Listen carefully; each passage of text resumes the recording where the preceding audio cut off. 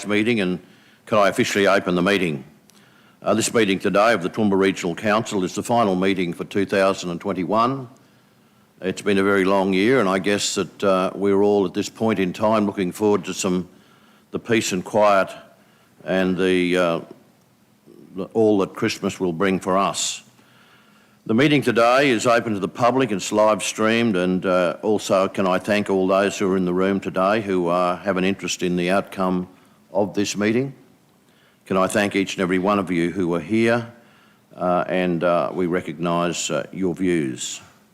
Can I also recognise those who are watching on Council's social media channels, and we thank you very much for your interest in what we do.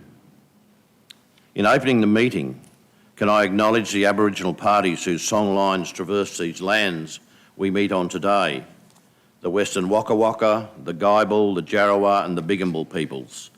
And can I pay my respects to their elders past, present and emerging, for they hold the knowledge, the rich traditions and the bold ambitions of Australia's first people.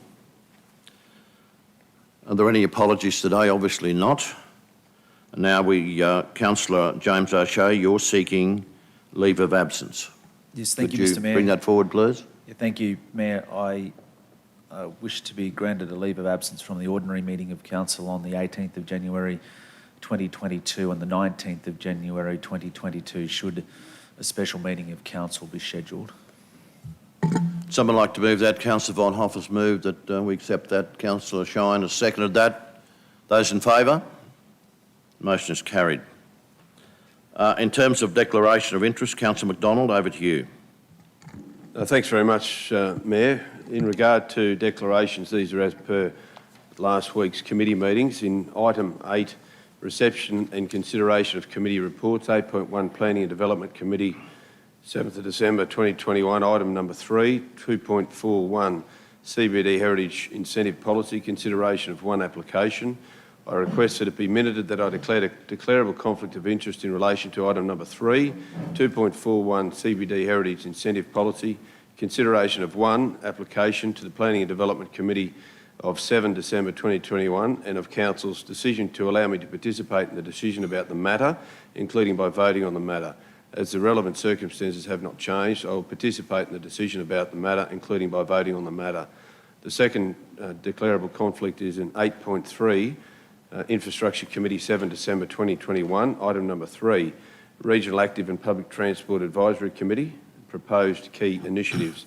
I request that it be minuted that I declare a declarable conflict of interest in relation to item number 3, Regional Active and Public Transport Advisory Committee, proposed key initiatives at the Infrastructure Committee meeting on 7 December 2021 and of Council's decision to allow me to participate in the decision about the matter, including by voting on the matter. As the relevant circumstances have not changed, I will participate in the decision about the matter, including by voting on the matter. Thanks very much, Councillor McDonald. Any questions for Councillor McDonald? We've been through this a number of times. Let's move on to item 3, which is the confirmation of the minutes. Firstly, item 3.1 of the ordinary meeting of Council on the 16th of November. Councillor Summerfield was absent from that meeting. Would someone like to move? Got a question, if I could. Sorry. I've got a question, if I could. A question. Thanks, Thank you. Councillor. As you advised, Mayor, I wasn't present at that meeting, but I did watch some of it online and noted there was quite a bit of discussion about the PKF final report, the naming of it, and I note in these minutes that it's actually named exactly the same as the original report, and that in doing that, that would bury the original document, and I'm just wondering whether that was the accurate outcome of the decision on the day to name the new document the same as the original document, therefore making the original document obsolete or disappear. I'll ask the CEO to answer that question, please. My understanding was that Council asked for the confidential first draft of the document to be marked a draft, which has been done. Right, thank you, because it wasn't actually called a draft, it was called a final. When it originally, so we've changed the name of the original document to draft and it will remain as a council record? As we've received it, it has to remain on as a council record, but it'll be marked as a draft, and the original version is a draft. Thanks for the The matter clarification. that was considered by council So the decisions of council were made on the final version that was attached to the report that was received by council. Okay, thank you. Any further questions with respect to that minutes for the last monthly meeting?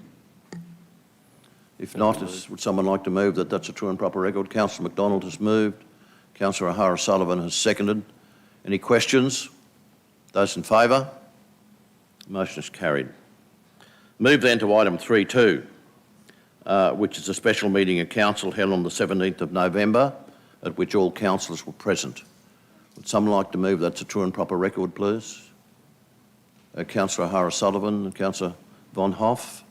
Any questions? Those in favour?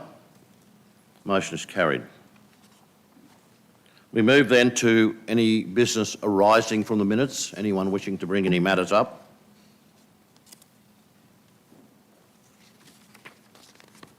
No business arising from the minutes. Are there any petitions that may be presented? No petitions? If not, we'll move to item 6, which is business for which the Mayor wishes to have considered at the meeting without notice.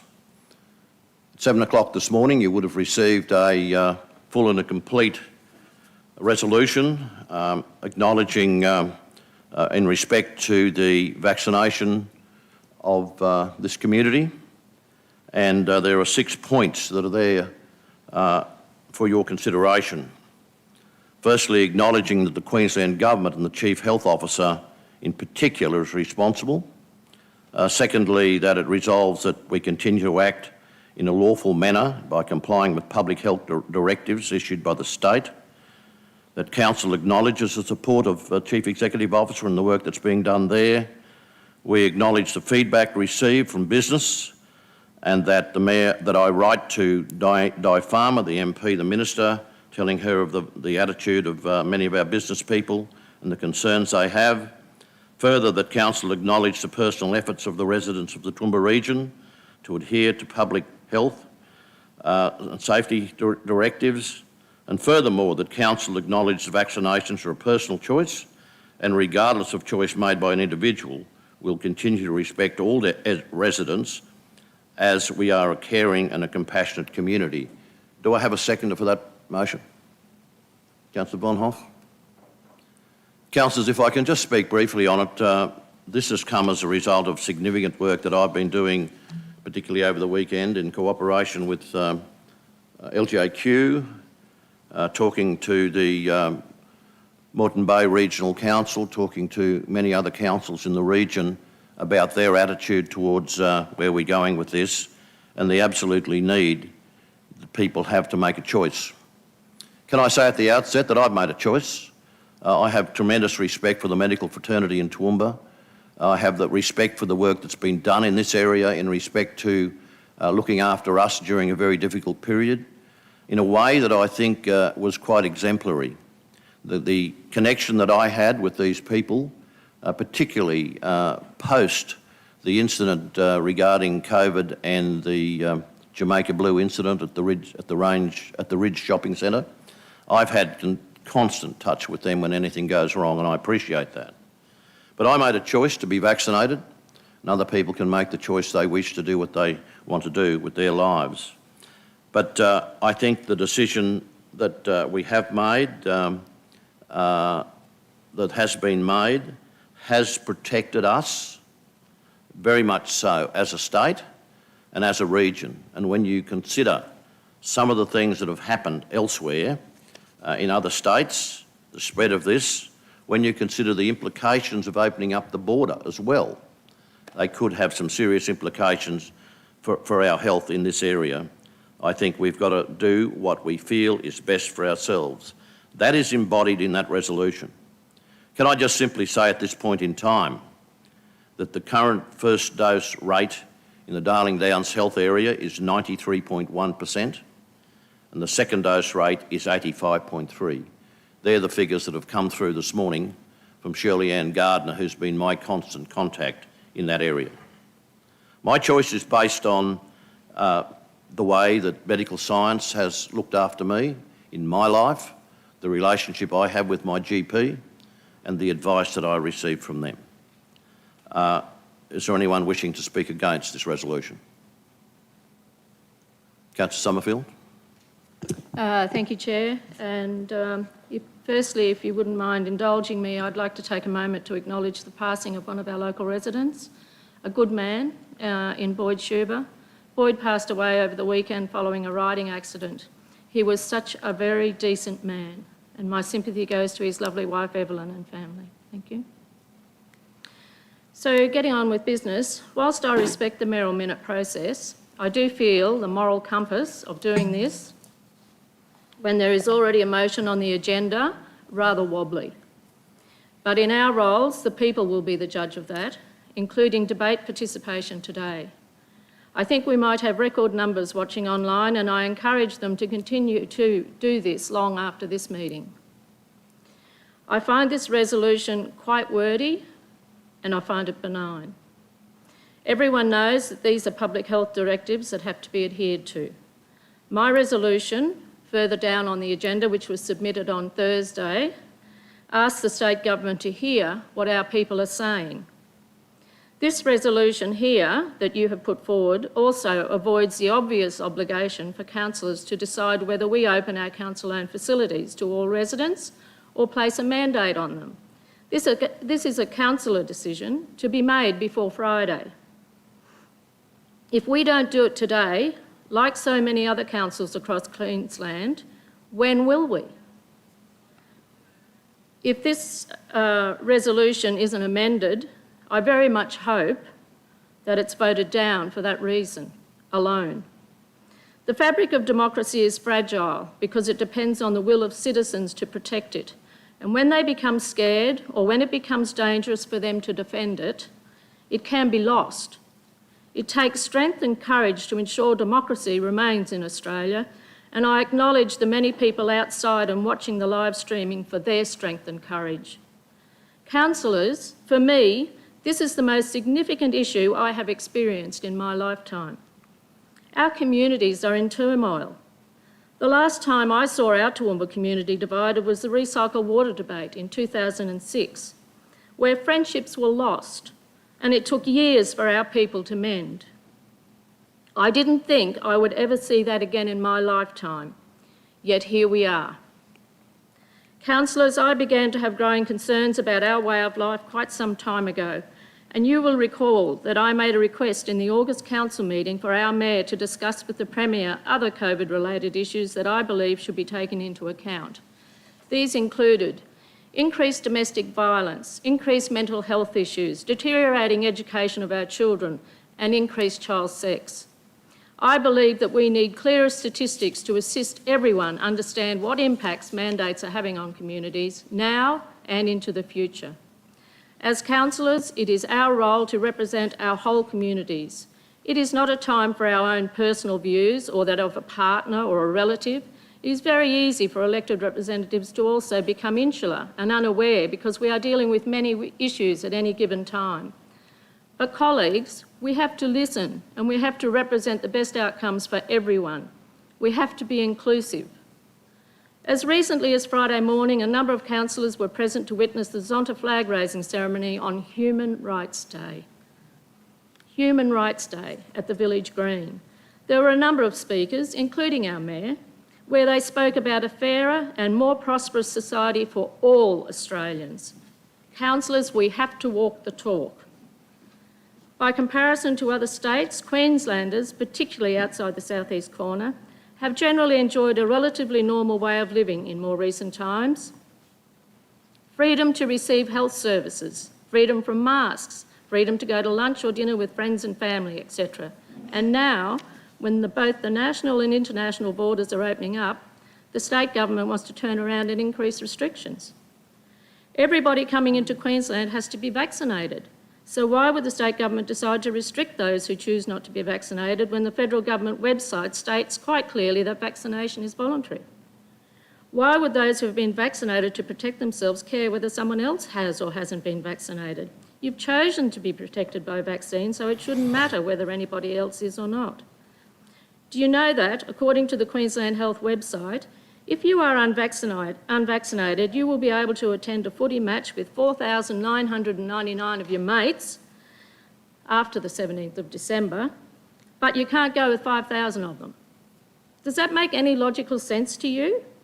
Remember that for if or when you get to consider whether we open our facilities to everyone.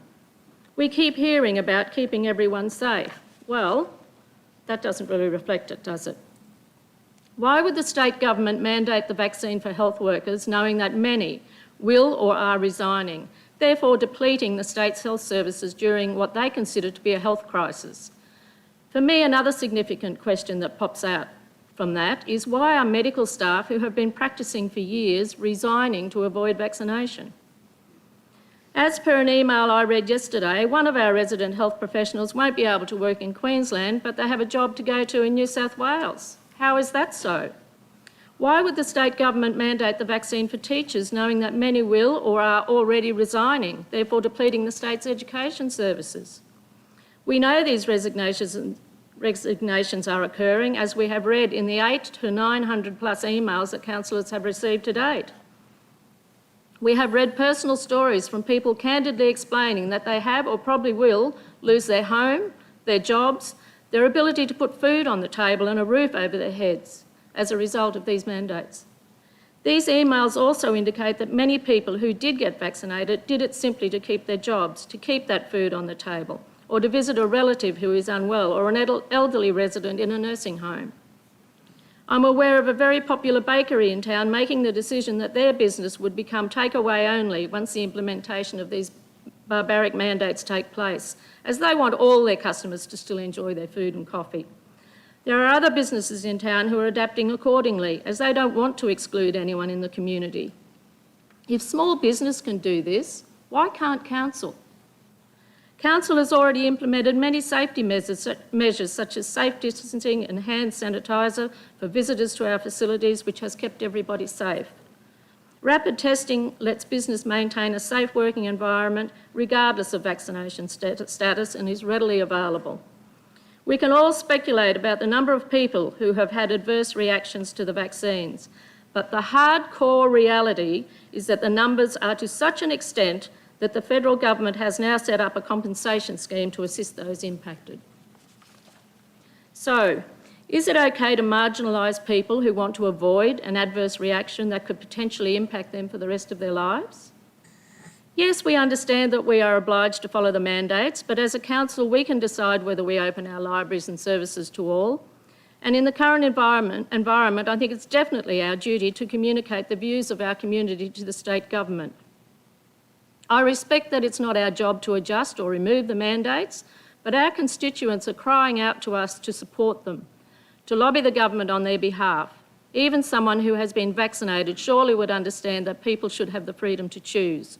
Why would we go so hard when rapid testing is available? This is about walking the talk on inclusivity. It's about embracing diversity, and it's about respecting an individual's right to choose autonomy over their own body.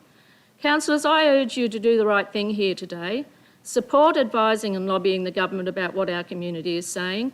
Make the decision on our council-run facilities. And if we can't amend this motion that's before us, put to us by the Mayor this morning at 7 o'clock, I think it came to us, then I encourage you all to vote it down and either amend it to really have actually a bit of grunt about it, because it is quite benign, or vote it down and let's deal with mine further on in the agenda. Comments, Councillor Summerfield. If I can just assure you that many of the things that you've brought up, I have been taking up with the LGAQ, who are our major advocacy group and have a direct contact, and I'm sure that the Premier will take far more notice of them than any individual mayor. And can I just say, in terms of the timing of the mayoral minute, the Mayor of the Moreton Bay Regional Council, and the mayoral minute is something that can be brought up on the spot. The Mayor of the Moreton Bay Regional Council gave it to his councillors some 10 minutes before their annual meeting, before their monthly meeting. So, look, I think I'm quite comfortable with where I am, and I'm also comfortable that the resolution I put forward, in fact, does indicate that we believe in choice. Anyone wishing to speak for the motion? Could I just- Councillor McDonald. Sorry, could I just get clarity from the CEO, if I could, Mr Mayor, just on a couple of things Clarity from? from the CEO, or Grant Wilson, perhaps, the legal, whomever wishes to choose to. In regard to the notion that it is our opportunity to choose as a local government as to what level of a mandated health directive has been given, what level of surety do you give our community and our staff that we are actually fulfilling our obligation under the Local Government Act of maintaining the fact that we have to abide by the law, which may not necessarily be a law that we have enforced? Perhaps the CEO might like to start first. Council is obligated, and councillors are obligated to comply with the Local Government Act and the principles of the Local Government Act, which means you have to behave in a lawful manner and you can't act contrary to any federal or state government laws, or within your own laws as well. So council has to comply with the health directives that are made by the state, and at this point in time, that is the intention, that council complies with the state directives. We haven't gone beyond mandating any further requirements beyond what the state has actually mandated. Anyone wishing to speak for the resolution? Councillor Von Hoff. Thank you, Chair. I've supported this morning because this is democracy, what we're doing right now. And I thank you for your motion. I thank Councillor Summerfield for her impassioned speech just now as well. And this is a very serious issue, and this is something that is deeply felt by each of us. And personally, even within my family, you all know that there's a family member who has lost his job because of his decision with regard to vaccination. And at the same time, my husband intubates people when they can't breathe, when their lungs fail. So this is a very deeply felt issue. And I commend our community on those vaccination figures. 93% first dose, and 85%, I think you said, Mayor, for the second dose. And that's really hard fought. And I think we have to think about the future, and we have to cast our minds forward. And we know that the modelling under Delta before Omicron was 800 cases per day in Queensland by mid-January. And that is where we're headed, and that is where we have to be considering what life is going to look like shortly. And we have had a very blessed, fortunate situation where COVID hasn't been something that has been a daily front of mind consideration for most of us. And I think the letter that was written to the Premier by the Mayor as a result of an earlier meeting this year, I think it was the August one that you refer to, Councillor Summerfield, where we talked about those concerns about, well, we need some more information. What does happen at 90%? And how do businesses operate within these mandates? Those concerns have been raised with the Premier.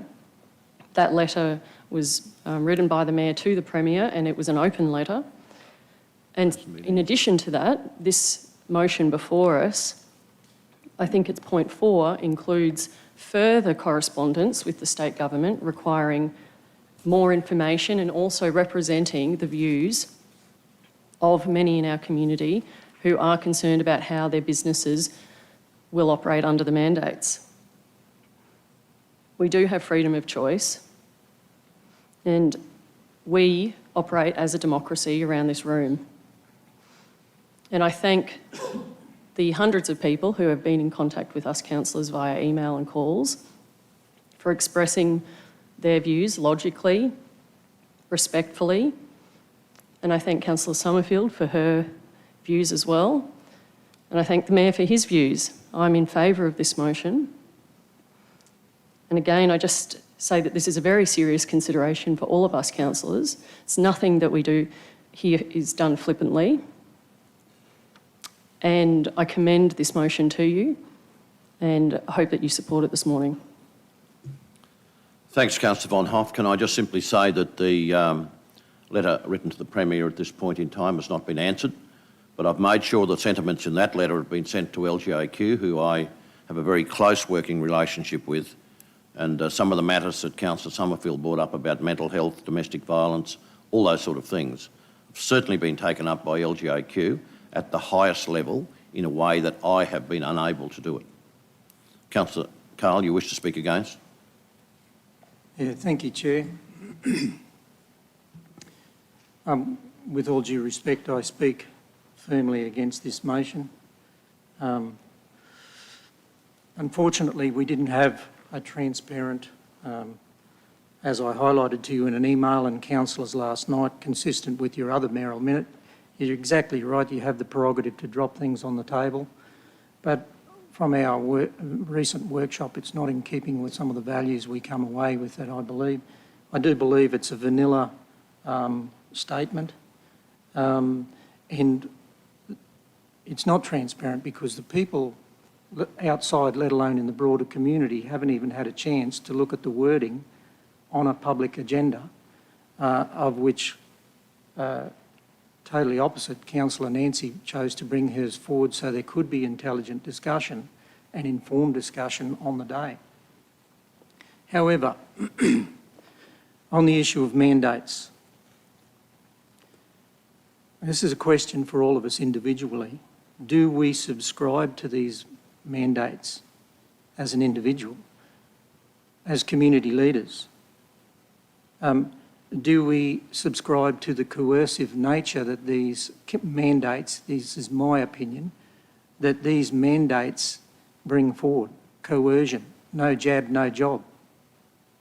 Exclusion. Do we subscribe to that? I live in a democratic country, I thought. Do we subscribe to the assimilative behaviour that's manifest in a majority, however a growing majority, of which I personally witnessed in a public meeting where I was formally invited as a councillor, a community representative, and I reluctantly spoke, but I was invited to, where I witnessed both vaccinated and unvaccinated people banding together against these mandates. Do we subscribe to where we are going as a community? The social fabric, the erosion of social fabric here. And I don't believe I'm overstating anything, but when you get thousands of employers stood down without pay, technically not sacked, not eligible for a Centrelink payment, what do we do then? How do we help those people whose pantries run dry?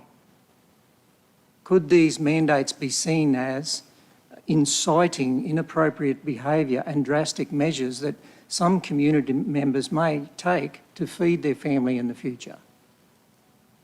I'm not being melodramatic here. This is a very real possibility, the erosion of family and community fabric. Will the near future find us complicit by our inaction in representing the interests of a community? Considering the previous points, as community leaders, we have an obligation to weigh up and balance the risks of all of the previously described topics that I raised and many more, and what Councillor Nancy has raised, with the risk of workplace health and safety and litigation as an employer. How do we balance these? I might add, as far as I know, the rules are changed to actually make it harder to link the fact that you caught COVID in your workplace and pursue litigation of recent times. Any wonder there's a growing concern in the community with vaccinations proposed as the only answer to COVID. And Councillor Von Hoff, I'm really pleased. That was a really good segue for me to bring up Australian government statistics. It's one thing to talk about frontline experience, but those frontline practitioners feed this information into Australian statistics. The Therapeutics Goods Administration is the body. If you don't know about it, please get online. It's an easy search. And I give Councillor McDonald a 5-minute direction on how to navigate his way around the website this morning. It's hidden, but you can find it. And the stuff that I want to bring out, and I might add vaccinations in this country, 4 of which to date, I think, are in definitions on the TGA website, provisionally approved. And you can look up what a sponsor means and who a sponsor is and what provisionally approved means. I don't have time for that now, but really quickly, quick directions. Go to the TGA website, click on Home, or it'll bring you up onto the home page.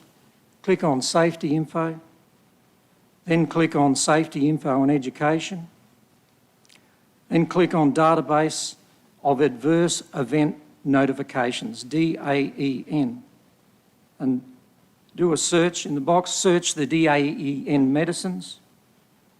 You can note the disclaimer and tick the green tick, and then you go in and you can search COVID.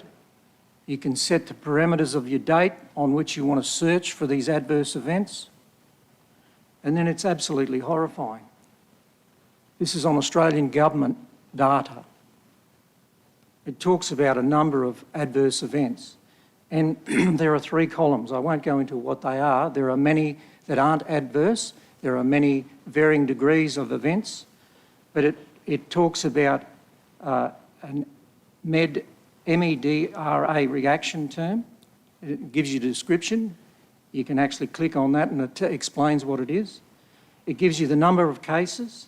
It gives you the number of cases with a single suspected medicine, and that's where you set your parameter terms for your search, and you click on the 4 of those vaccines, and then it gives as a number of cases with a single suspected medicine.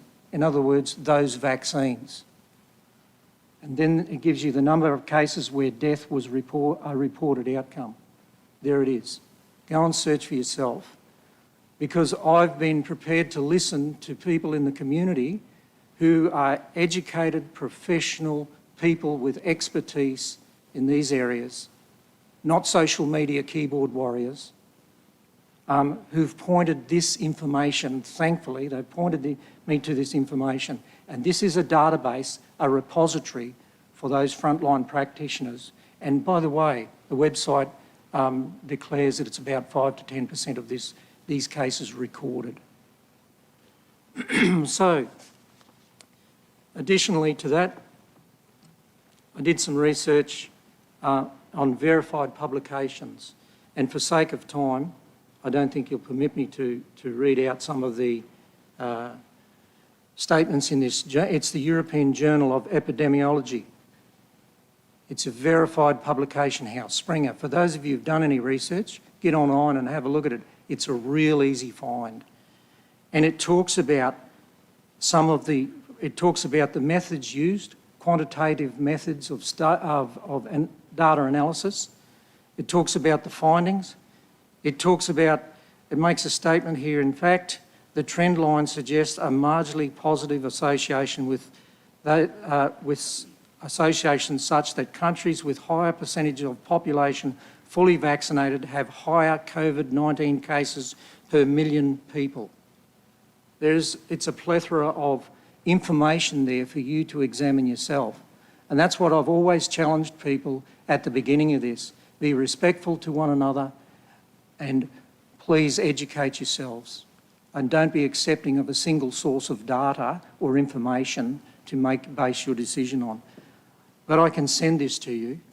I implore you, councillors, think carefully about this motion. And I support Councillor Nancy's motion coming forward later on today.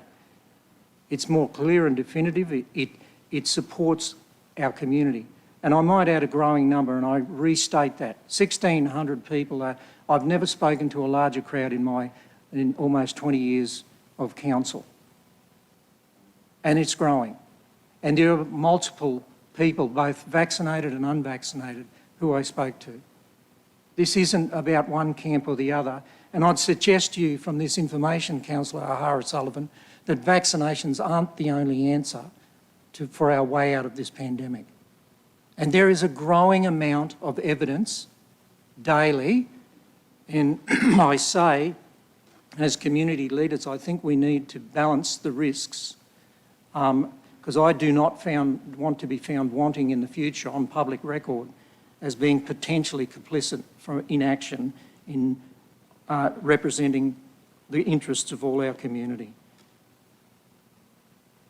So, in closing, the next dilemma, and this is why I think the growing concern will come in behind government statistics. The regulatory body in this nation, the CDC in America, the FDA and other authorities around the world, this is the equivalent of ours. This is why we need to think very carefully how we step forward on this. But the boosters that are upon us, rumoured now from 6 months to 5 months, I don't know, that might be conjecture, but 6 months, I think that whether you're vaccinated or not, it's not a personal issue for me. But I think there are a lot of people out there feeling ripped off that they didn't get warned about boosters, 6-monthly boosters, when they embarked on their vaccinations. So there is a growing amount of concern and a groundswell. So I implore you, councillors, we need to stand up as community members and stop hiding behind workplace health and safety and hiding behind the flick past to state that we don't have any jurisdiction. And if I'm going to be accused of inappropriately acting under the Local Government Act, for what? For representing constituents in my community when I'm invited to listen? Go right ahead. Thanks, I don't subscribe to that threat. In fact, I find it offensive. I find it intimidating. I find it as consensus bullying and a stimulative behaviour to even mention that. And I want that on public record. Thank you, Chair. I've got a number of people now who wish to speak, and I've got them in an order. Councillor O'Hara-Sullivan, are you speaking for the affirmative? Yes, Mr Mayor. I will make sure that we allow everyone to have their opportunity. Thank you, Mr Mayor. I wish to speak for the motion. We are living through a global health pandemic, and the simple fact is that COVID-19 is a very, very serious infectious disease. It has affected the entire world. It has affected Australia. It has affected Toowoomba. In this debate, we need to be respectful and acknowledge those Australians who have paid the ultimate sacrifice. They've lost their lives, over 2,000 of them, the vast majority before a vaccination was available. We also need to acknowledge the sacrifice of our frontline workers, the nurses, doctors, contact tracers, cleaners and police officers. They've sacrificed time with their family and friends, working extra shifts, putting themselves at risk to keep us safe. In supporting this motion, I am standing with them and the overwhelming majority of people who, in our community, almost 92%, who have done the right thing, they've got vaccinated. Whether you like it or not, unfortunately, mandates are there for a reason. They're there to make people get vaccinated. And the borders have opened because people have been vaccinated. And I wish to address some of the issues raised in this debate. Firstly, turning to the claim that Queensland Government policy risk our economic recovery. The biggest risk to our economic recovery and to small business is more lockdowns. And as our borders open to New South Wales and Victoria and COVID spreads amongst the unvaccinated. And being unvaccinated or vaccinated doesn't mean that you won't catch COVID. It'll just mean you won't put stress on the hospital system, so you won't be hospitalised or possibly die. So it doesn't mean that you're not going to get COVID. But the economic impacts of long-term lockdowns in New South Wales and Victoria are clear. Since March 2020, New South Wales has lost over 174,000 jobs and Victoria has lost over 126,000 jobs. By contrast, over the same period of time, over 90,000 jobs were created in the Queensland economy. And we talk favourably, almost like it's a luxury, how little we've been affected by COVID in this region. That's not luck, that's good management. My understanding is the Queensland Government's plan actually supports small business by removing density limits. And it's only today that we see people in the UK, Mr Mayor, who are clambering for their booster shots as Omicron comes, and they say that it's going to just be the game changer. Much more mild, but we don't know what the long-term effects are. So, you know, this is to me a first world problem where people are rejecting a vaccine, whereas people in the third world are begging for a vaccine. Turning now to the proposal to not extend vaccinated only venue measures to council facilities and events. Why should this council set a lower standard of health and safety in our facilities and at our events than that of the rest of Queensland? Do we really want to see COVID spread in our art galleries and at one of our events like the Seniors Christmas Party?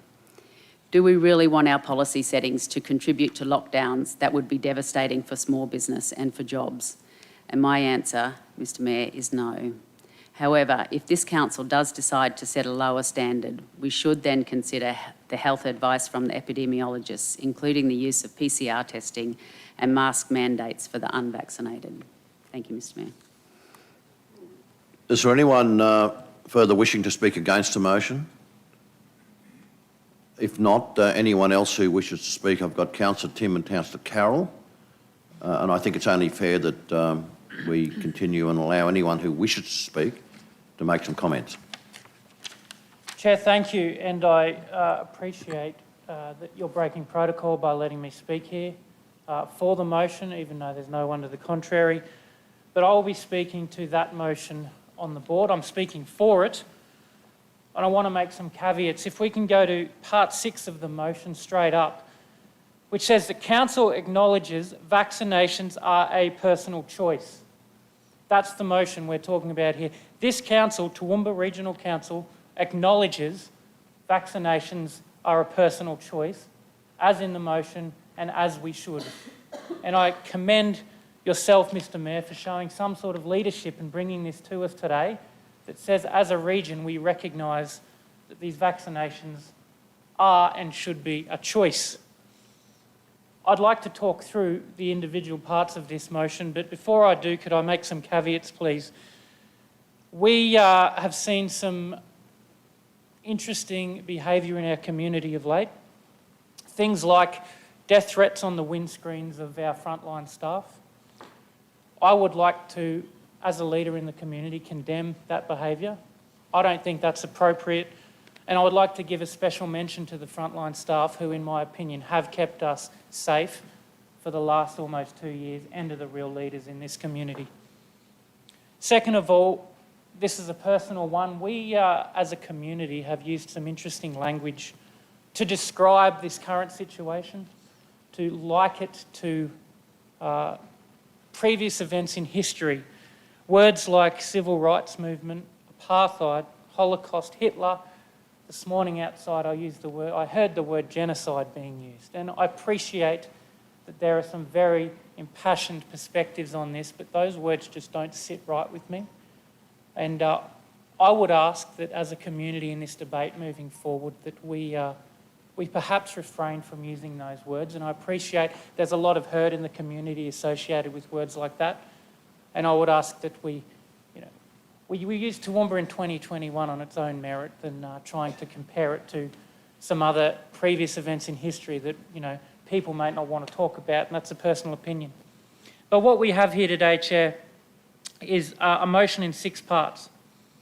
The first 2 of them are a point that I would really like to get across.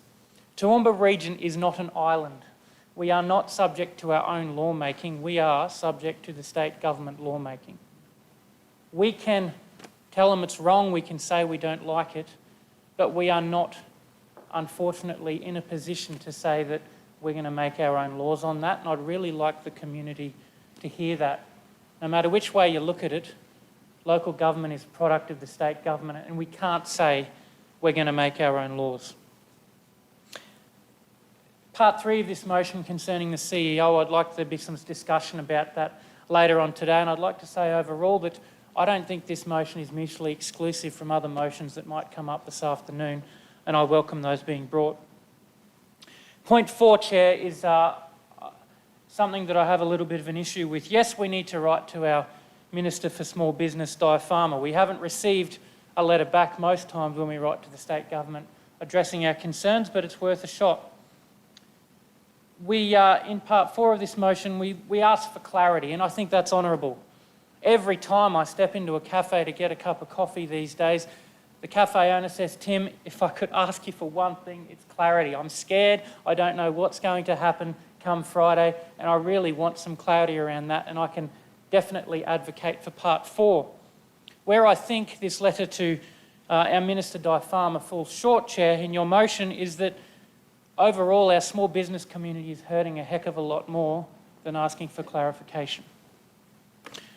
We owe it to our community as community representatives to inform the state government that these current mandates are not good enough. If I could for a moment focus on our small business, we're going to have come next week 20,000 less customers in the pool 1 week before Christmas. Our small businesses are closing and will close left, right and centre. Most because they can't get staff, or they're being told that, you know, by their current customers, I'm not going to stay open because I'm not going to come here, and they're going to have no customers through the doors. Our small business community has spent the last 18 to 24 months carrying us through this pandemic, going through all sorts of loopholes, and I fear that come next week, these current laws may be the proverbial nails in the proverbial coffin of Toowoomba Region small business community. And that's worth passing on. So while I'm happy to write to the Minister, Chair, I'd ask that the concerns of our small business perhaps be included more detailed. Part 5 of this motion says that we acknowledge the personal efforts by residents of Toowoomba Region to adhere to COVID public health directives to keep people safe, not limited to physical distancing, staying home, washing hands, using hand sanitizer. Chair, where I think this motion falls short is that using hand sanitizer and washing your hands are not the concerns of our community. They are much more than that. I have had phone call after email after message of people in our community saying, Tim, I'm going to lose my job come next week. What can you do about it? And I think that, Chair, if we could expand on point 5 to allow some sort of, I suppose we're seeing you validation to our members of our community who are large in number who will lose their job come next week for whatever reason is their own. However, point 6 of this motion is, I think, why I'm speaking for it. This council, Toowoomba Regional Council, acknowledges vaccinations are a personal choice. We should be telling our state government that the way this has been handled when you're saying you must, is not giving us personal choice. So, Chair, my job is to hear the concerns of my community, and I've been doing that. I did stick my head in the other night to a mass rally, didn't say anything, just heard. I suppose I wanted to see for myself if this was half a dozen people on the edge of the town or if this was everyday people in Toowoomba Region, and it very much is. There was over 1,600 people there, most of them, all of them, the kind of everyday Toowoomba Region people that I represent. Many of them families with small kids, pensioners, older people, people who are in the job market, professionals, those who are looking to lose their job come next week. So, Chair, while I have my concerns, and this isn't an isolated motion today, I appreciate they may be more, I do speak for this motion because we need to recognise it is a choice, but I have my concerns about 5 and 6, that we as a community are hurting, our small businesses are hurting, our professionals are hurting. We're looking down the barrel of mass job losses, mass business closings come next week. Thank you, Chair. Thanks very much, Councillor Tim, and thanks for some of the points you've made. I made a very deliberate decision last week to invite a lawyer and 5 other people into my office rather than attend a major function, and you communicated the very reason I do that. Won't be going to any mass gatherings, that's for sure, for my own safety.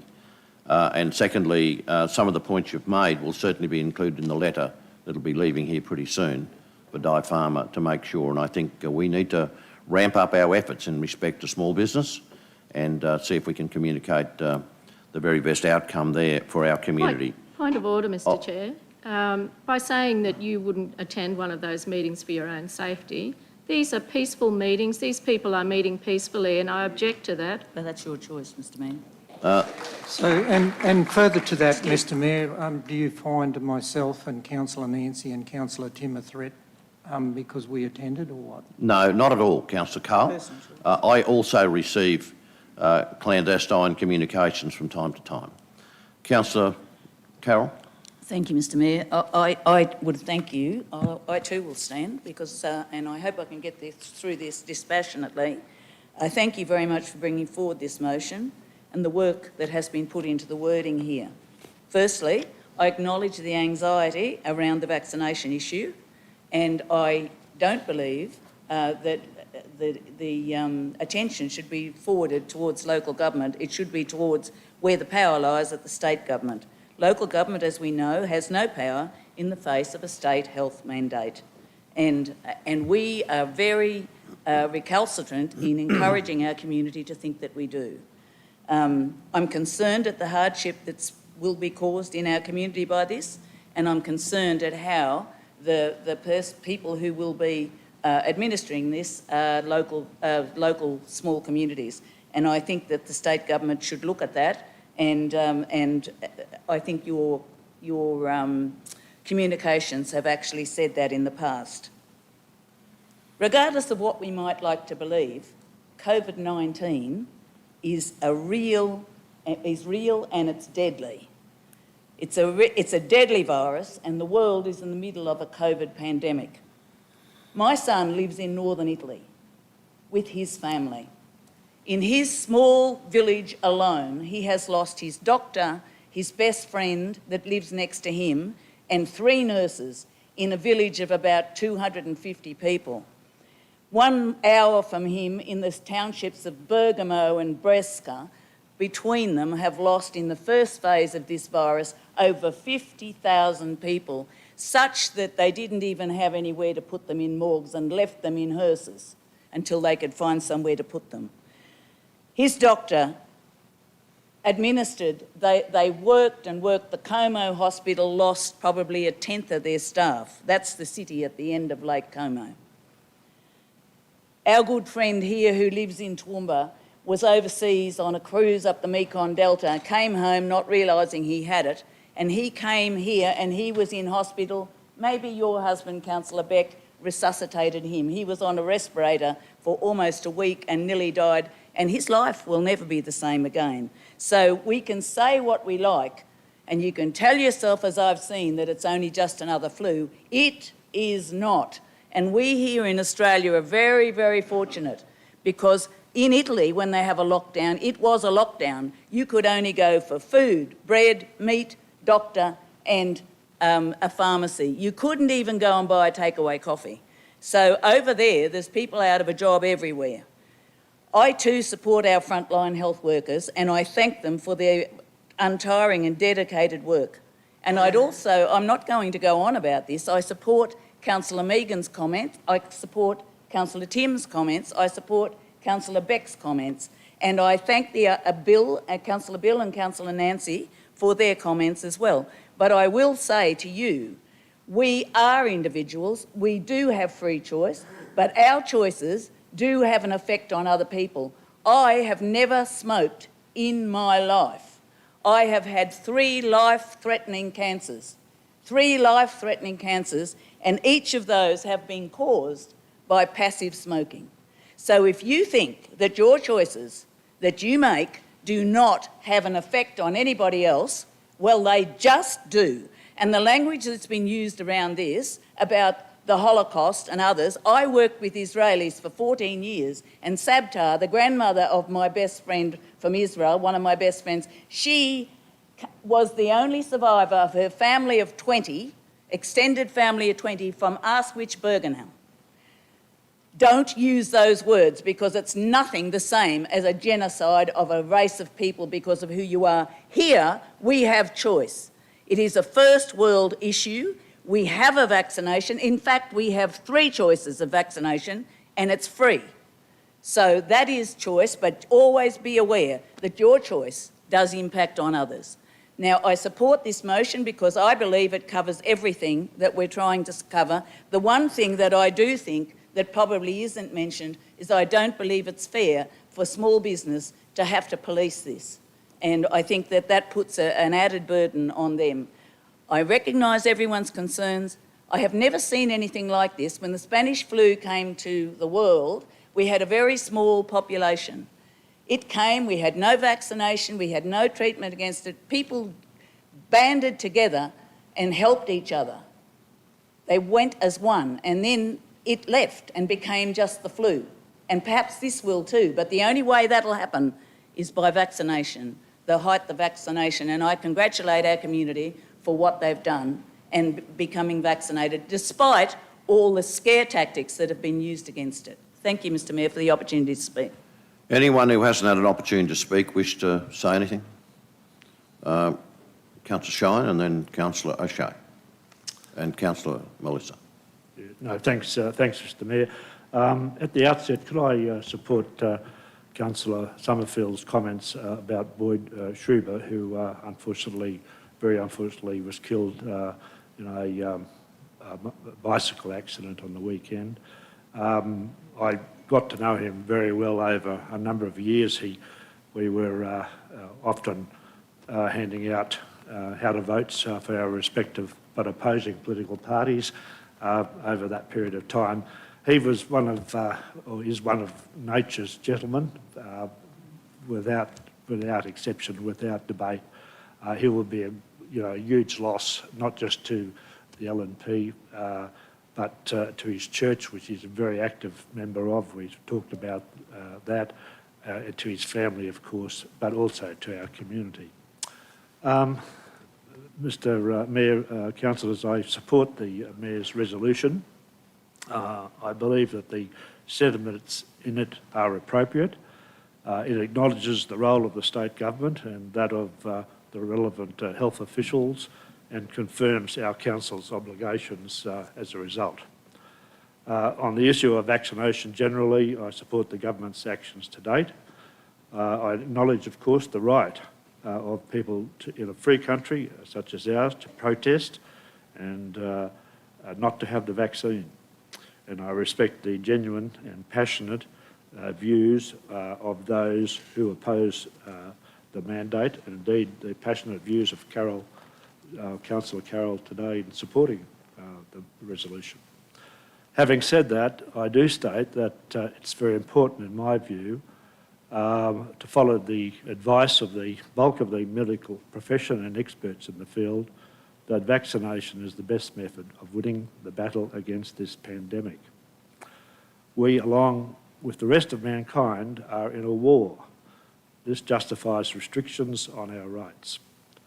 Our rights and freedoms are important, but nobody has the right to endanger another's health. Therefore, these restrictions, though regrettable, are justifiable in my view and in fact are necessary. Accordingly, I support the resolution, and in doing so, I congratulate the state government on its actions to date. Just in conclusion, could I mention 2 things? One is that I have real reservations on the government's lifting the restrictions on the border.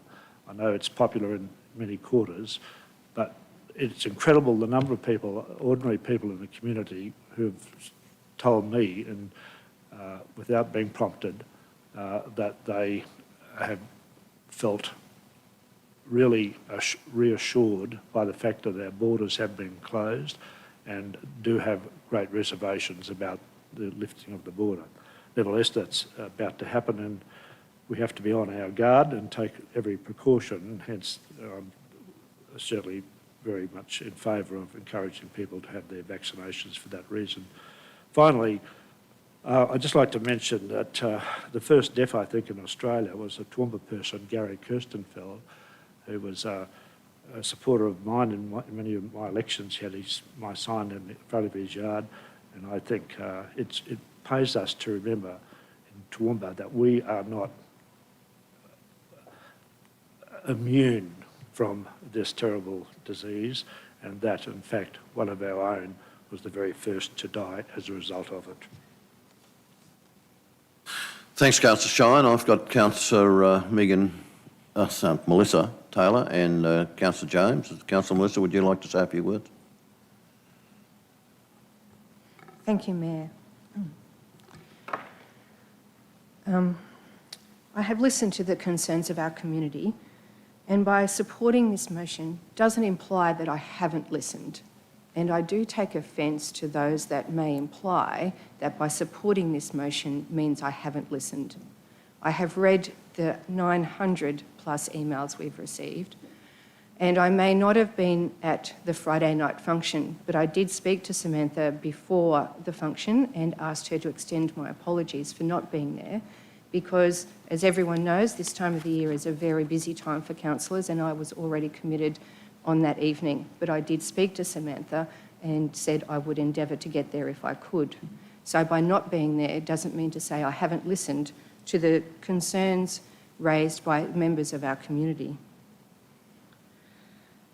I thank Councillor Nancy and Councillor Bill for their comments and respect the views of those around the table. That is democracy in action, and that's why we're here, and that's why we represent our community, because we value the values of democracy. And I think that's important, that we all have our view and we have the opportunity to speak that. I thank the frontline workers. It has been an atrocious time for them to witness this horrible, horrible disease and what it does to members of our community, and to struggle to breathe. I cannot imagine what that would be like, and to witness and stand by those members of our community that are in hospital beds, on ventilators, and can't have their family members around them. I can't imagine what they've been through. So I thank them sincerely for what they have done. I'm actually quite petrified for our community and the small businesses with the borders opening. The diabolical effect that this virus may have on our community once these borders, now that the borders have opened, will be more diabolical than what a mandate will be. The effect that that will have on small businesses, because they have to shut down because of the virus, is frightening. And having run a small business, and still do, I managed that business through some of the toughest couple of years that I've ever experienced. And I've been running that business for 17 years. And to know that I had to manage that business through that pandemic, and know that I had 20 families relying on me to steer that business through, was some of the most horrifying times of my life. So to think that we are now facing that again because the borders are opening is absolutely terrifying to me. And our business is very tiny compared to some of those other businesses out there. And I can only imagine what those CEOs and directors are thinking and feeling.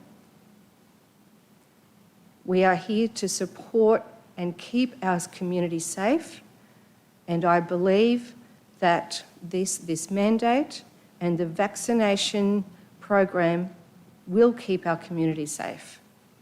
And I think that is our responsibility as leaders of this community to keep our community safe, to keep our economy running the best that it can, to support and put food on the table of those families that are relying on us, to help them pay their mortgages, to educate their children, I think it's important that we support this mandate and that we support the motion going forward to keep our community safe. Thank you. Thank you, Councillor Taylor. Councillor James O'Shea. Thanks, Mr Mayor. And can I too acknowledge and respect all of the comments made by my colleagues prior. I think the important part about, one of the important things I think today is that where we've been able to put on the table around is what powers I suppose that Toowoomba Regional Council has in regards to this, because I think we need to acknowledge that the many or all of the emails that we've received, and upwards of 1,000, in excess of 1,000, have essentially been asking us to reject the mandate. And I think that's probably an important point that's been clarified today. But what I think we also need to acknowledge and recognise is the fact that so many people have made representation to us on this issue. Yes, I know you can say the numbers of over 1,000 as opposed to numbers within this community, but the amount of people that have made representation to us as community leaders, I think, does need to be acknowledged. So I think when people have written to us and asking for our support or for asking us to end a mandate, whilst that's not something that we are in a position to be able to do, as I said, relating to where the head of power is, they can look to us to make that representation to whichever level of government is.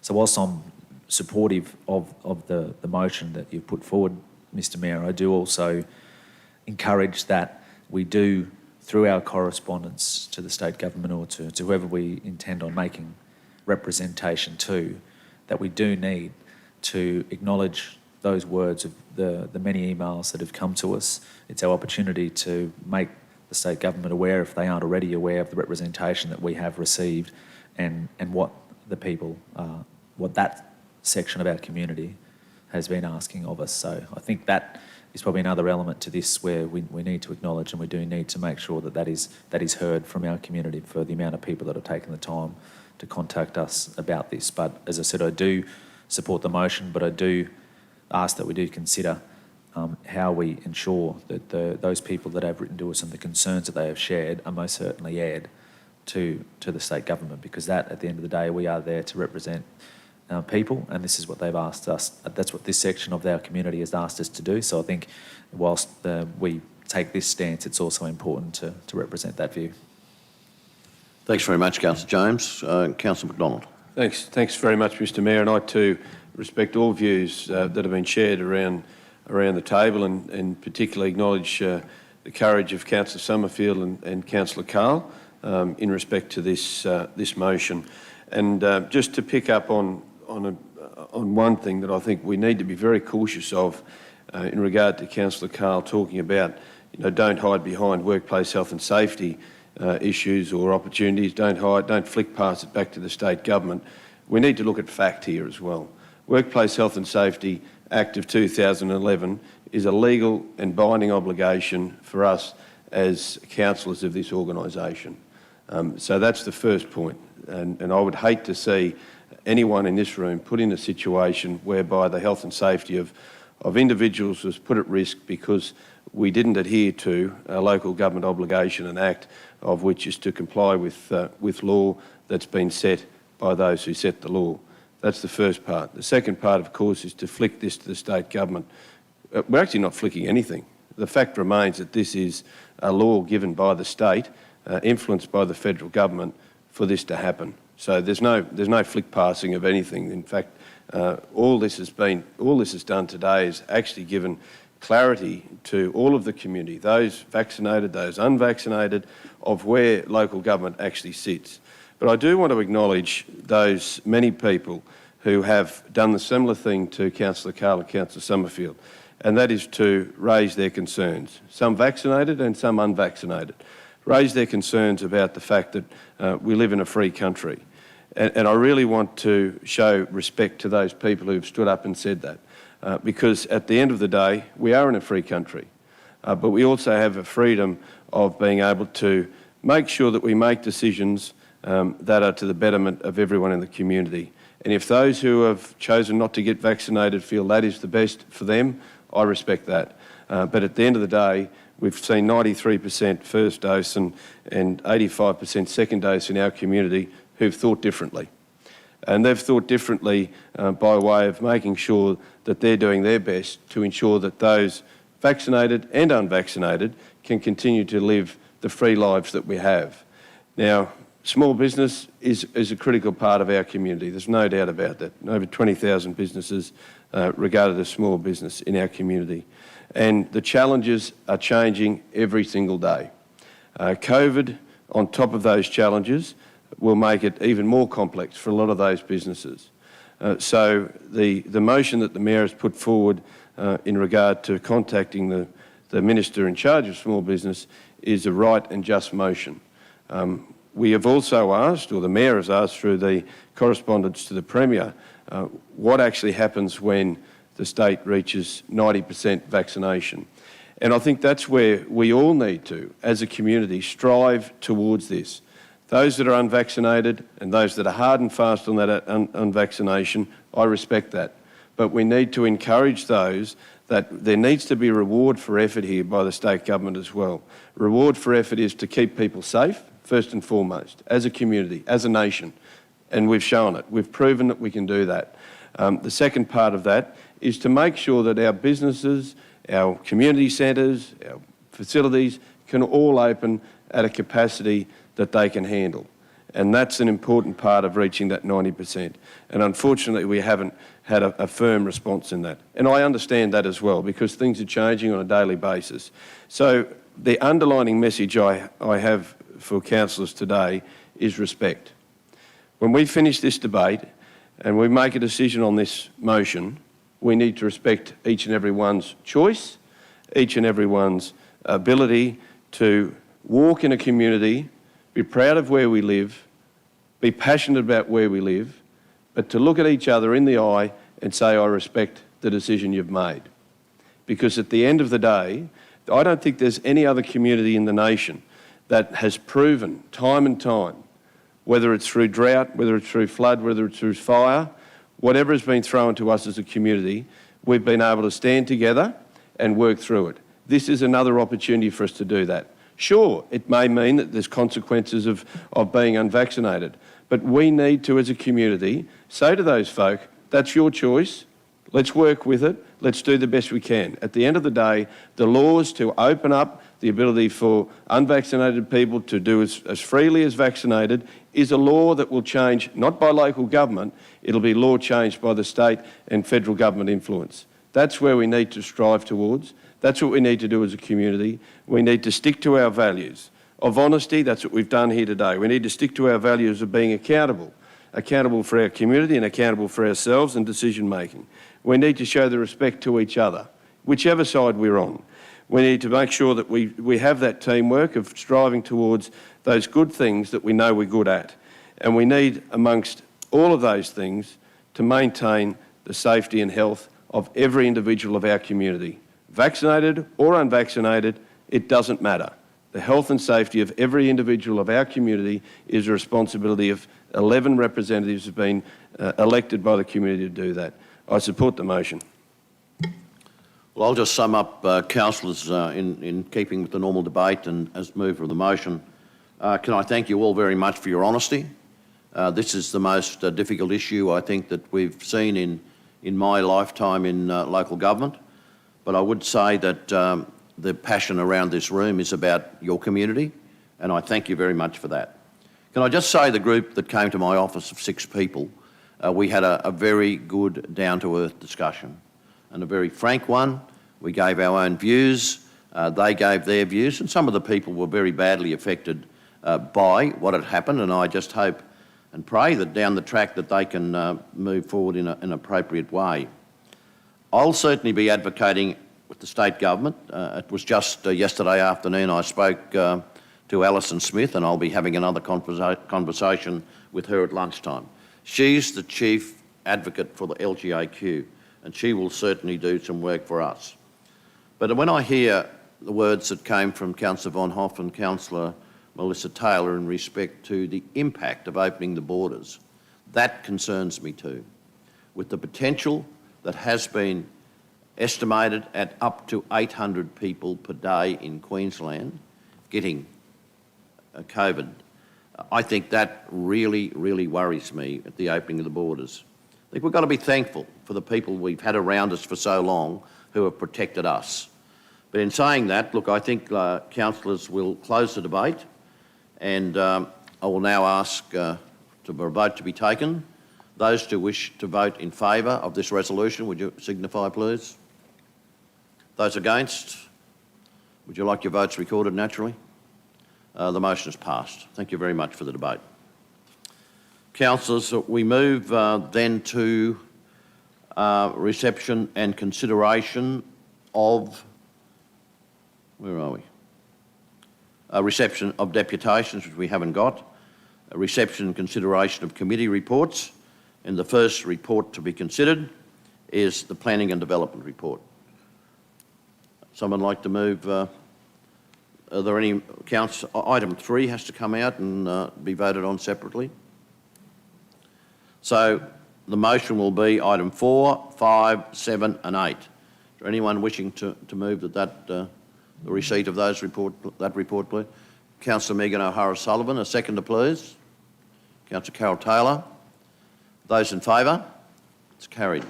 We move then to item 3, where Councillor McDonald has declared an interest. Would someone like to move the receipt of that, please? Councillor Megan, and seconder, please. Councillor Shine. Those in favour? That's carried. We move then to the Water and Waste Committee report. There were 2 items there, one in respect to Hodson Vale and Valeview Water Supply Study, and the other one in respect to Cecil Plains Sewerage Catchment Study Planning Report. Would someone like to move that report, please? Councillor Von Hoff. Councillor Summerfield. Comments? Those in favour? Carried. We move then to the Infrastructure Committee, and there are 2 items there. One, Regional Active Public Transport Advisory Committee, proposed key initiatives, and the second one is the Bridge Street Quarry. Make reference to Councillor McDonald's, that will be handled separately. Item 3 will be handled separately. Would someone like to move the receipt of item 4, please? Councillor Carol Taylor has mentioned. Councillor Melissa Taylor. Any comments in respect to that? So item 4 we're voting on. Those in favour of that? Nobody against? That's carried. We move then to item 3, which is the Regional Active Public Transport Advisory Committee. Councillor McDonald, you've declared an interest there. Do I have a mover for the receipt of that, please? Councillor Melissa? Sorry? Mover, please, Councillor Melissa. Seconder, please, Councillor Shine. Those in favour? That's carried. Mr Mayor, can we just give some clarity there for Councillor Carroll? Sorry, Mr Mayor, I thought that we just did that. The Bridge Street Quarry was the one that was pulled out. I think we voted twice on item 3.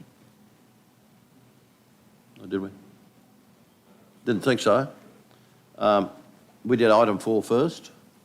Oh, I'm so sorry. My apologies. Thank you. No, that's good. I just had me wondering there for a while. I thought it... Sorry, I got a bit... Sorry, Mr Mayor, I've just seen that my granddaughter is going for a COVID test, so... Okay. Thanks, Carol. All the best.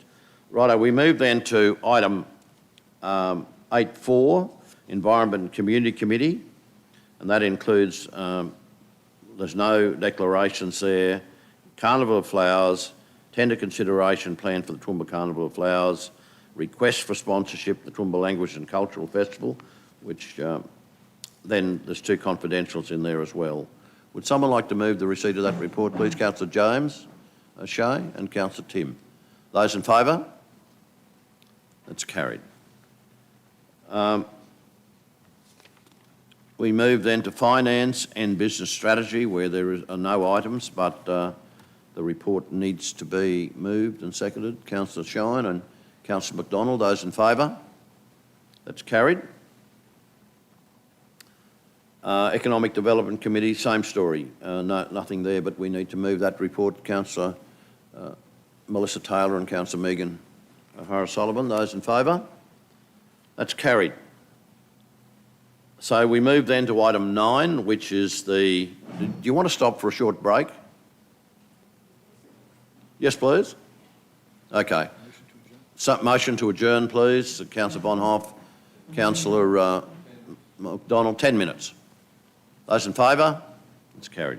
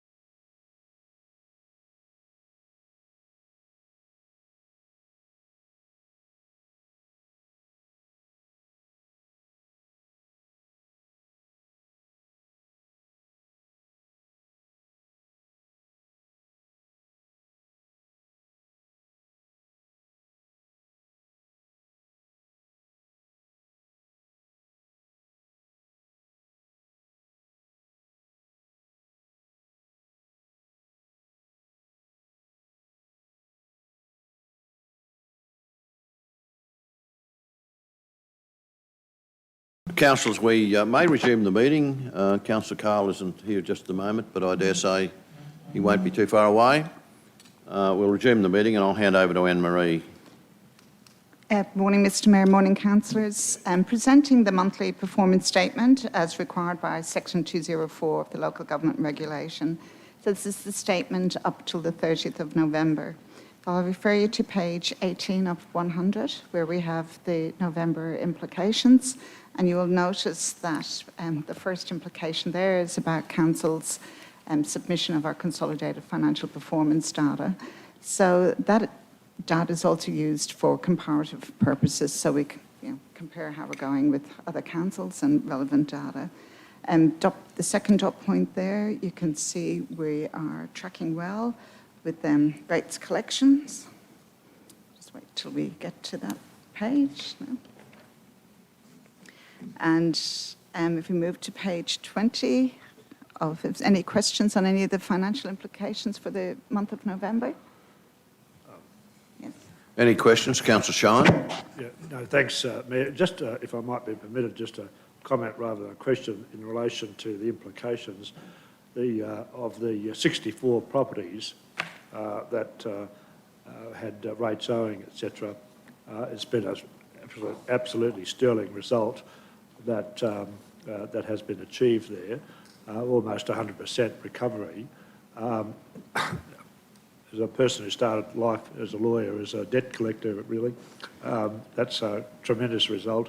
Could I express my congratulations? I'm sure all the councillors' congratulations to our talented staff who've achieved that result.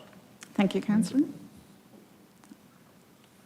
Any further questions for the GM? Councillor Nancy. Thank you, Chair. And on that same topic, Anne-Marie, and as we're all aware, they generally do get paid at the last minute and we don't have to sell them up. But I see there's two there and one didn't sell. Was there a reason for that? Was passed in, yes, I believe? the offers that were made were below the reserve that was set. Oh, okay. So we set a reserve when we are required to go in based on the valuation of the property and the offers made. So we are continuing to work with the owner of that property to see if we can get the rates paid. So just digging in a little bit, but not too much on that, is it possible to, is there a house on it, or is it possible to build on it? Or Yes. No, given the so shortage of houses, I'm just a bit surprised that... It's, so Councillor, I can tell you that there's $163,000 in rates outstanding on this property. So we are taking this very serious. We are working with our legal advice at the moment with the property owner, and we will be taking a report back to the January or February meeting of council for the next steps with that property. Thanks, Councillor Summerfield. Anyone else wanting to ask the GM a question? If not, We're going on to the financials. Yes, gone on just to in first part. the actual consolidated financial performance statement, councillors. So page 20, consolidated financial performance statement. So you'll note, councillors, that overall operational income, operational expenditure and capital income are tracking very closely to budget. The operational capital expenditure is not, so we're below budget and capital expenditure at this point in time. Within operational expenditure, we have labour under budget. We're currently holding 168 vacancies, which again, for the second month in a row, is a record. We're breaking our own record. We have recruitment strategies in place that we are rolling out with various groups in the organisation. Materials and services significantly over budget at this stage. This is an area of concern that we are addressing, and we will be bringing that to councillors as part of our budget review too. So we are aware at this point in time our insurance has come in over budget. We have addressed that. Within the ISG group, we have 41% increase in pathway requests for repairs to roadworks at the moment. We will address that at BR2.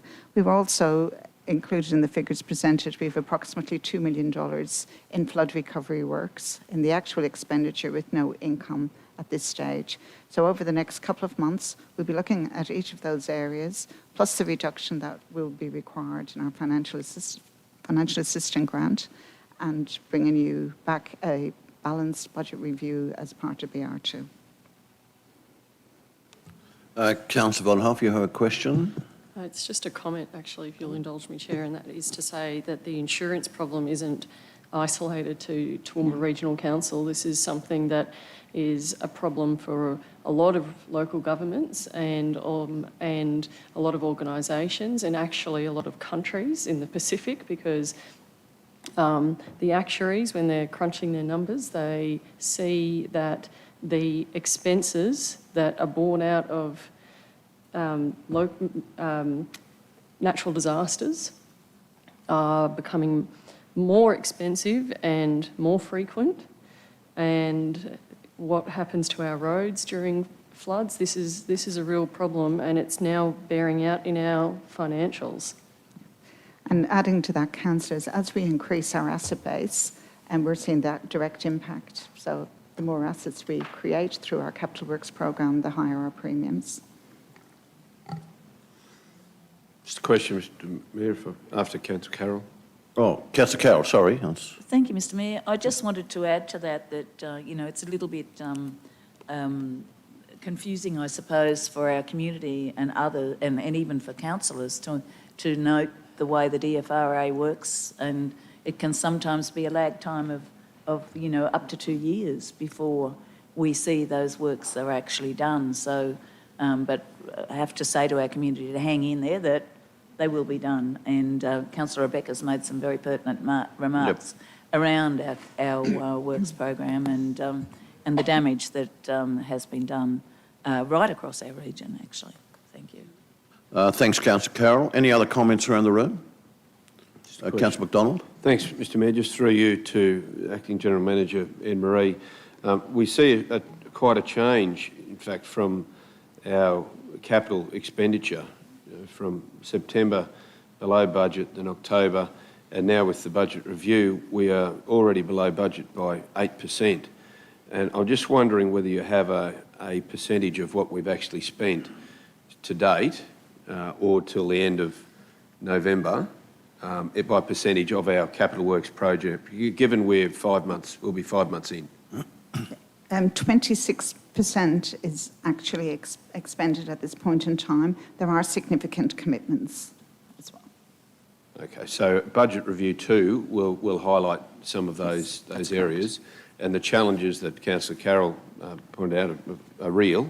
I guess it's the ongoing dialogue that we're having as the strategic team to the operational team is how we manage this capital expenditure, and of course that reflects on our credit rating and to our borrowers and to Queensland Audit as well. So I know that we are all very conscious of that. However, it would be nice to get some sort of an indication by our next meeting in January just how that's tracking, rather as an overall percentage, so that we are prepared for budget review 2. Thanks. Any further questions for the GM? If not, would someone then like to move that in item 9, the monthly financial performance statement be received, please? Councillor Shiner and Councillor McDonald, those in favour? Motion is carried.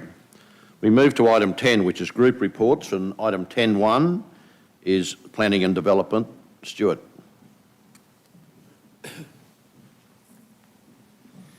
Good morning, councillors. Good morning, Mr Mayor. The report of the planning group is actually in your agendas, and I'm more than happy to take any questions that you might have. Any questions for the GM? Councillor Nancy. Oh, thank you, Chair. Sorry about the ding. That's my Merry Christmas ding. Thanks, Stuart. So I was interested to hear more about the lighting strategy that you make a little mention in, and you know that councillors are in much anticipation of getting this lighting strategy so that we can light up our CBD. Okay. Thanks. Oh, yes, second point. So I'd forgotten where the lighting strategy was referenced.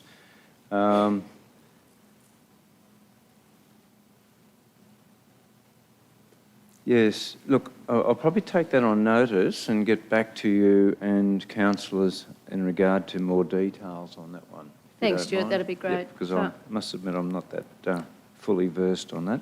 It would be wonderful, of course. Thanks for bringing it up, Councillor Summerfield, but some of those light-ups of various buildings around the place over Christmas have been absolutely beautiful, and I refer to the brand-new police sergeant in Mulmerran who has this thing about lighting up the police station. It is absolutely beautiful.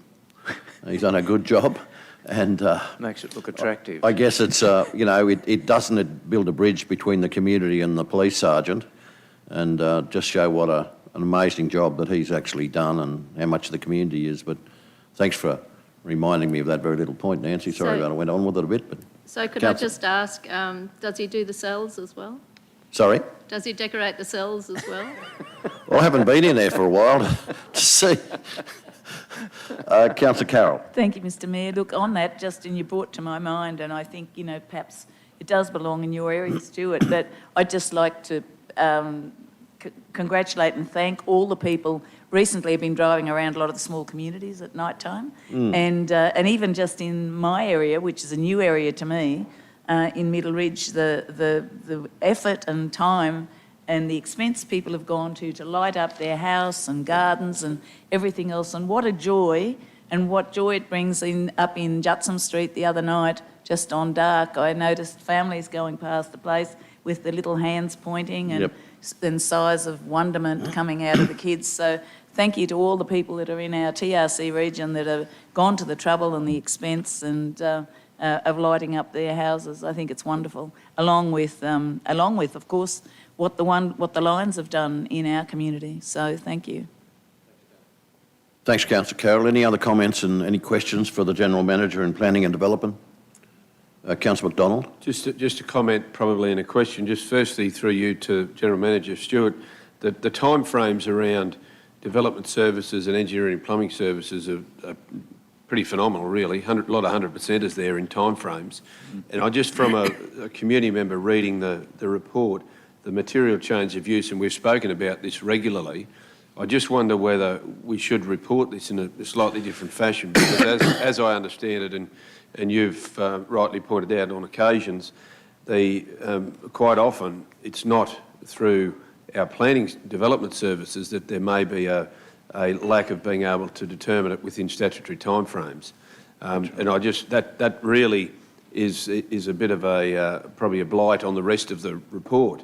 And I just wondered whether, there's reasons for people, for that happening, 60%. We're not talking about a lot of applications here, but there are multiple reasons, as I understand, why that they aren't determined in that statutory timeframes.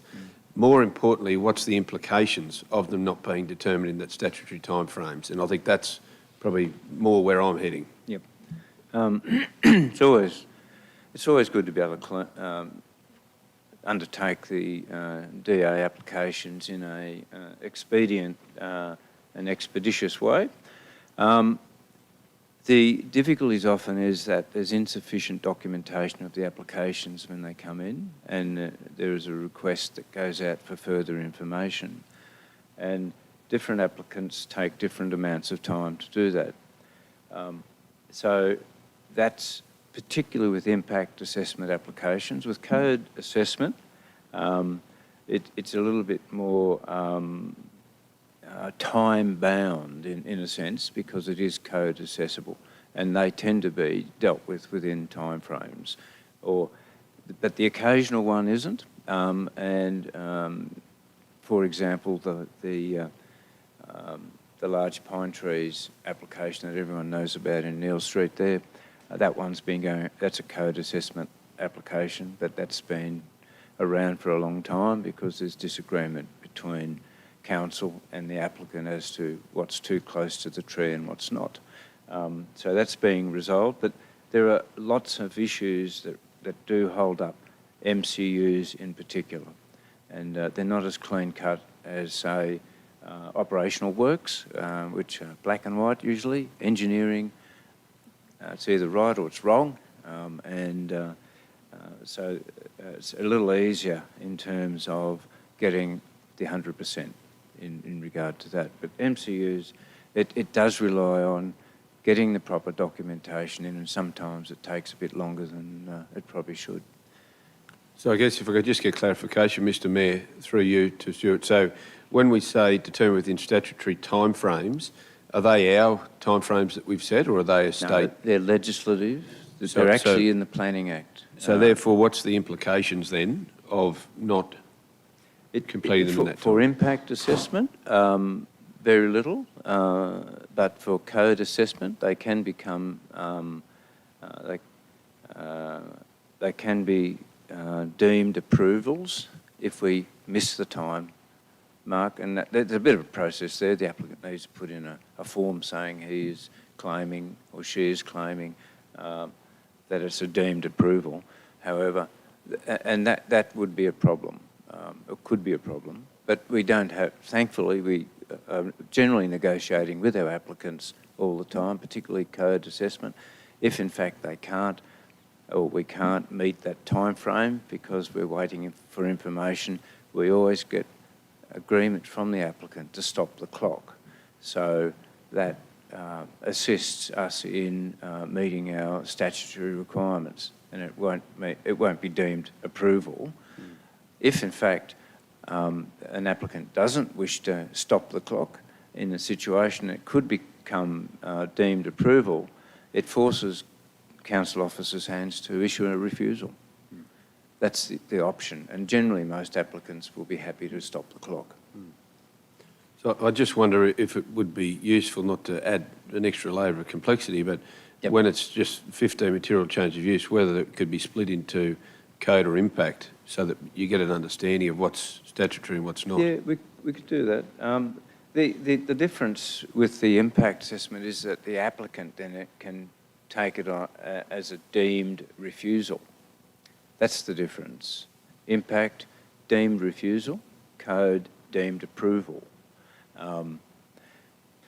Complexities of the Planning Act. But, and we have had a couple of situations where there has been a deemed approval and an appeal lodged on the basis of deemed approval. And, you know, George Western Foods, one of them. The other is a subdivision up near the quarry. So, and as it's turned out, we're still getting information, or the court is still asking for further information in regard to both those. Yeah. I guess where I'm coming from is to understand whether there is a trend on impact or code that not being completed in the statutory time frames, whether there is a trend, and maybe there's not. Maybe it's not mutually exclusive. It can happen across either. 60% is probably the worst I've seen, actually. It's generally around 70. I think that's why it grabbed my attention. 70 and 80%, yeah. With 15. I don't think there's a trend there, but we'll certainly keep an eye on that. Yep. But if you want it broken down into MCU code and MCU impact, we can do that. That's not an issue if you think that might be a bit clearer for you. I'd certainly find that useful. Yep, I think that'd be good. Councillor Megan, you have one, and then Councillor Melissa. Thanks, Mr Mayor. Stuart, I don't want to sound like I'm sweating the small stuff, but I just want to endorse Councillor Summerfield. You know, this lighting strategy, you know, we sort of laugh about it, or, you know, we sort of, you know, the fairy lights. I mean, I just think it's something really important for the feel and look of our community, our city centre. And I know we've had one meeting planned and scheduled and that got cancelled, but I just want to stress the importance of it, not only to me, to everyone, you know, that it is something, and we're working with the Chamber, it's one of their priorities, it's our priorities. I really want something to happen. And as that item actually says, the expert panel, that's one of the issues that we've given to the expert panel for some advice on the best way to go, how it could be done in terms of effect and cost. I know, but can we not get bogged down in the bureaucracy and do something about it? Unfortunately, that's what drives the world. Please? But yeah, we'll be coming back to council with something. We'll need to have a good talk to our colleagues in engineering in particular, and probably environment as well. So, but yeah, it's not forgotten, I can assure you. Okay. I hate to sound like Sir Humphrey Appleby, but That's right, exactly. in the fullness of time, Minister. Thank you. Councillor Melissa. Thank you, Chair, through you. Thank you, Stuart, for your report. Just picking up on point 3, it says that commenced promotion of 3 small business training programs. Can you just elaborate on that a little bit more? I found that interesting. Yes, through our economic development area, we run a number of training programs, and especially in terms of digital, in terms of use of computers and computerisation and digital, is very popular with small business. We operate, I'm not sure whether this one is, but a number of them are actually funded by state government, and a couple of them, I think at some stage we have done through the Chamber of Commerce as well, in terms of delivery. But I think we've been doing this one ourselves. Okay. Just to follow up, if I may, do you know how many participants you've had? And if you could just take that on notice, it just would be interesting. Yeah, yep, good Thank you. question. We should have had something there about that, yep. Thanks, Stuart. Any further questions for the... Oh, sorry, Councillor Rebecca. Thank you, Chair. I'll bring up the rear for what Councillor Summerfield and Councillor O'Hara-Sullivan said about the lighting strategy, and we have a council that's agreed with it, and we'd love to see it happen. My actual question, though, was in regard to the development services part of the report. And when we are talking about numbers and drilling down a little bit deeper, as Councillor McDonald was, had just raised, with DAs, the complexity that is within the numbers is important, I suppose, because hypothetically you could have a 99% dealt with within statutory timeframes, and that 1%, though that 1% could be one application, but that one application could be potentially for 1,000 lots. That's right. So, and there could be reasons for that, requiring more information and so on and so forth. But when we are drilling down onto the numbers, there's nuance in that, and we're only considering a single application, and within that application there might be multiple lots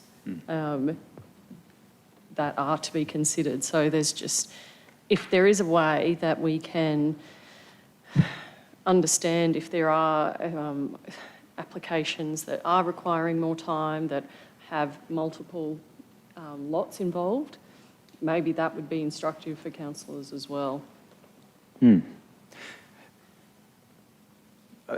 Yep, it would be instructive, and we do have those figures, but of course residential subdivision isn't the only element of the DA workload. There's a lot of effort goes into this.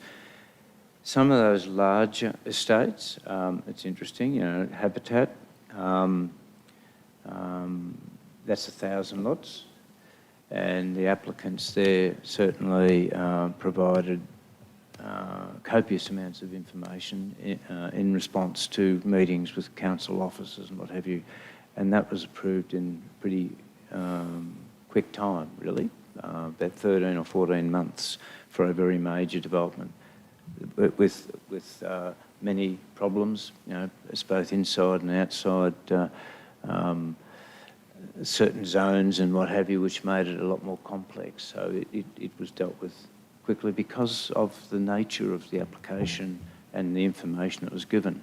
There are other examples I could give but won't, where we just could not get, didn't matter how far we got down on our knees and pleaded with the applicants, would not give us the information we needed to make a determination.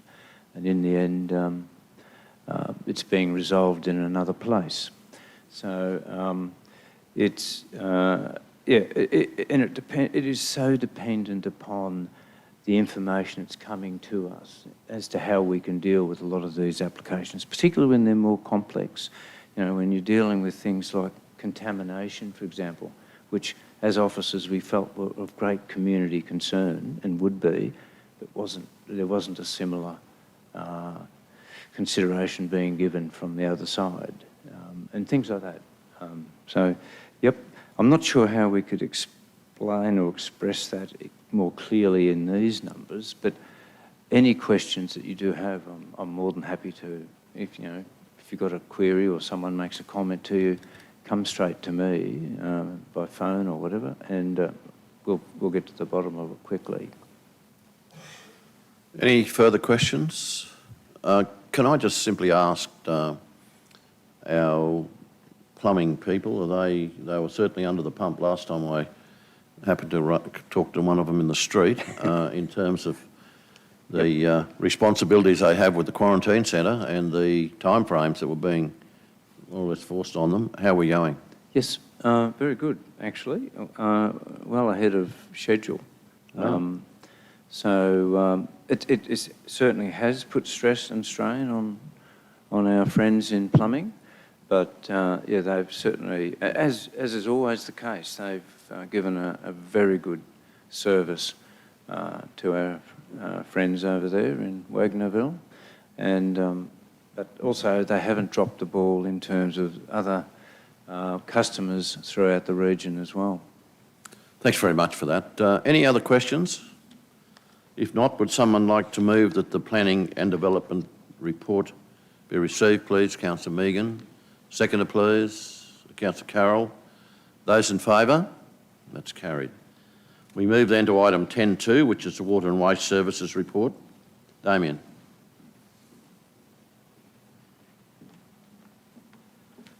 Good morning, Mr Mayor. Good morning, councillors. We'll take the report as read and I'll just throw to any questions, Mr Mayor.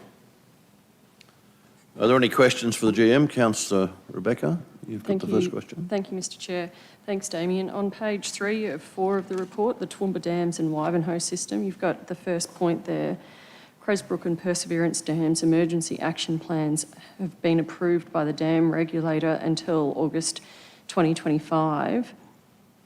So is that different from what we're proposing with the spillway upgrades, or is yes, that... it is. It is different? It okay, is so what we've got at the moment satisfies the authorities until such time that we start work and submit our plans for the upgrades. Is that right?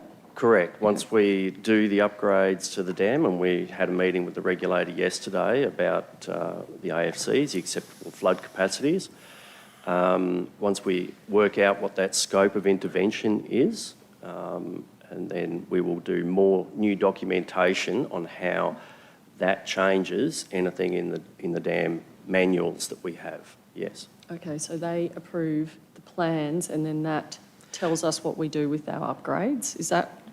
Sorry, let's step this back. These plans here that they've approved were on annual approvals. They weren't as happy with our documentation, and we took that on board. We did a full live drill in 2020, and we substantially rewrote some of these documentations. And a 4-year approval is a great big tick in the box. It's a gold tick. It says, I'm very happy with what you've done. I know you're going to interfere with the dam walls in or around 24, 25. So we'll come back and have a look at that documentation then. But it tells us they've got confidence in what we're doing. They're very confident in Toowoomba Regional Council's approach to its management of the dam structures, yes. Okay, thank you. Councillor Tim. Thanks, Chair. Thanks, Damien. 37.3 is the number in your report. Since that was written, where are we at today? Today I don't have a number. Yesterday it was 42.9, but I don't believe there was any rainfall overnight, so it would be around 42.9. Well, that's a tremendous inflow over the last month. I just want to pick up on a conversation you and I had around our dams are closed again to recreational use. Yes, the fishing community is up in arms, understandably so, saved up their Christmas leave and want to go fishing. Could you just talk through strategies that are available to your operational staff to help that situation along? Thank you, Councillor Tim. Yes, I do apologise that we've closed the dams again due to the current policies that we have in place. We are reviewing those policies, and I believe that in the first 12 weeks of next year, I'll have something to bring back in consultation with Environment Community Services, and I believe that the standards that we bring in will mean that those dams will close a lot less frequently. That is great to hear you say, Damien. I look forward to the review and your team bringing those findings to us. And as you say, work to get those dams closed a lot less frequently. Thank you. Thank you. Any further questions? I suppose, 42% of water in the dams is not where we want to be, but it's not too bad. At least we're heading the right way, and the catchments are wet, I would think, and hopefully La Nina might deliver a bit more rain. Not that weather forecasting is an exact science, but fingers crossed, Councillor Nancy. Yep, absolutely. It's interesting, isn't it, the way floods happen in this area when you see the tremendous rain and the tremendous runoff in the Southern Downs and Gundawindi type area and the impact of that, northern New South Wales, and here we are, closer to the coast, and we didn't get it. Okay, any other questions for the GM? Someone then like to move that the report be received, please, Councillor Rebecca, and seconded by Councillor Nancy. Those in favour? That's carried. Thanks very much. We'll move then to the Infrastructure Services Group. GM Mike. Don't have to put your coat on, mate. Not necessary.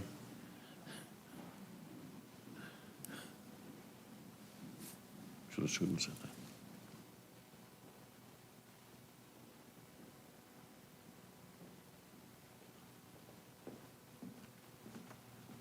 Thank you, Mr. Mayor. Through you, councillors, a Merry Christmas and Happy New Year to you all. I've got the report there in front of you and happy to take questions on that, but I just wanted to add just a note in regards to the DFRA activated event. So that came through last week in regards to the flood damage and that we've been having. So that's called the Central, Southern and Western Queensland Rainfall and Flooding Event, 10th of November to the 3rd of December. So with that activation, it allows us to, as we are right at the moment, start doing emergent works across the region in regards to the flood damage that we have had, and also subsequently in due course be putting submissions in for funding for restoration works. So for essential public assets, which are essentially just roads these days, roads and bridges. So just sort of give that quick update on that point. But happy to take any questions through you, Mr. Mayor. Are there any questions for the GM? Councillor Shine. Yeah, no, thanks, Mike. Just in relation to the North Precinct, that Kingsthorpe-Hayden Road culvert, I think last time there was going to be delay because of some historic heritage interest in the in the construction that was there. Has that now been overcome, has it? Yeah, the delay due to archaeological investigations and that's been sorted out, but it's then decided the rain since, basically. So the actual project's probably had about a 2-month delay since it's commenced back in October, so it hasn't progressed anywhere to where we'd like it. But we're working on, hopefully, when weather permitting, maybe February. Any further questions for the GM? Councillor James. Thanks, Mr. Mayor. Thanks, Mike. Just a question we've spoken a bit about this morning around obviously the rain and things like that, and that causes issues, of course, in ISG for different reasons. I was just curious around if we get an update on how all of our infrastructure handled the recent large deluge, because it's big. Well, would have been its biggest test since it's been put in. I would imagine that amount of rain through what TRC's done, the state government, and a lot of that's in place now, how it all handled it. Yeah, I take it referring to our works on East and West Creeks and through the city in Toowoomba. Look, everything there performed as it had to and as planned. So there's very little damage through our creeks here through the city and the city itself. So with the rest of the works that we've done, they're working. Obviously, there's more that we'd like to do in due course as and when funding becomes available. In that sense, though, across the region, checked out a lot of works that we have done as far as betterment improvements over the years, in the last 10 years. A lot of those are holding up well, and obviously the problem though is that we've still got such a large network. There's many areas that are still suffering from each time we get a major event. Councillor Nancy, then Councillor Rebecca. Thank you, Chair. Thanks for your report, Mike. This wasn't my question, but just following on from that, the creek, I sent an email in that the creek was quite full after not all that much rain, when the rain was all occurring, and that was investigated, but I didn't hear back what was found. But I was surprised how full the creek just out here was, given the small amount of rain we had and all the wonderful enabling work that we've done further down to ensure that that water gets away. I was just surprised. But anyway, that can be a follow-up if you like. My question was actually about the GoPros. Great to see these GoPros that are mounted on the bonnet, but I couldn't help but think of Mercedes-Benz symbols when I saw it and thought, gee, I wonder how often that's going to get stolen, but can they just be put on when needed and a plug in place afterwards? Yes, they're just attached. Thank you. Councillor Rebecca. Thank you, Chair. In following up with the question about the deluge that we've had recently, and all of us councillors would be aware, and we've been contacted about stormwater issues across the region, and there was a meeting last night in Kingsthorpe. You were out there yourself on Monday. That was probably yesterday, Mr. GM. And my question is, there's work. There are issues in Kingsthorpe, there are issues in Glencoe, there are issues in Crow's Nest. Do we follow a prioritisation matrix to address that work as we do footpaths and all the rest of it? Or how do we determine, given the huge need there is across the region to do stormwater work, how do we determine what gets done? Most of what I think you're alluding to there is around our rural network, our outside the towns and that. In regards to I suppose I am talking probably more. Well, the Crow's Nest issue is in town, but yeah. Look, in respect to the towns and villages, we've brought back to council strategies in regards to our future planning, and that's highlighted to the council the level of investment that's required, which is in the hundreds of millions. That's for not only Toowoomba, but across all our towns and villages. In regards to the rural areas, I suppose the approach right at the moment from an emergent point of view is opening roads to traffic, so that takes the priority. So when we're looking at how we deal with the after effects of disasters, it's really looking at the nature of the work that needs to be done, but also the level of access that's required for those properties that are affected at this point in time. It's mainly this event at this stage has mainly had effects in our rural areas, or when we look at it from a damage perspective. So getting out into those rural areas is sort of the gambit of the teams, and they get out there and try to get the roads open as quickly as we can. That said, some of the catchments that we're in, we can open a road this week, we get a storm next week, as it's happened a couple of times even last week, and the roads are closed again. So we've got a pretty saturated catchments right across the region at the moment. So just keeping roads open is probably a full-time job in itself. Emergent works themselves as weather and time permits. Improvement to that access will be followed through, and then we go through a whole process in regards to more the medium to longer term improvements. Thanks for that, Mike. Councillor Carroll? Thank you, Mr Mayor. Thanks, Mr Brady.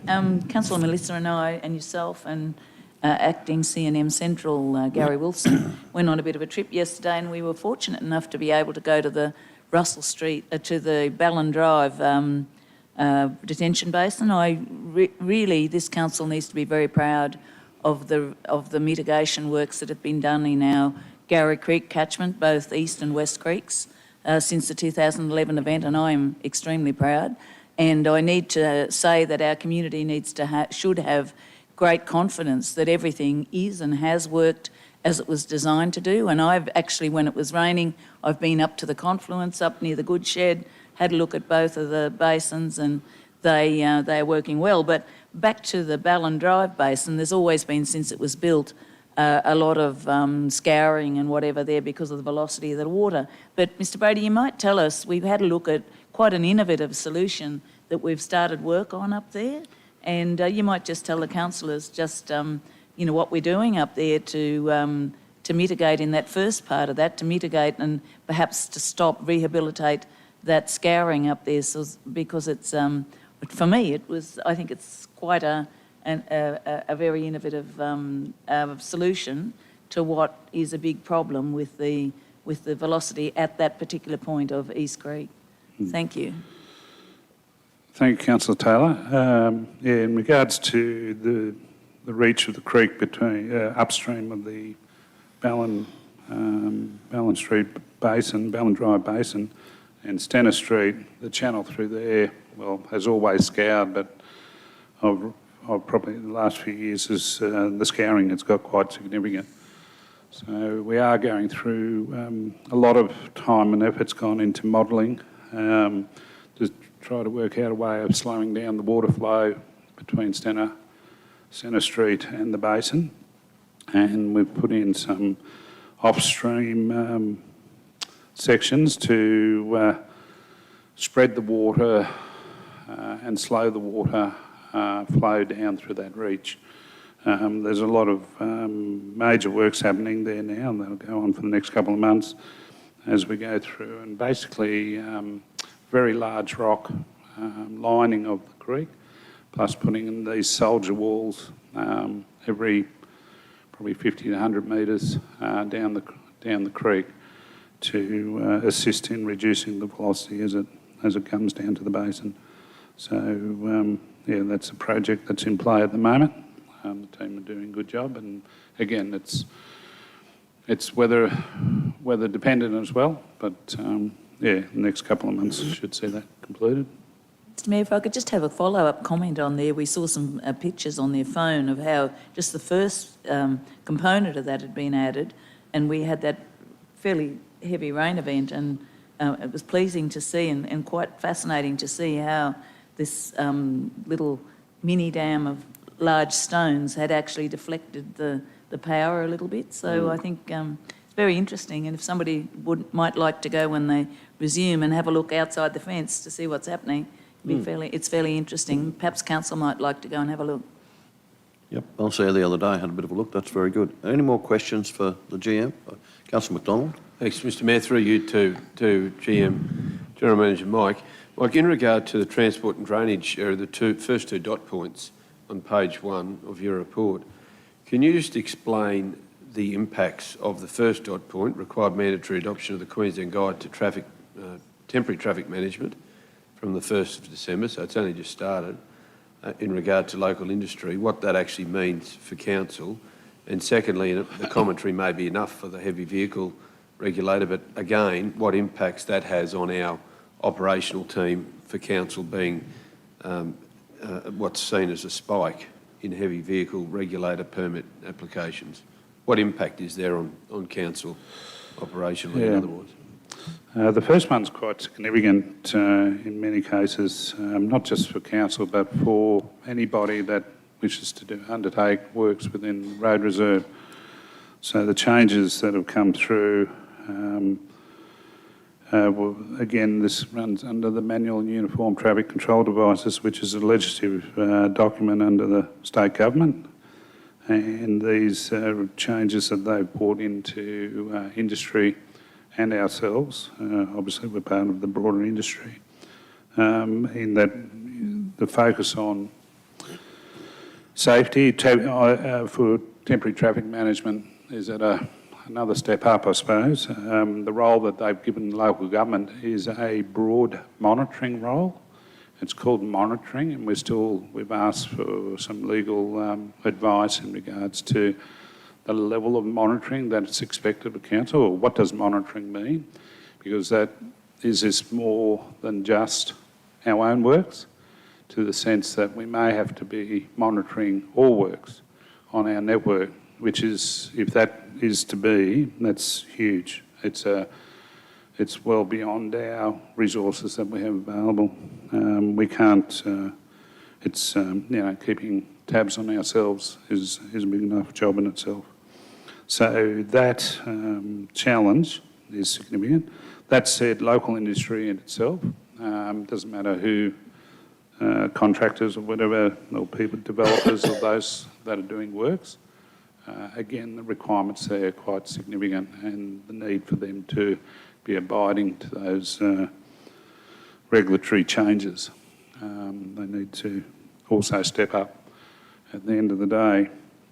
In regards to the second one, it was a little bit unusual to see this spike. It normally runs fairly consistent, so that's why it was just mentioned, but just a lot of movement. There is a lot of things happening across our region, even with the challenging times that we have, and obviously that's probably just a product of that at the end of the day. A further comment, Councillor Carroll? Thank you, Mr Mayor. That was discussed at the Roads and Transport Advisory on Thursday, and I think it's something that TMR have changed that has caused the spike in these permit applications. Mm-hmm. Councillor McDonald, back to you. Just to follow up, like on that first dot point, I guess it's a bit of a moving feast as to what impact this will have on council. But if we obviously become a regulator of others in regard to temporary traffic management, that would surely have an impact operationally on our organisation. Yeah, that's what I was pointing to, that our hope is that we aren't. We're working towards a position where that the development industry, has to manage itself, not be council there managing it in regards to traffic management. We're involved with, permits and stuff like that, that developers and that have, but if we've also got to get into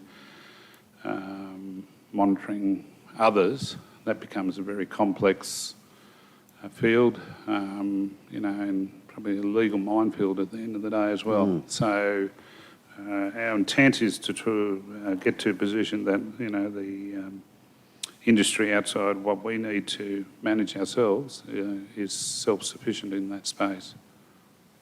Mr Mayor, through you, is that, Mike, something that LGAQ should be getting involved in some way for local governments? Yeah. Well, they already are. Councillor Toad, through the Roads and Traffic Advisory Committee of the LGAQ, I think are taking on board that issue.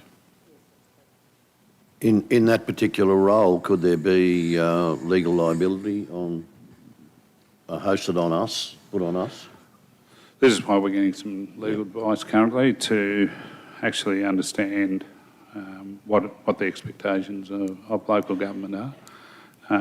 As I said, we just don't have the resources to be able to manage it to a broad extent. We obviously do, where we do see elements of unsatisfactory temporary traffic management around the region, and unfortunately that's a bit too often, actually, in regards to our development industry. We do make contact with them and advise them accordingly to rectify their situations.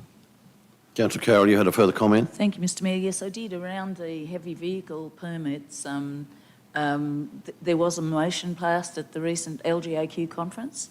TMR have closed a lot of their lower order roads, and in the heavy vehicle industry, that's pushing a lot of heavy vehicles onto council's roads, and they're not equipped for that. But I mean, it's our community, and it puts us in a really difficult position. The motion was passed, and LGAQ is trying to progress that motion.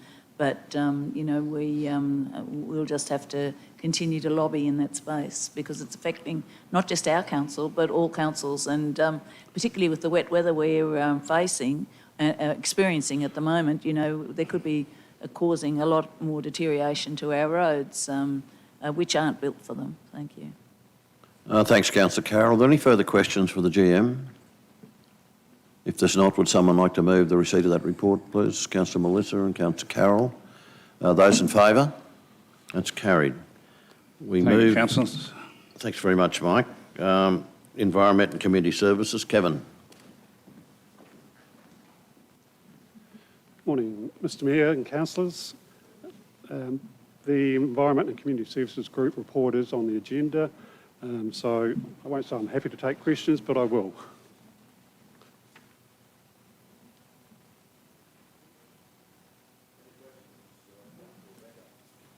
Thanks, Chair. Thank you for that, Kevin.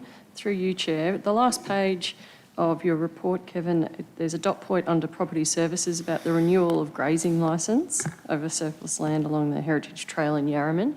And it made me think, after rain, stick with me here, after rain, when the grass, across summer we've got long grass in lots of our area, we have to get slashes out. It's a mammoth job for council.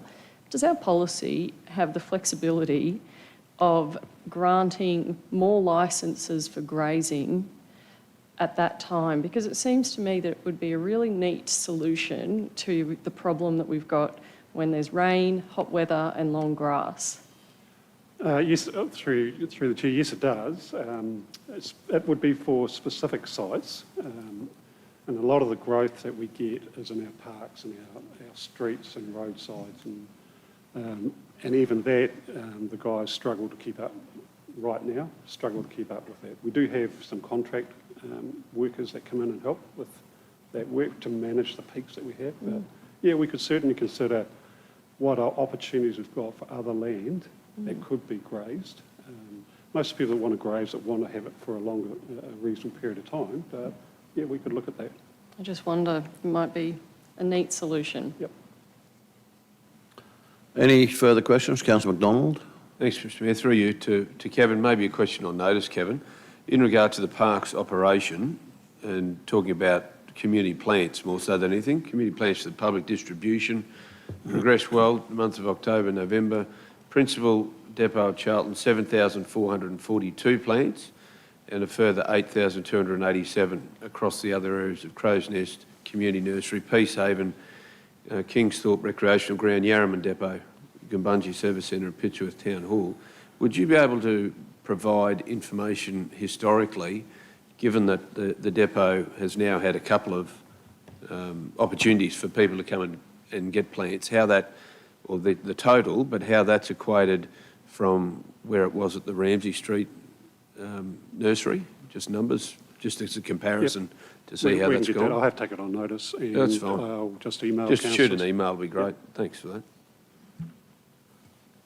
Any further questions? Councillor Megan. Kevin, great to see Millen Bay back in action. I've been over there, not doing much, but just having a look around. And I note there's a bit of concern in the community about some of the classes going up the stairs. So is that, can you sort of give me a bit of background about why it was decided to change things around like that? Or? There was some information, again, I'll have to take that on notice. There is information about that, and we have responded to some some people. So again, I can send that out in an email to all councillors. Further questions for the GM? Comment? Comment? Councillor McDonald. The Tobruk Lookout being awarded a gong for what they did, I think was worthy of mention in the public forum.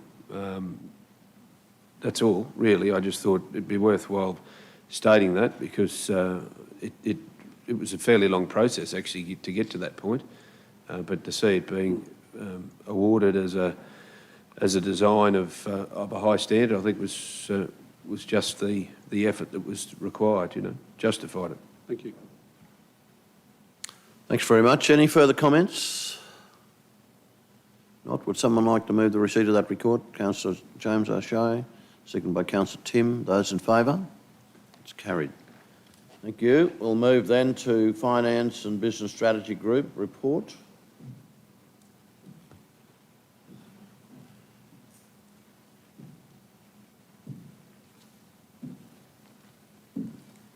Morning again, councillors. Happy to take the report as read and take any questions. Any questions for the GM? Councillor McDonald. Thanks, Mr Mayor. Through you to Anne-Marie. Anne-Marie, just in regard to the permanent staff turnover rate, if we could touch on that, page 41 of the report, annualised staff turnover rate was the target of 10% and we're at 13.97 as a month. Given what is happening from the 17th of this month, has there been any indication on what level of impact any of those decisions might have as far as the health directive is concerned for this council? Look, I'm happy to take that question on notice, but my understanding at this point in time is that staff will be redeployed where necessary, that we have no desire whatsoever to see any staff losing their positions. So if staff are in outward-facing positions, they will be redeployed. Thank you. If I just have a follow-up, Mr Mayor, and again, congratulations to all the organisation with regard to the local supplier spend, $14.3 million local spend, 61% over 65% all over for the year. Councillor Vonhoff has asked previously, just in regard to a breakup of service industries and what that might be, the mix from local and outside that area. Have you had an opportunity to work through that at this point? That is certainly being worked on at the moment, and I will get that one out via email to councillors. Further questions? Councillor Nancy.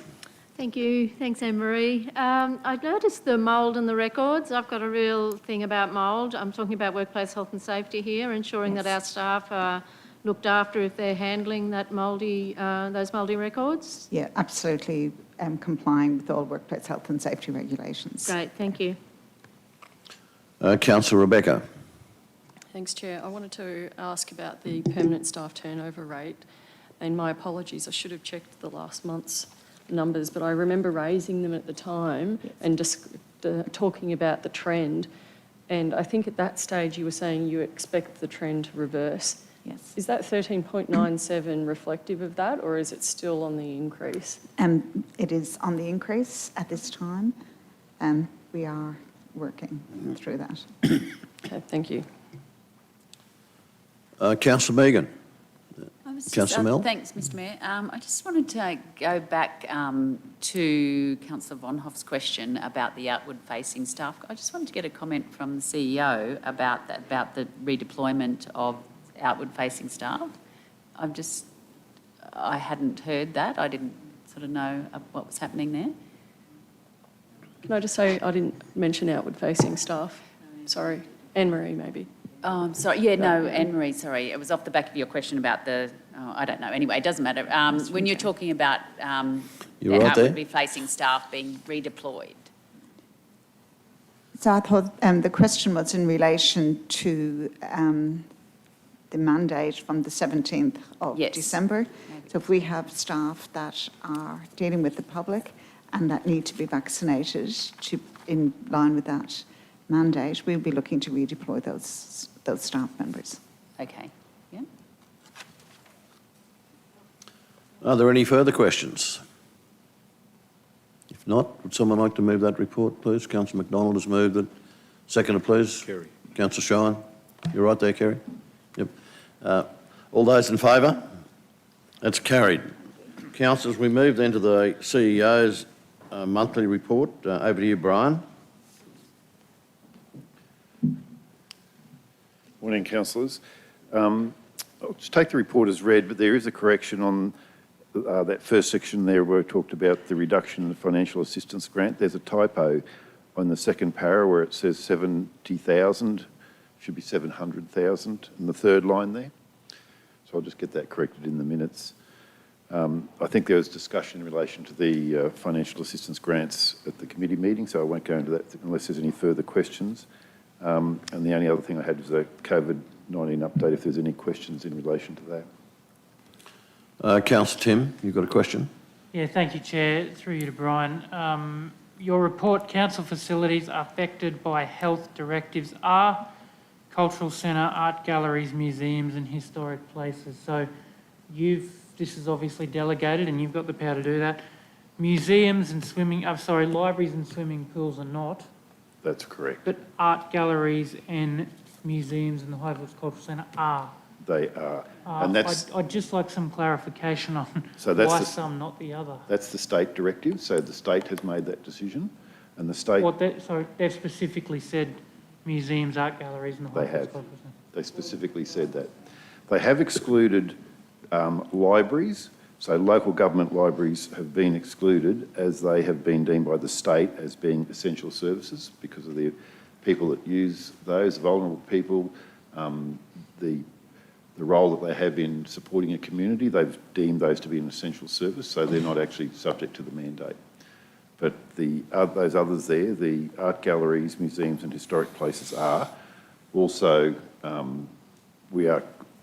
any council-owned facilities such as cafes are also obviously included in that as well. Any of those standard ones that apply to the rest of the state apply to any of the similar businesses that council may operate within any of our premises. So we haven't mandated anything beyond what the state is. So that's we're just enforcing what the state has required us to do in relation to mandating. Right, so look, as a council, we've said we don't agree with mandates, but we'll do what's required by law this morning. Is there any opportunity those things might come to us to talk through, or? These are required by the state, so we can't negotiate in relation to those. If council wants to go beyond that, we have to go through a process where we would have to, under workplace health and safety legislation, we would have to consult with our staff in relation to that. And then it would be prudent to come back to council for actually council to make that decision. So if that was the case, we'd give you an informed report, and based on whatever unfolds at some time in the future, if it became prudent that we should be actually extending the mandate, then that would it would be wise to come back to council to make that decision as a whole. Okay. Look, thanks for the clarification. I'm unhappy that those facilities are part of a health directive. We'll keep looking at options. Thanks. Yeah. Councillor Carroll. Thank you, Mr Mayor. The reason the Highfields Cultural Centre is captured is because it's a licensed venue. But through you, Mr Mayor, I don't know what other councillors think, but I think it'd be prudent. I'm not saying, I think it'd be prudent to start consulting with the staff now on what their views are on the mandate and what the majority support. And because it's not something you can do overnight. And my question through the Mayor to yourself is, what would be your comment on that? Thanks. Well, we can't consult in relation to what the state has already mandated. If we wish to extend it beyond that, we'd have to go out and ask the question to staff about how we would extend that, where we would extend that, and how we deal, I suppose, with the fallout of any of those particular issues. At this point, and bearing in mind At this point in time, we are very unaffected by COVID-19, and that situation may well change at some time in the future.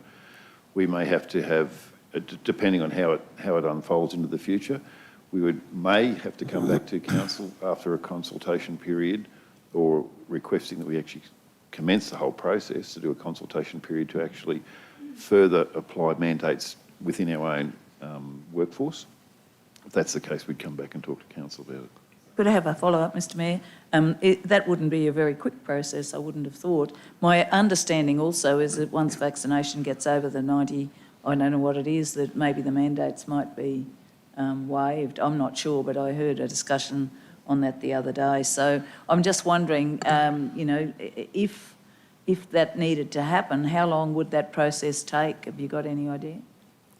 I'm not sure if there's any required consultation period in relation to workplace health and safety legislation, but there'd be many ways that we could do that very quickly with our staff if we had to, and then the process, I think, would be that we'd call a special meeting for council to consider. Thank you, Brian. Thank you, Mr Mayor. Councillor Shine. No, thanks. Just going back to what was raised by Councillor McMahon with the art galleries and museums. Pretty sure it was reported in the newspaper, at least on a few occasions, that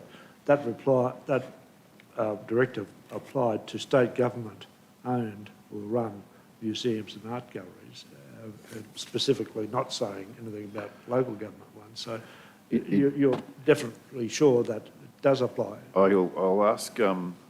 Initially, that was the case. I believe since that time, there's been further interpretation by the state after requests from and approaches from local government, and that was clarified that galleries, museums, the galleries and museums and those historic places would be required, unless that's changed. It hasn't changed, has it, Kevin?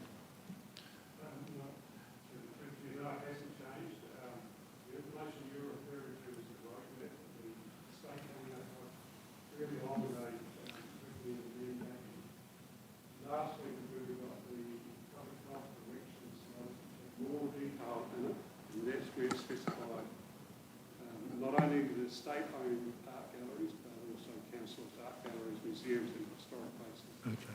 It might be worthwhile getting that out to the public, because I certainly wasn't aware of that until today. So, in effect, what that will mean is that we'll require people, before they can actually enter those premises, they'll have to have proof of vaccination. All right, Councillor Bill. Yeah, thank you, Chair.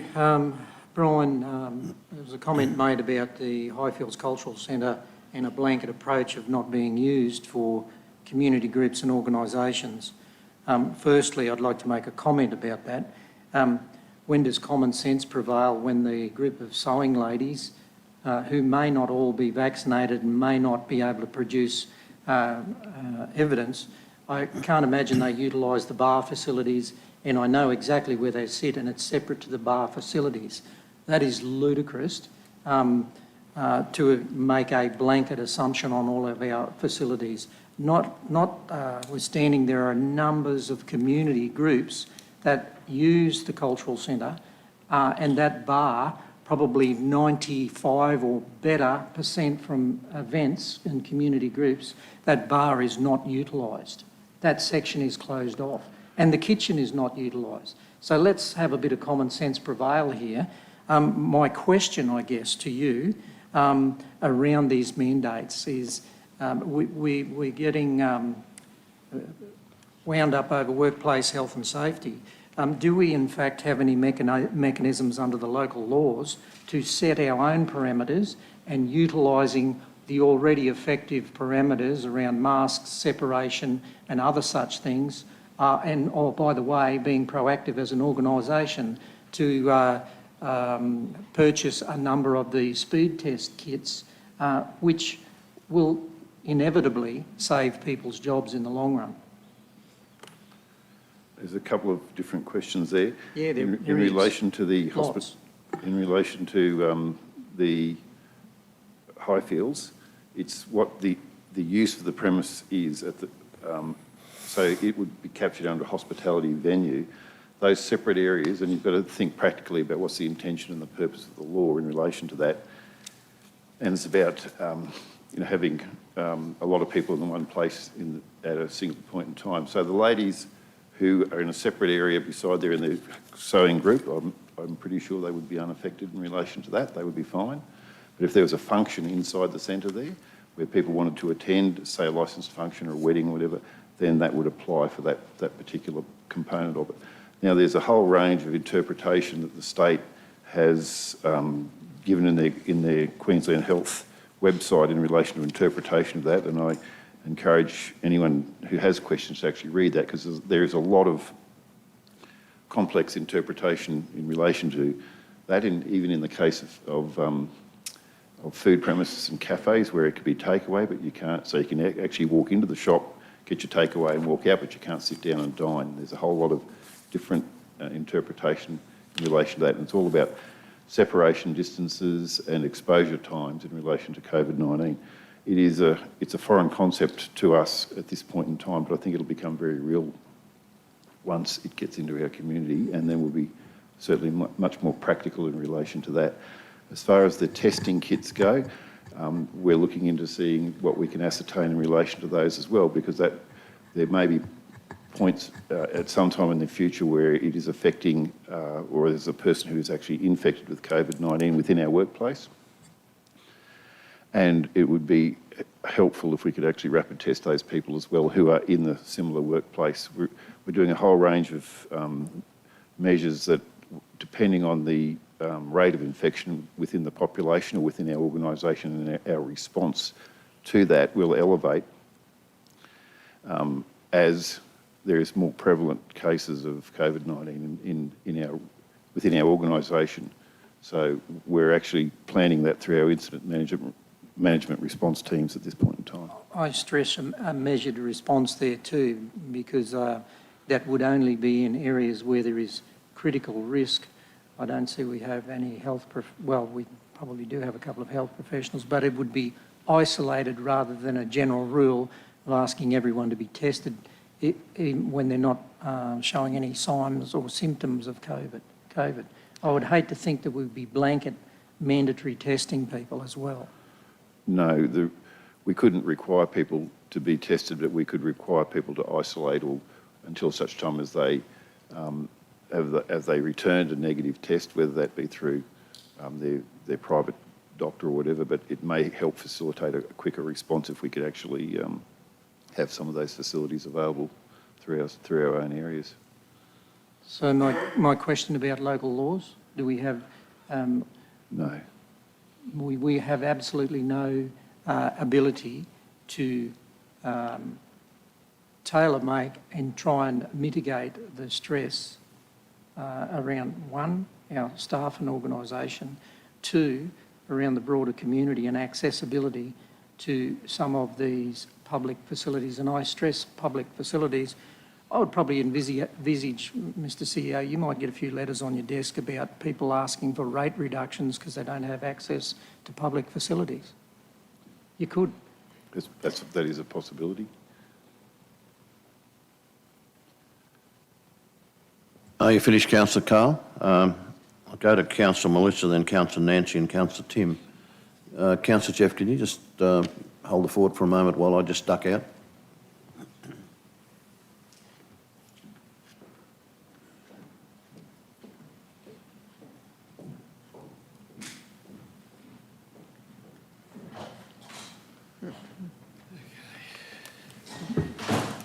Okay, Councillor Melissa.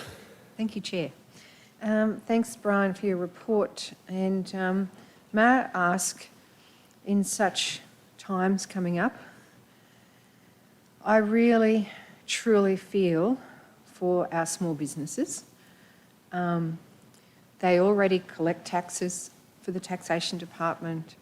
They already pay counsellors to their staff. They're psychiatrists, they're marketers. They wear so many hats. Now they have to wear a hat of monitoring this going forward, which is going to be very trying and extremely difficult. In saying that, I also am worried about our staff dealing with that in our facilities. What training or what support have we given to our team for that, please? There's a couple of different things we're doing. We're keeping our staff informed with regular newsletters about what's happening as it unfolds. We've produced a workplace health and safety flowchart for employee compliance with health directives, and it's a flowchart basically that takes them through the questions in relation to what they need to do if they're affected in the workplace or the workplace that they're working in, and whether they're vaccinated or not. And part of that is also protecting their personal and confidential information as well. So we're doing that, guiding them through that. So there's constant updates as to what's happening, and including in that there's obviously some options as to what people need to do depending on the circumstances of whether they're vaccinated or not, and the circumstances of where they're actually working. And if they're unvaccinated, there's some options. One of those being obviously is redeployment that we're talking about as well. We're also continually sending out at the end of all of our messages about our employee assistance program, acknowledging that it is a stressful period for people at this particular point in time and could get worse, and trying to encourage them to certainly use their employee assistance program for counselling and assistance in relation to that as well. And then there's a general encouragement to all of our staff to vaccinate if they can, but that's not obviously mandated for us to do that at this point in time. May I have a follow-up, please, Mr. Chair? Yes? Where are we? Follow-up? Yes, please. Yep. Thanks, Brian, and thank you. I acknowledge all of that. But my question was more directed around how do our staff or our team members handle the situation of people who may not be vaccinated trying or wanting to come into our facility, and then they have to handle that situation because... Oh, right. Okay, yeah. So that'll only be for the mandated premises that is under state mandated. We have been looking to see if we need to have security guards on board at those particular points in time. To do that, our staff will have to ask for proof before they can enter.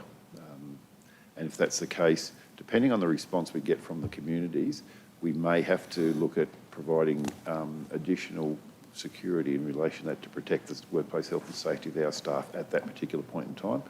We're hoping that obviously that the community and those affected should have knowledge now about their ability to attend or not attend those kinds of premises, and we'll obviously not attempt to enter under those circumstances. We'll have appropriate signage out for all of those, and the government has given us some guidance on the signage that should be posted at those mandated access points. Plus, we've also got registration of people entering to all of our buildings throughout the region, so that we can actually keep track of staff who are attending or perhaps interacting with other staff who may be COVID positive. So we're trying to keep a record of all of, well, we will have to keep a record of all that as well. Thank you. I have read of late that because of the mandate that security services are very much in demand. So there may be, they're assuming there will be more demand than services available. And probably just as a follow-up, if I may, as well, the actual enforcement of that, if people don't comply, we can ask them to obviously leave the premises and have to ask them to leave the premises. If they don't comply, that's a police matter. That in itself is something that the police will have to resource, and I think they're aware that there is a potential draw on their resources as a result of this as well. But it's not, our people won't be in the position of actually enforcing that. And as far as if there's any prosecution actions taken, it's not through council staff that are doing that, they would be through the police. I just want to ensure that our staff are equipped within themselves to handle that initial interaction, because that could be quite stressful. And we'll provide guidance to our staff as to how to deal with that as well. Thank you, appreciate That's it. Councillor Nancy. Thank you, Chair. Thanks, Brian. Just following on from your explanation about the Highfields Cultural Centre, has that been explained to staff and perhaps even the community that they will have access to parts of it based on what's happening there? I fully understand it's a function centre and... Yeah, we will be working through that. There's just a couple of those ones that are a little bit trickier than others because they have those multiple potential uses and separations. But you just have to go back, I think, to the intent of the law and is about the separation and the concentration of people at one particular point of time and working around that. So if it's not specifically mandated, you've just got to apply a bit of common sense to it. Yeah, so I guess communication about that will be important. So Brian, I just, a couple if I could. Can councillors be notified when yourself and ELT, the general managers, actually go on leave? This is something we could bring up at a council meeting, but we don't have them. We're no longer notified when you go on leave and who's acting. We normally used to always get an email. Some of the general managers still do it, but most don't. We usually do. No, we haven't had it for some time. Just GMs? We'll get you GMs and notified. yourself, that's the important ones for us that we need to be aware of and who's acting so that we know who. I mean, I just Usually we think... used to do that as a matter of course. I don't know why if that's fallen through the cracks, but I we'll don't do that. either. Yeah, It'd be great if that could be reinstated, no thanks. worries. So then just one quick question then about the legal report that's in confidential, so no details, but just wondered, is that a complete report of all of our legal activities at the moment? No, it's no, not. no. There's a lot more than that. Okay, so They're topical. It's got it on the top of the... I wondered that. So can we please get a full report? I don't In think you really future, want to obviously see the not full for this meeting, but in future? I've been asking for some time now. Can we please? We can discuss that in the confidential if you like. Okay. Finish, Councillor? Actually, no, I'll just follow up on that. Is there any particular reason why it has to be discussed in confidential? Why we can't get a full legal report? Because I think this is really important. You can, but a lot of it is so operational, I don't think you really need to see it, but... But it helps us understand what is actually happening within the organisation in relation to our residents. Yeah, a lot of it is staff matters though, not residential, not residents. But there's a whole range of things that it covers. Well, I think my query was always about interaction with residential. Yeah. If that's what Residents. you want, that's what I'm saying, we could tailor it to that if that's what you wish to see, that's fine. Yeah, I don't believe that we need to be involved, need to be aware of staff. Yeah. Most of those the residential ones are the ones that are in that report, but we'll just check that for you if that's the case.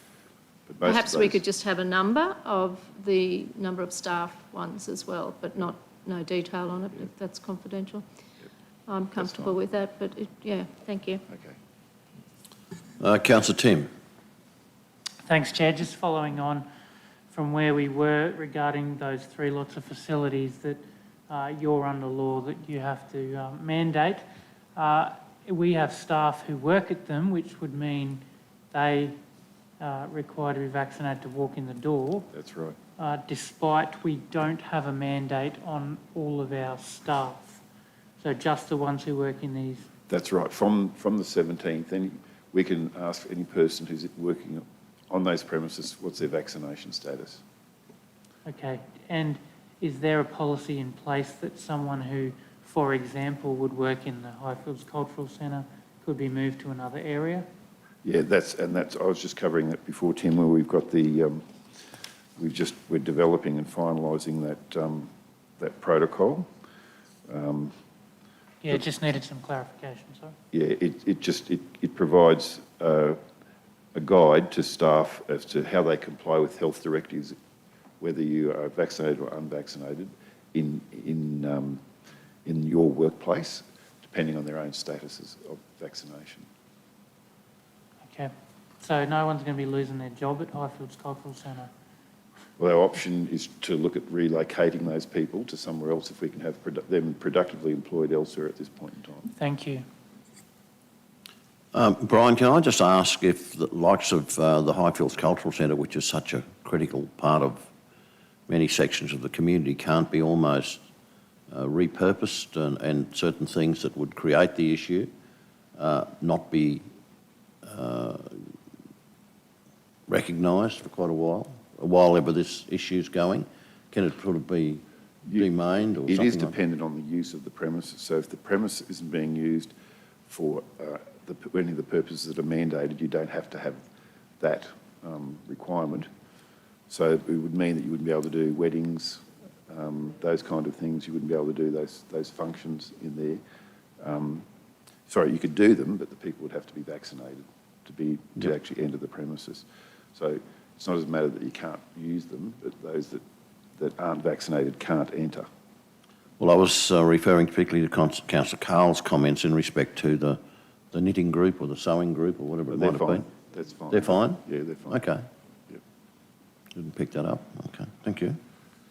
Anything else, Councillor Megan? Thanks, Mr Mayor. Brian, just going back to the staff being redeployed, if they refuse to offer their vaccination status, will that be taken as a unvaccinated person? Like, how are you going to deal with that? Yeah, they have to provide their vaccination status under the directive. Okay, so if they refuse? Yeah, well, they won't be complying with the lawful direction or request. Okay, any other comments around the room? Councillor Bill? Just a question through you, Chair, to Councillor Megan. Are you implying that everyone who doesn't supply a record is unvaccinated? No, I'm asking you. Were you implying that? Under freedoms in this country, just because a person doesn't choose to show their medical record, yes, they may be repurposed or something to that effect, redeployed, but it doesn't mean to say they're not necessarily vaccinated. Councillor Carl, I'm just asking the question about how the CEO is going to handle it in an operational sense. Not presuming anything. I suspect a degree of ignorance behind the question, but anyway. Point of order, Mr Mayor. Thank you, Mr Mayor. Councillor Megan asked a question, which she has every right. We're talking about respect and responsibilities and personal freedoms. My apologies, here. Chair. And I was interested in the answer to that question because our staff, I mean, we have a situation in Australia where we've got the world's best tennis player that won't be able to compete at the Australian Open unless he supplies. So that's fine for people to do whatever they want to do, but when the law is there that they have to, that we have to ask, or we need to ask, not have to, but well, we probably do have to, but it's up to the individual. If they're vaccinated and they choose not to show that, that's their personal choice. Yep. And then the CEO has a choice as well. Yep, I understand that, and I think we'll probably shut that discussion down for another day, do you think? Councillor Carl? I just have one question directly related to myself. I won't speak for anyone else in the room. Mr CEO, how do you propose I conduct myself as an elected representative who chooses not to give a medical report, my personal information? How do you propose I conduct myself as an elected representative under the premises of democracy and freedom of choice?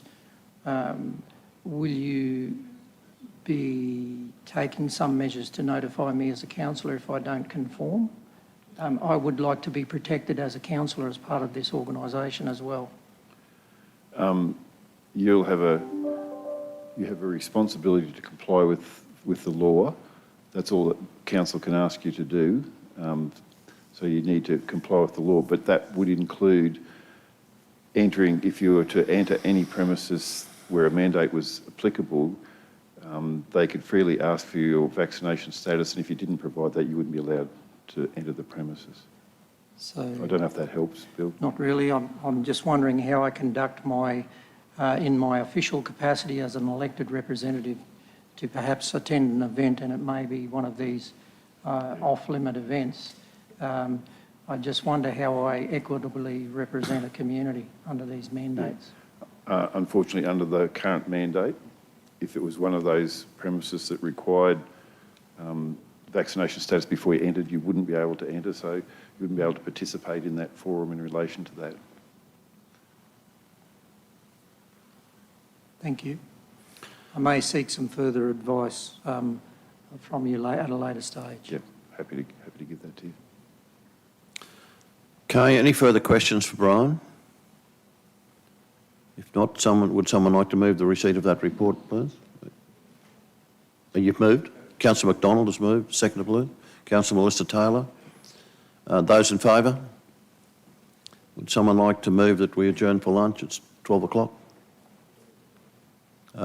Councillor Nancy has moved and Councillor Shine has seconded that. Those in favour? 45 minutes.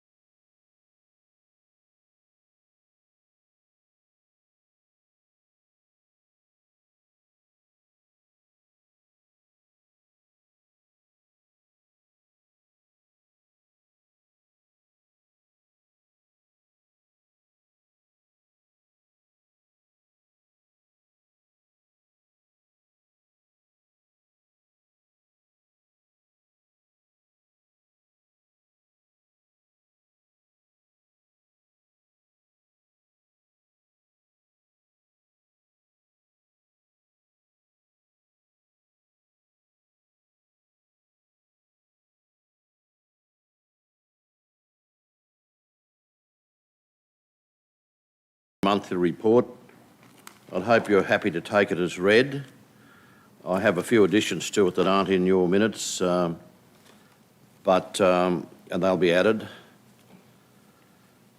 I just wanted to point out a couple of things. The Get Ready School program at Mary MacKillop, where that school had won a Get Ready competition.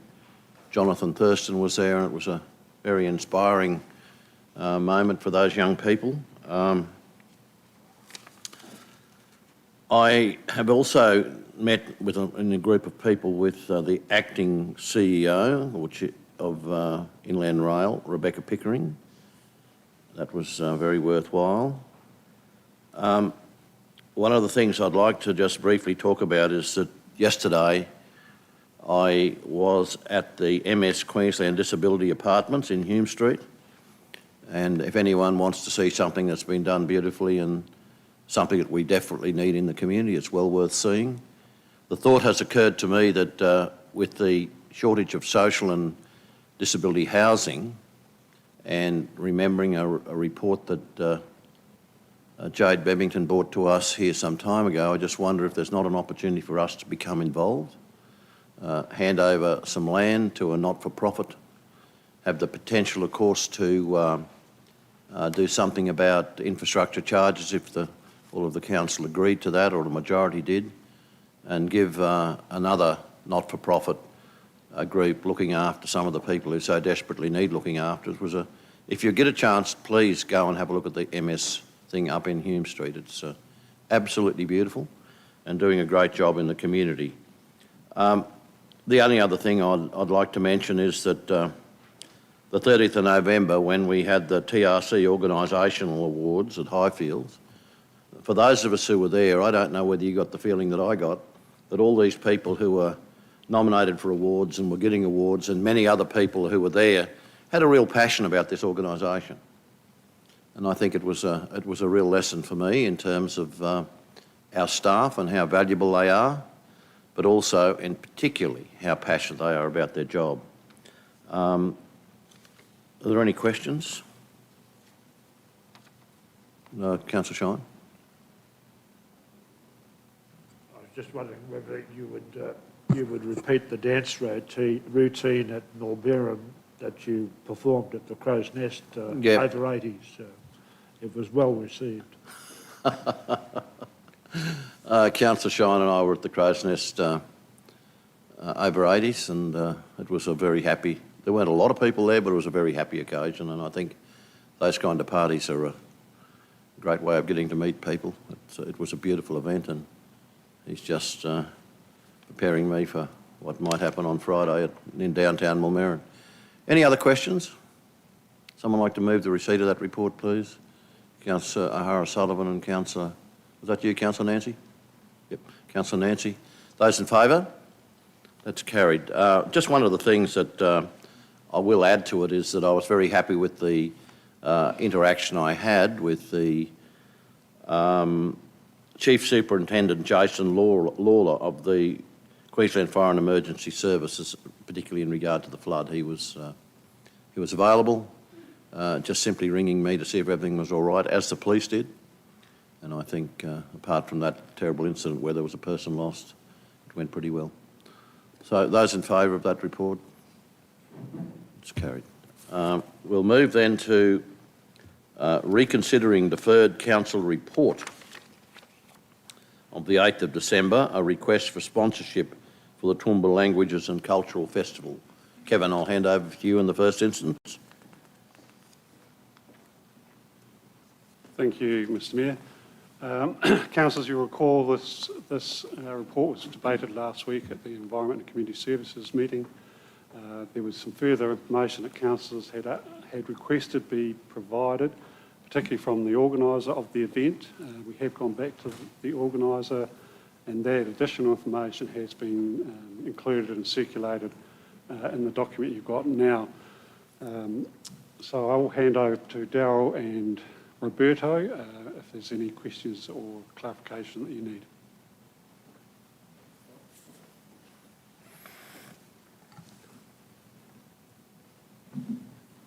Mayor, Mr Mayor? Yep. if we're moving to questions, I propose a alternate motion that might start a conversation, given what was said last week, or I'm happy to move it and get a seconder to start a conversation if that's reasonable to do. Will we have the presentation first and then you can... I'm not sure that the presentation was there. I thought it was just Kevin was asking if nothing there were new. questions. Well, if you've got the right to do that, and I as chair will accept that right. I'm happy to move that recommendation there. If Move there's the a seconder, recommendation. if there's a seconder, I'll talk to it. Is there a seconder? Just up on the screen there, Nancy.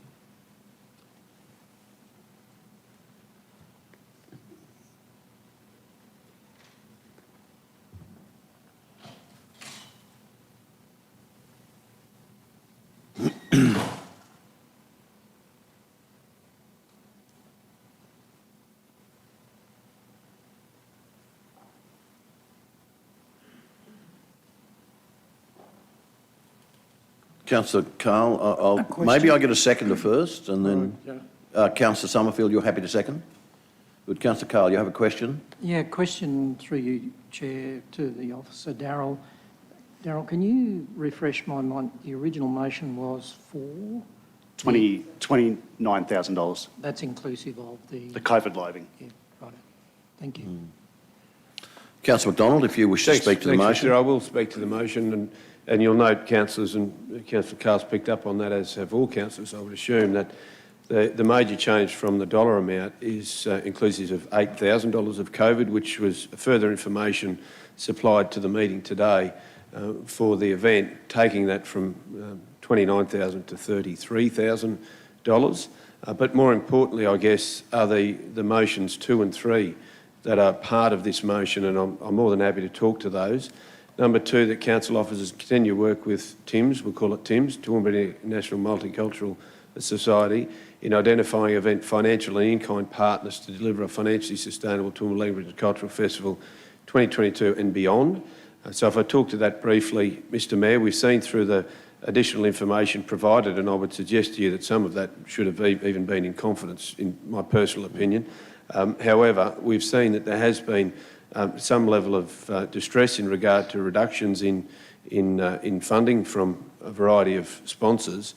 However, I do think that there's opportunity for us to continue to seek further sponsorship, and this may well be that catalyst to do that, to show council's strong support for this event, a very good event for our community, and I'm hopeful that that will do that.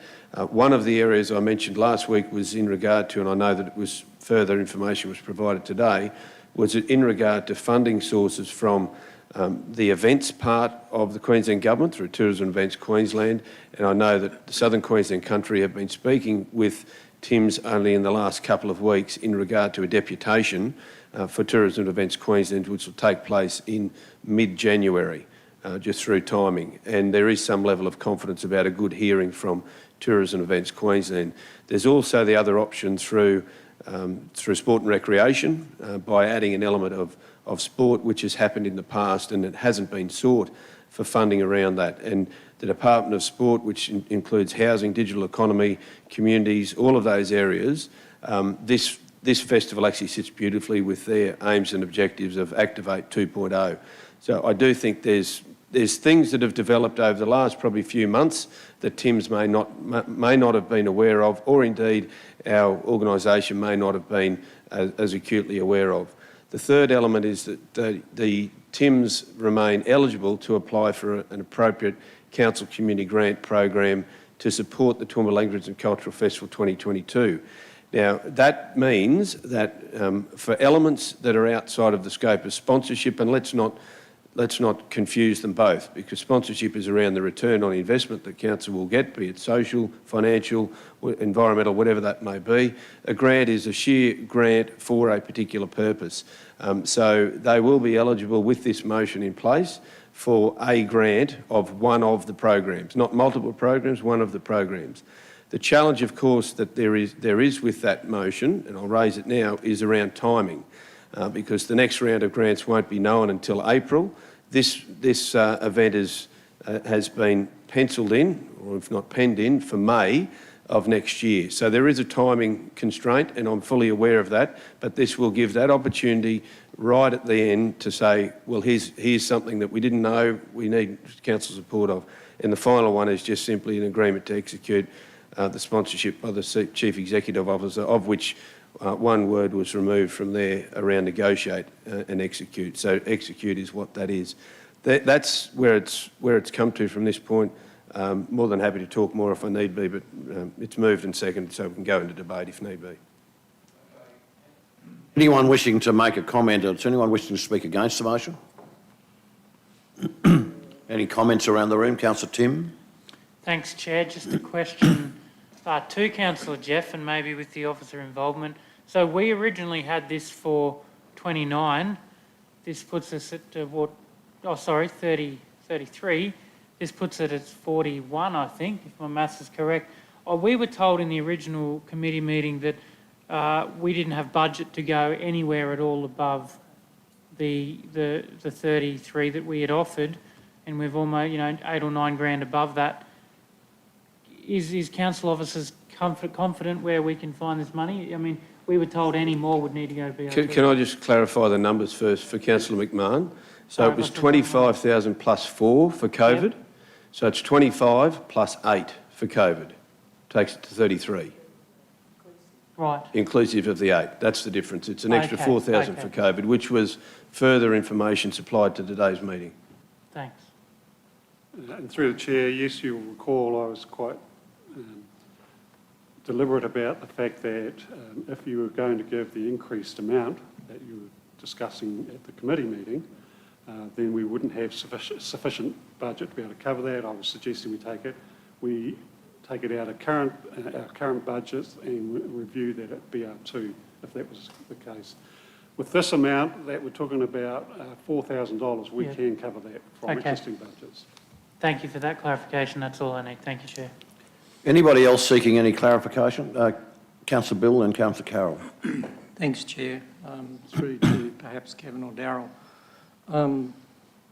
What's the quantum of the community grant? Because that will be in addition to the 33,000, obviously.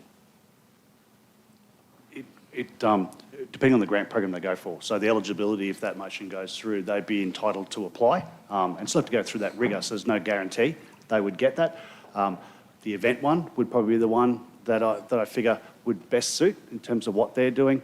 And they'd run that matrix over it. So it'd be the matrix based on a regional event, not major, based on numbers and reach. For remembering too that if the proposal was if they didn't go 2 days, it would be a one-day event. So that would bring it into regional, and that would be. I couldn't give you without seeing what running the matrix in terms of their application for it, Councillor Bill. But usually they're around that $5,000 to $7,000 mark.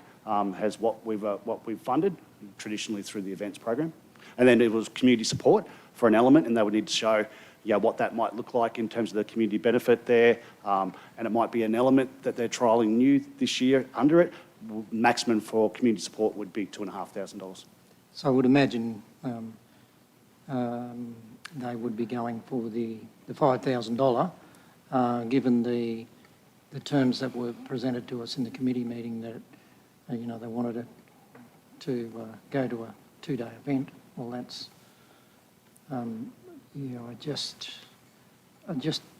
think we need to spell out clearly what the potential is of what this group will receive, and I think it'd be pretty hard pressed around community benefit to decline a $5,000 grant application.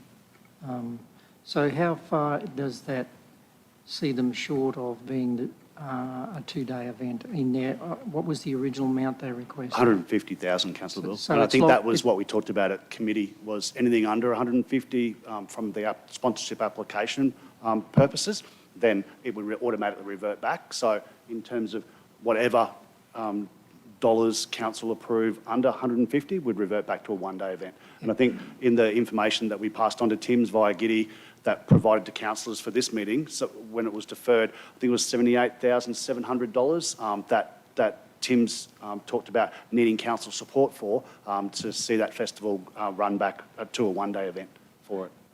So in actual fact, as Councillor Tim suggested, the total quantum of funds is probably very near where he was suggesting, 38 inclusive of COVID, with the addition of the community grant, I would... Just a point of order there, Mr Mayor. There's a couple of things here. First of all, we need to clarify whether we're in debate, because what the conversation that's going around here is actually going to be contrary to a decision on what's talked about here. So if an amendment's needed, that's great. Well, I've already clarified that the amount is 25 plus 8. Point of order. The community grant has got nothing to do with this conversation here. You can't preempt what money could be asked for or in fact assessed. I merely asked the officer what the quantum was and the likelihood, given his description, and we all agree about the benefit of this community event to the broader community, the overall benefits. I merely said that is a most likely outcome. It's in the recommendation number 3. So I'm questioning what would be the likely quantum. That's a reasonable question. Mr Mayor, what the councillor has suggested is hypothesising what an application may be to council down the track for a community grant. That is not even on the table.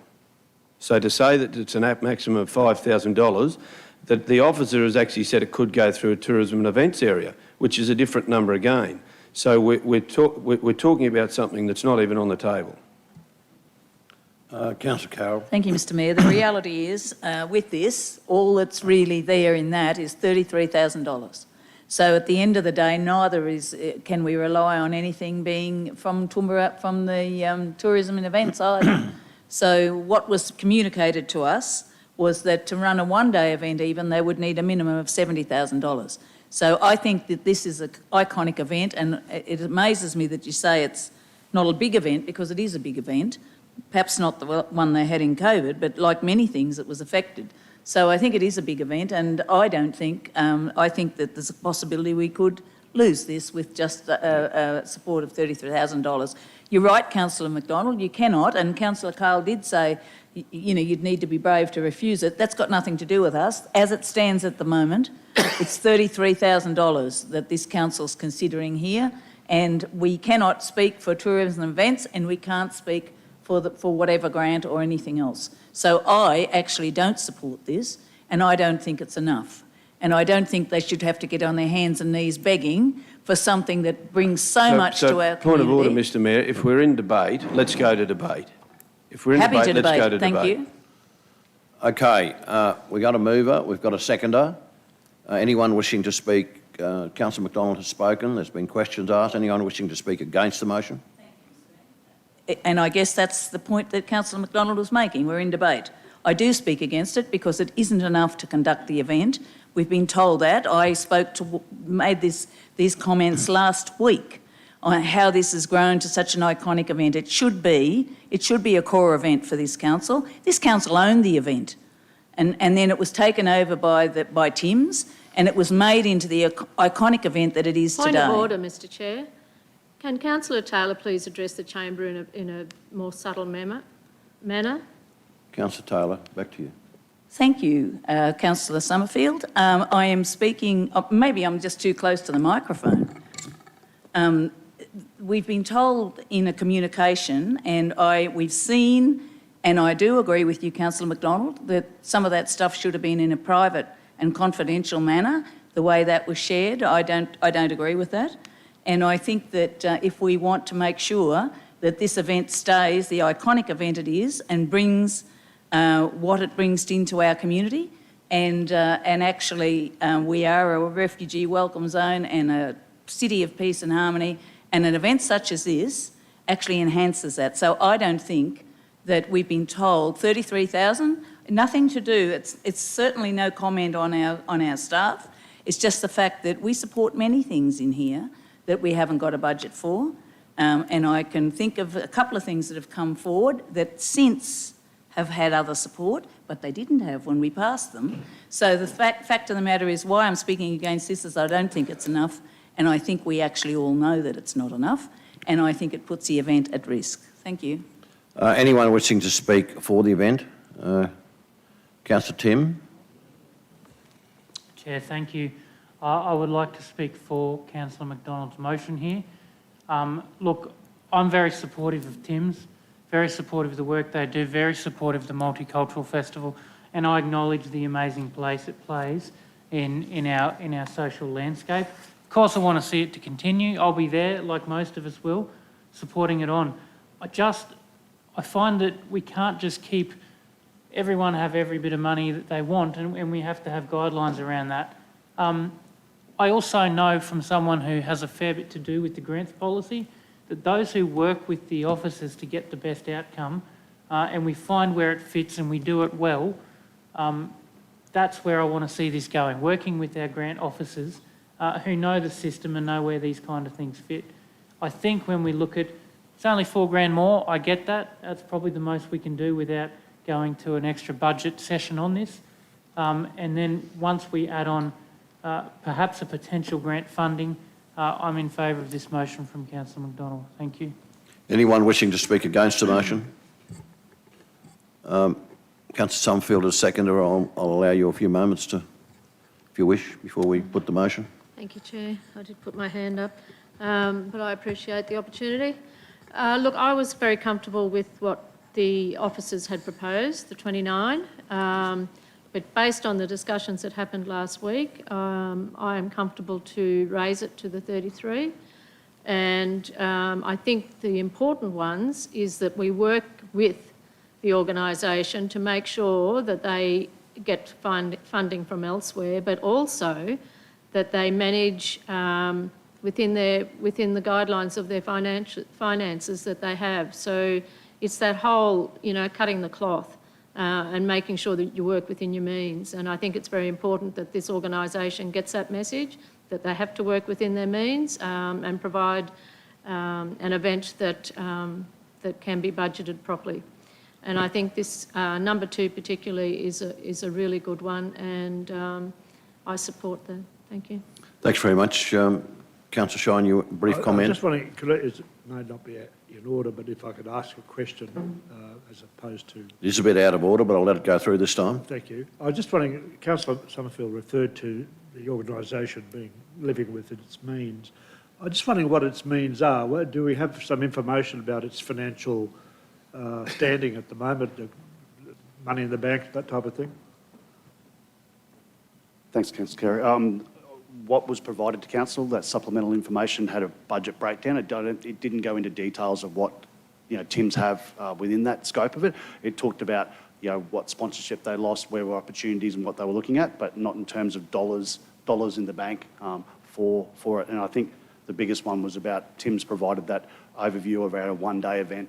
Shortfall for them was about 78,700. So, but nothing specific in terms of the money in the bank for it. They run a range of other things throughout the year as well. I'd agree with some of the comments around the room that this is an iconic event and it says a lot about the community of Toowoomba, and we want to make sure it happens. So hopefully there'll be a pathway forward that we can work with them to maybe change the model, do something. But I think personally this is a beginning. If you'd just like to sum up, Councillor McDonald, and we'll put the motion. I'll be very brief, Mr Mayor. On page 56 of 100, it quite clearly states that Tim's is happy to discuss options remaking the event sustainable. And to me, that shows a will and a willingness to actually do that. I would pose the question, not pose the question, or maybe offer a suggestion to officers that you actually, through those conversations, look at the timing of this event, and perhaps there's an opportunity to dovetail into an already existing event that may have infrastructure available in it that may be available for a weekend either at the start or the finish of that month-long festival. And with those words, Mr Mayor, I'm happy to close the debate and go to the vote. Okay, the motion has been moved by Councillor McDonald, seconded by Councillor Summerfield. I'll put that to the vote. Those in favour? Those against? Councillor Taylor, wish to have your vote recorded? Good. The motion is carried. Oh, you voted against too. Right. Councillor O'Hara and Councillor O'Hara-Sullivan and Councillor Taylor were against. Okay, thank you very much. We'll move now to matters of which notice has been given. The first one is item 14.1, Councillor Von Hoff, Council Sustainable Vehicles transition. Councillor Von Hoff. Thanks very much, Chair. I just circulated with council business and also councillors this morning a switch of where the dot points were to provide some further information, but I think it's fairly self-explanatory. I'll take questions, reserve my right to sum up at the end. Okay. Any questions for Councillor Von Hoff? Happy to second it. Is it Councillor Bill? A question, has there been any background information on particularly electric vehicles and the whole of life cycle from a fleet perspective? Now, I recall on more than one occasion we used to have, let me retract that. As part of our ranks, there was a very experienced fleet manager with both internal local government experience and on leading board positions and positions relating to fleet matters on a nationwide basis. And I recall him coming to us on many occasions, highlighting the fact that electric vehicles were an option, but we had to consider carefully the whole of life cycle costs around disposal and particularly around the batteries and disassembly of these vehicles. Whilst we may think we're doing something good for the environment, I'm just wondering, are we contributing to the demise of environment on disposal of these? Has there been any information gleaned from the officers around these fleet matters? Chair, I can respond to that Yes, question. if from you would Councillor respond, please, Councillor Rebecca. Thanks for the question, Councillor Carl. I'd say that those discussions could be included in that first dot point about the opportunities and costs for council to transition its fleet to electric vehicles and/or hydrogen vehicles, because that information is important for us to consider the whole of life costs. And in the Environment Advisory Committee meeting last week, was it last week or the week before, a question about the batteries was raised then. So I do think it is something that we have to give some more thought to. Thank you. A comment, Councillor Summerfield? Just probably a comment, but more a question even, and that is in relation to the dot point about the annual carbon emissions attributable to the fleet. I couldn't help but wonder whether we shouldn't be looking at total annual carbon emissions across our organisation, because we would have carbon credits in places that would counteract that. And one thing that comes to mind very obviously is our biggest carbon emitter, and that is the landfill. And we've got credits there with our landfill gas. So I think it's much bigger than just asking for annual carbon emissions attributable to our fleet vehicles. Just my thoughts. Okay, thank you. Any other comments around the room? I'm pleased that you've got the hydrogen in there too, because as we know, there's hydrogen's a boom industry, and it potentially could happen here. Some of the information I have, and I think those people that are considering bringing it this way may well be party to some sort of a trial, something of that nature, but there's a bit of a distance to go there yet. Councillor Bill, you have a comment? Councillor Melissa had her hand up. Oh, sorry. Quite a bit of time ago. Councillor Melissa, you had your hand up, yes, sorry. Thanks, Chair. No. Then Bill. I was actually just going to answer Councillor Carl's statement, but Councillor Von Hoff has very ably answered that, because we were at the Environment Advisory Committee meeting where that very point was discussed, Bill, but I'd also had a meeting with a constituent about electric vehicles probably about a month ago now, and that was a very important question to me about the battery, because that's very concerning. But and I won't go into it, but there's been a lot of research in that, so I think that would be something that we should raise in the information session. So, thank you. Yeah, thanks, Chair. Look, just to add my agreeance to Councillor Nancy around the carbon footprint, and this is from when I was in a different portfolio, 2 different portfolios actually. We know that the fleet is one of the smallest carbon footprints across the business of council. In fact, Councillor Nancy identified one. I'd go as further to say that sewage and water offer a far greater footprint as well, or on carbon emission, just by the sheer energy we need to run our network, and also some other associated things around sewerage. So a holistic view around carbon footprint wouldn't do us at all bad in trying to make some assessment. There was the old measuring tool we used to collect called NGERS, N-G-E-R-S. Don't ask me what that stands for now, but the lady, her name's slipped me, but there was some measurements around, and it was heading towards the future, and now it's upon us, around carbon offsets and having an accurate measurement as an organisation so that we could present a business case when we needed to down the track around carbon emissions and justifying our business case measured against offsets that we might need to be able to demonstrate. So I see some great benefit, Councillor Nancy. I'd imagine it's fair to say that the initial part of this, the investigation, should give us some clear facts about directions and most viable options. Who was next? Councillor Megan. If I could just make a comment, Mr Mayor.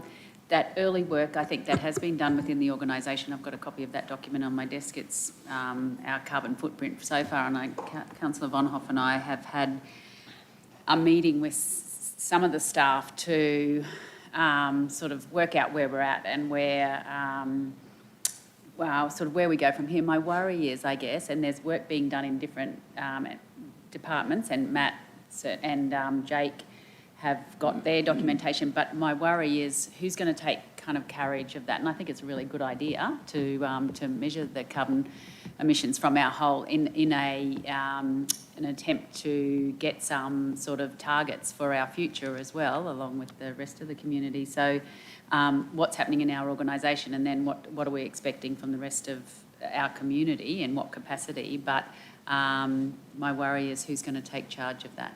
Did you have any comment to that? Yeah, thanks. Through you, Chair. So I wonder if the work, and I can't think of the name of the body of work that's happening in the Planning and Development Department. Jade's doing it. What's the name of that body of work? Maybe it's that. Yes. Yes, but what's the name of Josie, that Josie's doing. Yeah. Sorry, Josie. So for this, because I did talk and think about this resting within economic development, because it's got a touch point in planning and development, in ISG, in so many areas. But my understanding was that body of work, and my kingdom for thinking of the name of it, that Josie is doing, that is sort of all-encompassing. And in terms of the amount of carbon emissions, it would most likely be represented as a percentage of a total whole. And I think at that Environment Advisory Committee meeting, we saw the figure of 12%, and I don't know how much stress testing has been done on that. And I suspect that Council probably has much more detailed numbers, but to understand what percentage of a total the vehicles would make for the whole of Council, that's where I think that this would land, because a number in and of itself doesn't really carry that much significance. Does that answer the question enough? Councillor Megan. Oh, thanks, Mr Mayor. I guess I'm just trying to, it might be a bit like my lighting strategy. It goes out there somewhere, and who's going to take carriage of it? Councillor Bill, you've got a comment, and then Councillor So Tim. I guess probably our job is to agree to put the motion, vote on it, but I would see the CEO's role as the key person to actually put legs on it and decide who looks after it. And I would imagine that there'd be some weight given to how much and where, how much contribution to the carbon footprint is from the different sectors of the business, and what sort of information they pull together. I think probably what I'm saying is that's a CEO operational matter to determine who looks after this. He's best positioned to make that call. Our job is, do we agree with it or not? If so, we vote on it accordingly, and appoint him as the person to come back and report, or his delegate. Okay, No different to then I anybody else. had, you finished, Councillor Bill? Yes, Councillor thank you. Tim? Thanks, Chair. Look, just a comment. I applaud the initiative behind this. And as I caught an Uber not so long ago with a lovely gent who told me that, he loves Toowoomba, except he can't really be an Uber driver in an electric car because there's nowhere to charge it. And it's our job to kind of look at those strategies. That aside, early this term, when I was fairly new around this table, I was significantly blasted by suggesting an information session in an ordinary meeting motion, and yet here we are, and I would ask those who are outraged to be as equally outraged by this suggestion of a information session in a motion. Thank you, Chair. I'll leave that one in your hands, Tim. Go to Councillor Carroll now. Thank you, Mr Mayor. And I actually happen to have my son is a motoring journalist, and I've got about 6 attachments here, which tells you virtually all you need to know to run an information session. I will send those to councillors at some stage, the CEO and Mike and the general managers, if you like. But it's just virtually. JCB has a hydrogen-based combustion engine in development, which claims runs non-stop for 12 hours, whereas electric vehicle machine only runs for 6. And he's got how many? In Europe, there are 197 electric vehicle variants. In China, the figure is over 300. So it's clear where the development going. There's no fuel cell hydrogen at the moment, but it's being developed.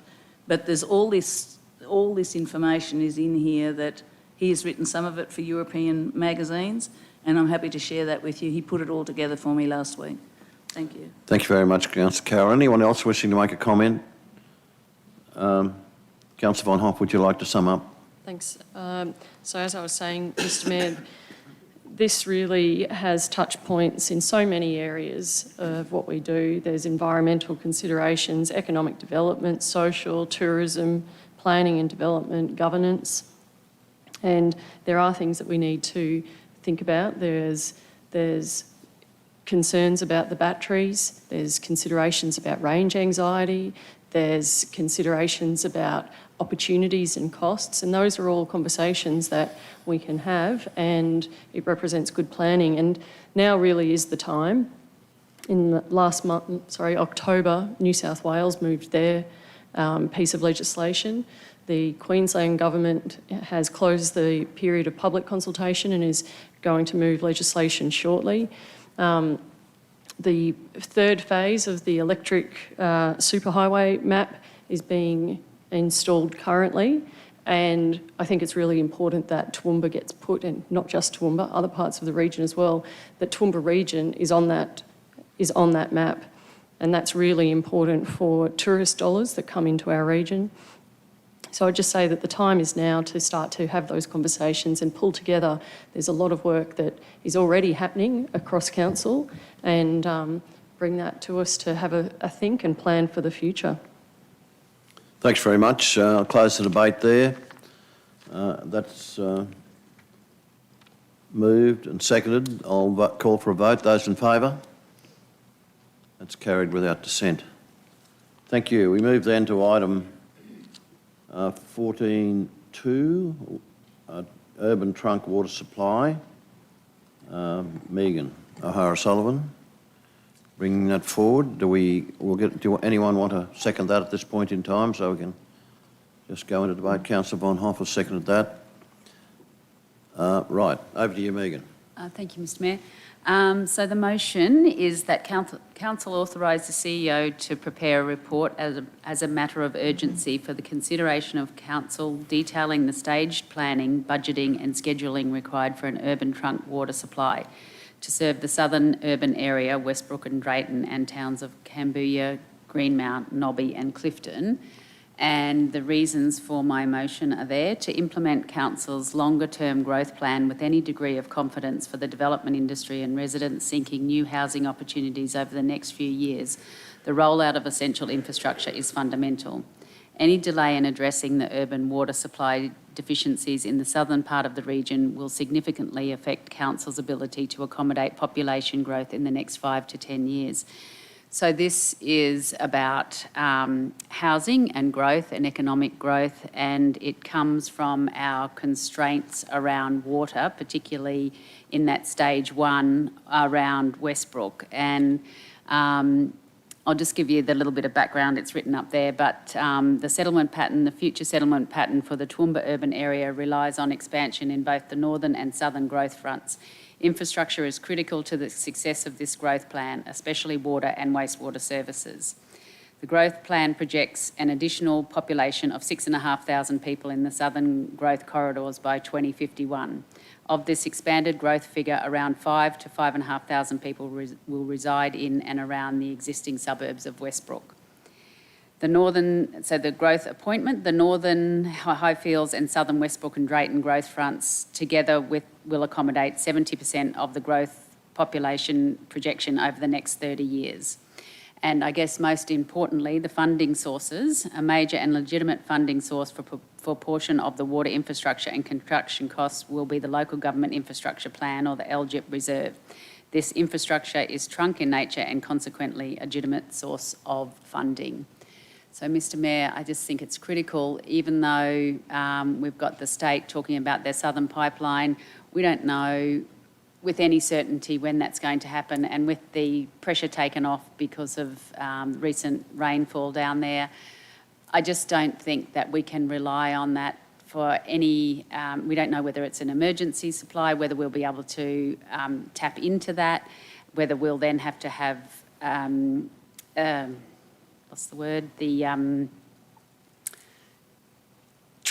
treatment plants as offshoots off there. I just think that we cannot rely on that as some sort of legitimacy for taking our growth projections forward. Thanks very much. Anybody wishing to speak against the motion? Councillor Carl, speaking against? No, I've got a number of questions. I would have hoped we would have been afforded some questions first. Okay. And it's probably through you to the officers, maybe Stuart or Damien.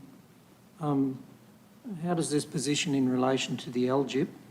And given it's mentioned in this motion in the report here that it's trunk infrastructure, what's the sequencing of that LGIP and the affordability out of that revenue stream? I know there's 2 questions there. The third question is, are we inhibiting other growth fronts within the priority infrastructure area by progressing this as a, quote, as a matter of urgency? These are the first 3 questions I've got some more too. Damien, you may be able to give us a bit. And Stuart, do you wish to jointly answer this? Yeah, look, just quickly, in terms of LGIP, LGIP's still being formulated as we stand in terms of the schedule of works. The next, we're up to, we're only 3 years away from the current end of the current schedule in the present LGIP. Work that's going on at the moment is reviewing and revisiting in concert with the service providers the next 10 to 15 years of scheduling. So that's point 1. Point 2, certainly it goes without saying that if Council, when it comes to adopt its future growth strategies, there will need to be infrastructure to reflect that, infrastructure planning to reflect that. And we're looking at both the northern sectors and the southern sectors of our current major urban settlement around Toowoomba. So we're in the middle of planning all that, and it's probably a good time if council was going to prioritise something like this for it to happen. So just another question on that before you leave, Stuart. When you say it's probably a good idea, wouldn't it be prudent for us to actually wait and see what comes out of that future planning, given the fact that we put a halt on at the meeting the other day around our growth strategy? We've not even decided on which framework we want to pursue, let alone any specific planning around sequencing of LGIP funds and trunk infrastructure. If I can define a specific question out of that, I think I'd go back to the SEQ regional plan. And the SEQ regional plan has in both the northern parts of our region, to the north of our major urban area, and to the southern parts, we have urban envelopes. We have the envelopes that are set up in the SEQRP as an indicator of future growth areas. So they are there already. From that viewpoint, the die is set, in a sense, as to the directions of growth. It'll be north and south. So the infrastructure, actually, in terms of the northern part of the city, pretty much in place. You're not answering my question, Okay, Mr. GM. I tried to find out. And Sequencing if you could ask it again. of LGIP funding. How plainer can I put it? Okay. Sequencing of LGIP funding. You didn't answer one of my questions, and that was in relation to the sequencing. Who could miss out if landowners reside within the priority infrastructure area ahead of any future planning and the likelihood of that growing? Who could miss out by this being an independent decision ahead of strategic planning and land use planning and growth fronts? And we spoke about yields, the whole box and dice. Is there a possibility of this being put as the cart before the horse on a separate item brought forward remotely or distinct and remote from that sequenced planning? Who's going to miss out?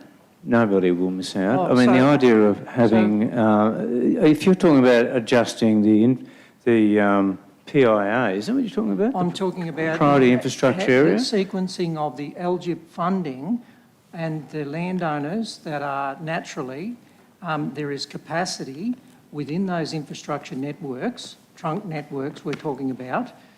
Is the capacity in those trunk networks likely to be taken up out of sequence if we put as a matter of urgency, fuel under this report?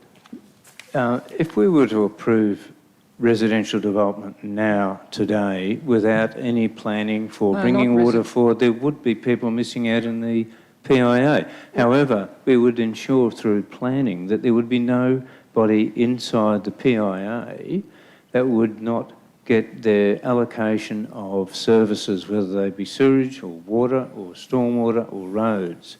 That's the important thing about the PIA. And there's nothing in this resolution that talks about moving the PIA. No, but I'm alluding to the fact that it could put pressure on that sequence timing of those property owners, landowners and developers within the PIA, where all of a sudden we're going to pick up a tab here and ask for some additional resort, not some, a lot, out of a combined departmental approach to develop and plan and sequence this, in addition to what's already there in the current planning, ahead of no real consultation with the community and defining the extent of those growth fronts either, additionally. It doesn't seem, something's not adding up for me.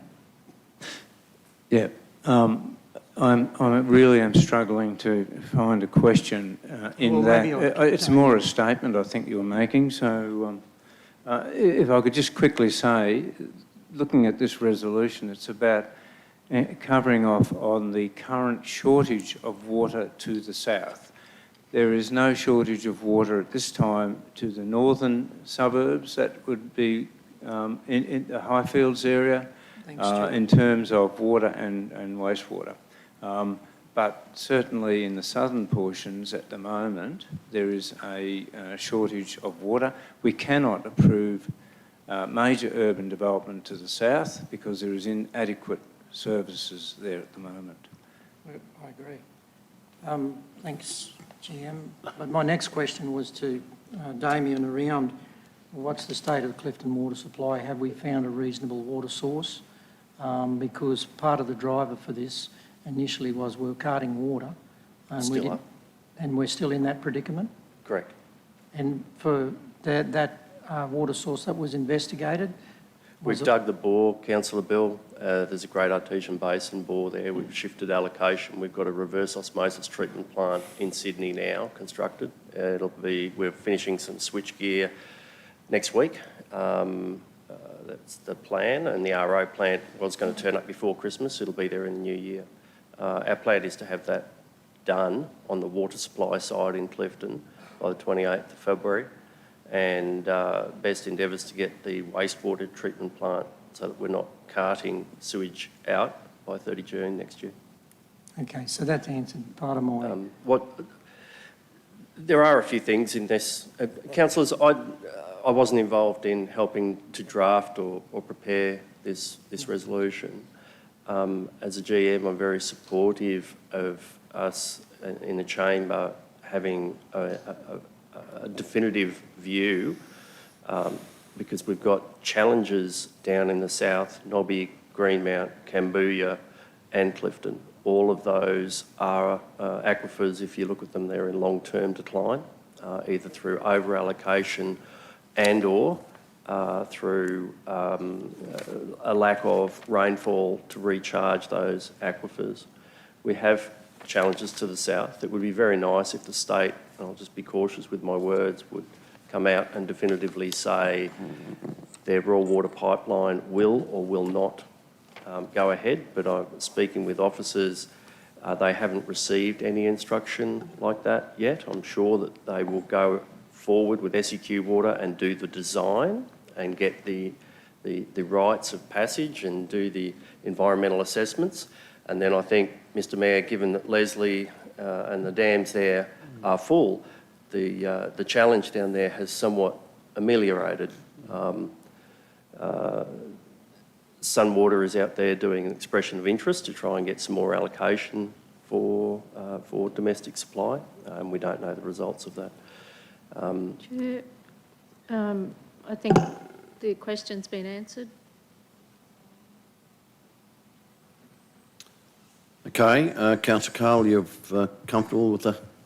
Thanks, Damien. You did answer my question. I'm not comfortable with planning and development GM's response at all. It gives me no confidence as to the rational sequencing and allocation of LGIP and our affordability, because we've been having lengthy discussions around our affordability and growth fronts and how many balls can we juggle in the air at the same time.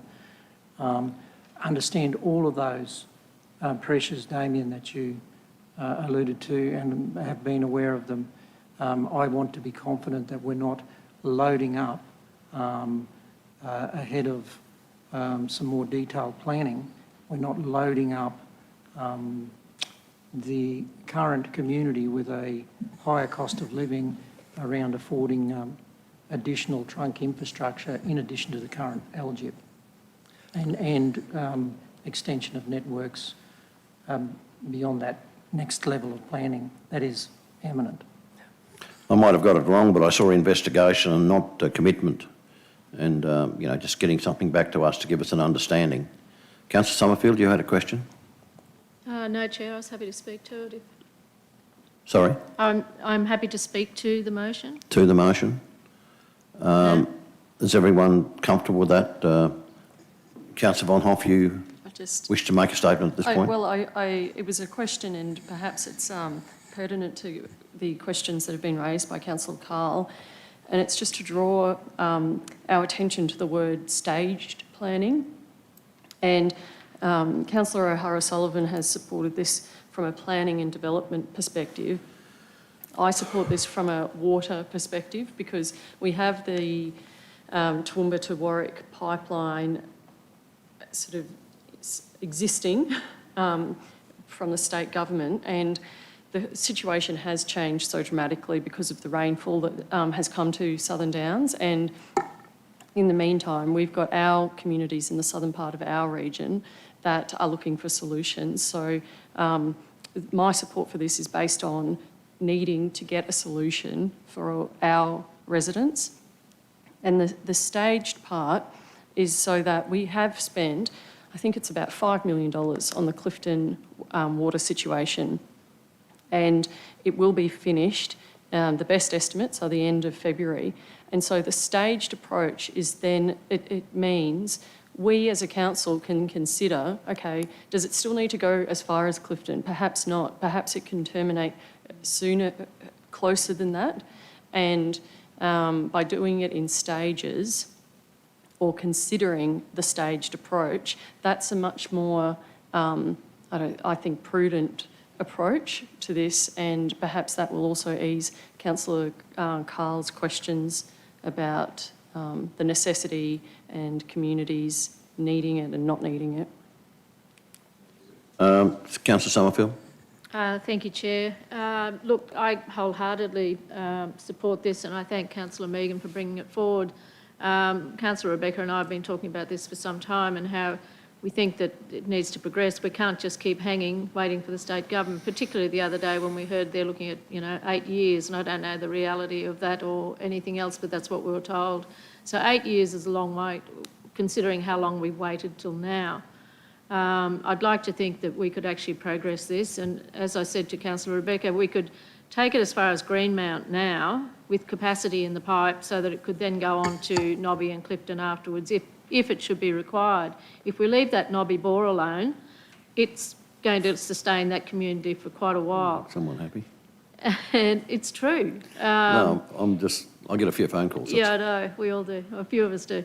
But it's true, we do need to leave the Nobby bore alone, and we do need to get Clifton hooked up to the GAB bore and ensure that it's got good water as well. But it's important to also remember, this isn't just about water quantity, it's also about water quality. And if you think about the people at Greenmount, they've got pretty poor water quality. Clifton does too, but their solution's just about there. So this is a good opportunity for us to just drive forward and get what we need as a region. And if the state government wants to continue to dilly-dally back and forth and whatever, that's up to them. But we have the opportunity to get in and build ours. There's been so much work already done on it. We know exactly where the pipes are going to be laid, and there is opportunity for us to get in and get this done. So I'm very supportive of it, and I thank you for bringing it forward. And I think it'd be an incentive for development of some of those opportunities in that area particularly. Councillor Megan, did you just want to sum up? Oh, thanks, Mr Mayor. I appreciate the support around the table, and I think we've shown that we are an innovative council, and we know the pipeline of work that's coming to this region. We hear about it all the time. We need more housing, and we need more certainty, as Councillor Summerfield says, for those regions in the south. And I think particularly those people in Greenmount have probably put up with their water for way too long. So I ask you to support the motion. Thanks, councillors. Close the debate, councillors. It's been moved by Councillor O'Hara-Sullivan, seconded by Councillor Von Hoff. It's before you there. Those in favour? It's carried without dissent. Move then to item 14.3, Carrington Road Trunk Sewer and Torrington Sewer Program. Councillor Summerfield. Is there a seconder for this one? Councillor Von Hoff. Councillor Summerfield, over to you.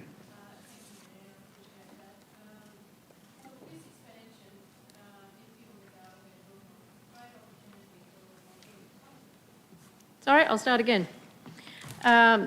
if we can get consideration for this expansion, it's going to make a big difference to those businesses out there.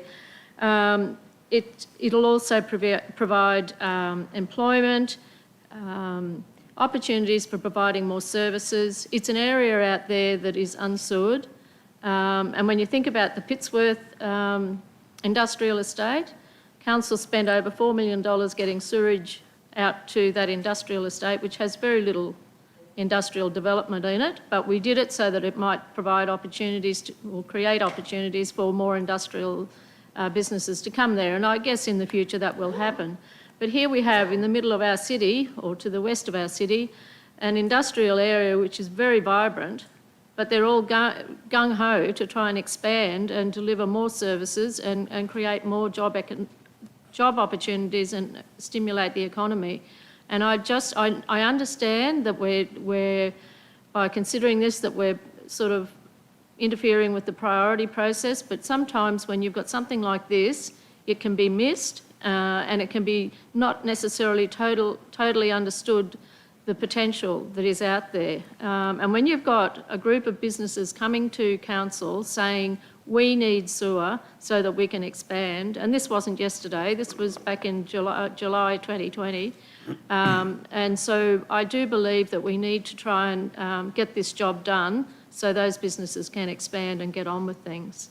I feel like we're hobbling them, we're getting in the way, and we should be delivering and ensuring that they can expand their businesses and deliver for the community and the economy. Anyone wishing to speak against the motion? Any comments? If not, I'll put the motion. Those in favour? Those against? That motion's carried. Councillor So I'm Callaghan. sorry, Mr Mayor, I missed the question time. I'm sorry, I just don't know how we're going to forward this, and if something else might have to be taken out of the water and waste budget. Thank you. Yep. Right.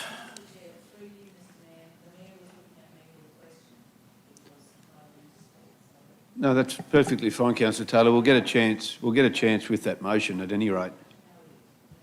I apologise for that. My fault. Right, we move then to item 14.4, Councillor Summerfield, state government mandates.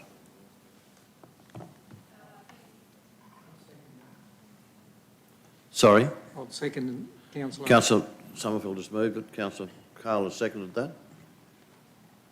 Any comments? Mr Mayor, I'd move that we use a procedural motion to put this to the vote, which means you need to vote on being a procedural motion first. So a procedural motion can be moved. There's no need for a seconder. So consequently, this goes to the vote. The procedural motion goes to a vote. Yes. For it to become a vote on the motion. Yes, that's right. So the procedural motion is that there be a vote. The procedural motion is that the motion be put. That's. I'll put the procedural motion that the motion be put. Those in favour? Those against? 3 against. It's carried. Now the motion is now put without debate. Brian, yep. Okay, well the motion is moved by Councillor Summerfield, seconded by Councillor Carl. It's before you. Those in favour? Those against? Motion's lost. Right, we move then to the closing of the meeting to the public. So anyone not on council who's in the room, if you could, thank you very much for being here. No, it's general business, Mr. haven't we? Mayor. General business. Item 15. Oh, righto. Sorry, she can come back. Bring her back. General business, item 15. Nothing in it. Is there anyone wishing to bring any general business forward? With the permission of council, of course. You'll have to, council, you wish to stimulate in the construction of appropriate medium density housing products. Do you want to just give us a Thank you, understanding Mr of Mayor. that? It's a motion for council to be able to examine what our role is in terms of doing something about not only the low vacancy rate, but social and affordable housing. What can councils Okay. look at in our appropriate capacity? Do we have a motion that this matter be discussed? You're happy to second the motion by councillor O'Sullivan? That it be discussed. That it be discussed? Okay. Those in favour of the discussion? Those against it? Wait a minute. Those in favour of the discussion?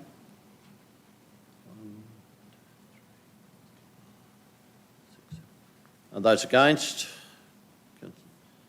The motion is carried. Over to you, councillor O'Sullivan. Thank you, Mr Mayor. I'll just read out the motion that the CEO bring forward at the earliest opportunity options aimed at stimulating the construction of appropriate medium-density housing products, which may include infrastructure charges, discounts or other mechanisms available to councils. That's number one. And number two, that council officers continue current discussions with state government and community housing providers regarding the urgent provision of social housing and affordable housing for the private market, something that you mentioned just earlier. So, as I said before, there's two issues here. One is the low vacancy rate here in Toowoomba, and it's not only Toowoomba, but it's in our region that we are concentrating on, of course. And how does council influence the number of properties available for rent? And then the second issue is the number of homeless people and the availability of social and affordable housing. So part one, I'll just give you the explanation, part one of motion one. In the current economic climate, there is a problem with the imbalance between construction of detached dwellings and that of medium density attached dwellings across the region. During discussions with members of the UDIA, the Urban Development Institute of Australia, and other key development people, they have expressed grave concerns about this imbalance given the current limitations of rental housing across the Toowoomba region. From rule of thumb figures provided by staff, approximately 50% of medium density housing goes directly into the rental market, with the remaining 50% owner occupied. In terms of incentives, some suggestions have been made that the infrastructure discounts might be offered for site amalgamation and design excellence. However, there will certainly be some other means of stimulating construction of attached housing, such as the review of the current scheme provisions and potentially temporary rate holidays for an agreed period. But that would be at council's discretion, obviously. And motion number two is that council officers have recently been engaged in detailed discussions with several community housing providers, as well as state government housing officers. These discussions have focused on the potential provision of a range of housing suitable for people with special residential needs, as well as those people who are seeking a more affordable housing product. Discussions have also considered potential sites owned by TRC and the Queensland State Government.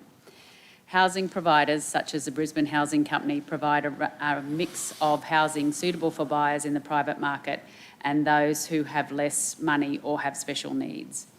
So both these initiatives will contribute to encouraging greater interest in the construction of dwellings suitable for rental housing within TRC, which will go a long way towards addressing current shortages in the TRC market. So just some of the figures that we got this morning. Maybe we should get a seconder at this point. Sorry, Mr Mayor. You're happy to second that? Yeah, okay. Carry on. I mean, there is so much made of, again, the availability of housing, and we have got a vacancy rate at the moment of 0.6%, and we have always hovered around the 1.6, 1.8, that sort of thing. Much healthier in 2017, but now we're down to 0.6. So as I said before, it's not just something that's unique to Toowoomba, but we know that we have a pipeline of work coming here. What are we going to do about that? What role can council play in medium density, particularly being produced, the product being produced, and then hopefully available to the rental market. So that's one part of it. And then the other part is the homelessness. So we currently have 493 homeless people in our region every night. And when you look at the housing register by segment of need. So Toowoomba, comparing to the Queensland average, Toowoomba is high, in the very high category compared to the average Queensland housing need. So I think that's people who are on the waiting list for social housing. So we've got a real problem here, and we recognise it at council, and we need to be able to look at what we can do, what's within our capacity to address some of these things, Mayor. Thank you. Okay, thank you. Councillor Carroll, you wish to make a comment? Well, I did, Mr Mayor, and it's not that I think we all support this. The fact is that we've had a big reduction from the Grants Commission. Potentially is going to hit TIDS as well, TIDS funding. And, you know, we don't, I think that I can support this. I think we all support it, as long as we don't go outside what... We're not funded for this. We feel it, it's our community, and of course we want to do what we can. But at the end of the day, it's a federal and state responsibility primarily. And I think this is half the issue with the positions that we sometimes find ourselves in, with a lack of funding for stormwater and road maintenance. And the fact is that councils stray outside what they're funded for. We're not funded for everything, and we're very poorly funded. So if we can do this without impacting on the essential services that we do need to provide, I can support it. But if we can't, and we're expected to put other things towards this, and we're taking money that should be directed towards core and essential services, well then I probably can't support it. So I'd just like to comment on that, thanks. Okay, it probably needs to be on the table for some sort of discussion to see if there is a way forward, because there's no doubt it is an issue. Anyone wishing to make a comment? Councillor Rebecca. Chair, sorry, I had a question. Can I ask that now, or were we going to get a comment in relation to Councillor Taylor's statement? Who would like to comment on that? Stuart, got any comments on that? Or? Well, Mr Mayor, if I could just say, I mean, I think, Councillor, that is the point that I'm making. What can we do within our capacity? Yeah. Yep. Well, that's good. Well, Mr Mayor, I do support that, but I think I don't think this council yet understands what the implications of the Grants Commission's downgrade for our council is, and we need to be very mindful of that. Yep. Okay, Councillor Rebecca, back to you. Thank you, Chair. So I want to speak about that first point. It's the idea that, in line with the correspondence that we've received from the UDIA this week, so we've got the planning scheme review that's happening and due 2024, and the idea of that first part is what can we do in the short term to make changes to the, I think it's the small housing lot code or some No, housing not code necessarily that no? at all. More to encourage infill. So we've had feedback from the UDIA that the changes that we made to our planning scheme is making it more difficult for them for it to be profitable, and for the well, there's a lot of problems with the stormwater and all of that as well. So looking at all of those planning regulations, that I might get just Stuart, if you could make a comment about what we can do in the short term to possibly facilitate this. But the idea is that instead of waiting until 2024, are there things that are available to us that we can do in the interim to increase the medium density? Yes, look, the UDIA, as late as I think it was yesterday, yes, only Tuesday today, isn't it? Seems like a whole week's gone past already. Basically, the UDIA sent through yesterday correspondence talking about Council's planning scheme and a lot of the changes that may have come through with Amendment 16, but certainly provisions in the scheme that the UDIA believes is causing somewhat of a blockage in the production of medium density housing. The issues that are being addressed here is not so much looking at that issue, but at the issue of why is it that we have hundreds of approvals sitting there already that they've been approved over the last 5 to 6 years that the developers have not moved on, and what is the reason for that? The suggestion is that the margins in terms of building units are certainly less than, say, building detached houses in our greenfield areas. And the reason for that is that it costs more to build units because you actually deck them out, you put lighting in and a whole range of other things, fixtures and finishes that you wouldn't normally do in a detached house. But the price point in Toowoomba in particular is not there. Building costs are the same as in Brisbane, Gold Coast, Sunny Coast, anywhere across the SEQ. Our building costs are no different to anywhere else. In fact, some might argue that they're slightly higher. But our price points for medium density product is lower. So therefore, there's a conundrum.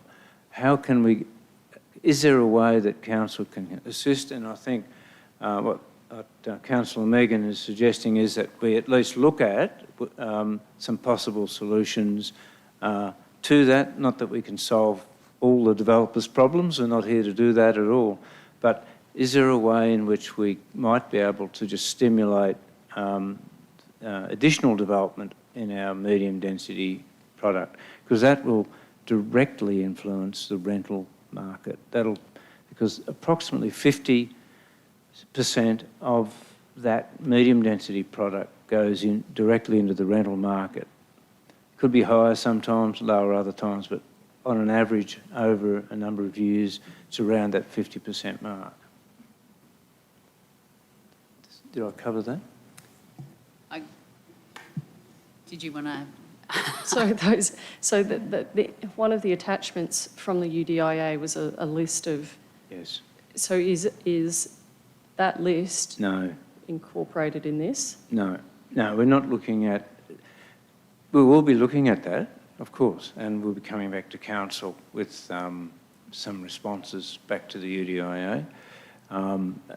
But we're not really in a position at the moment to be modifying the planning scheme to that extent. We'd have to pull 2 or 3 people off the scheme and put them onto something like this, looking at a revision of Amendment 16, which as officers, we're not proposing to do that. We've been quite frank with the UDIA right along, saying that we really aren't resourced to be having major reviews of medium density controls at this stage. However, there are many existing approvals out there that could be enacted tomorrow.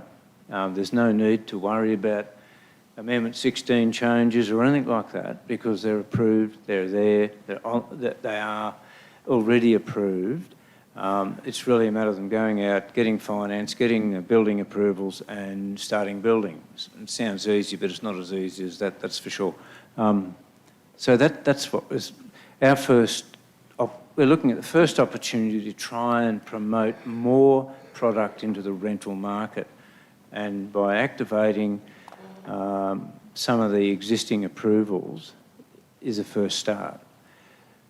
New approvals, new applications coming through the system will be having to be looked at in terms of what's in Amendment 16.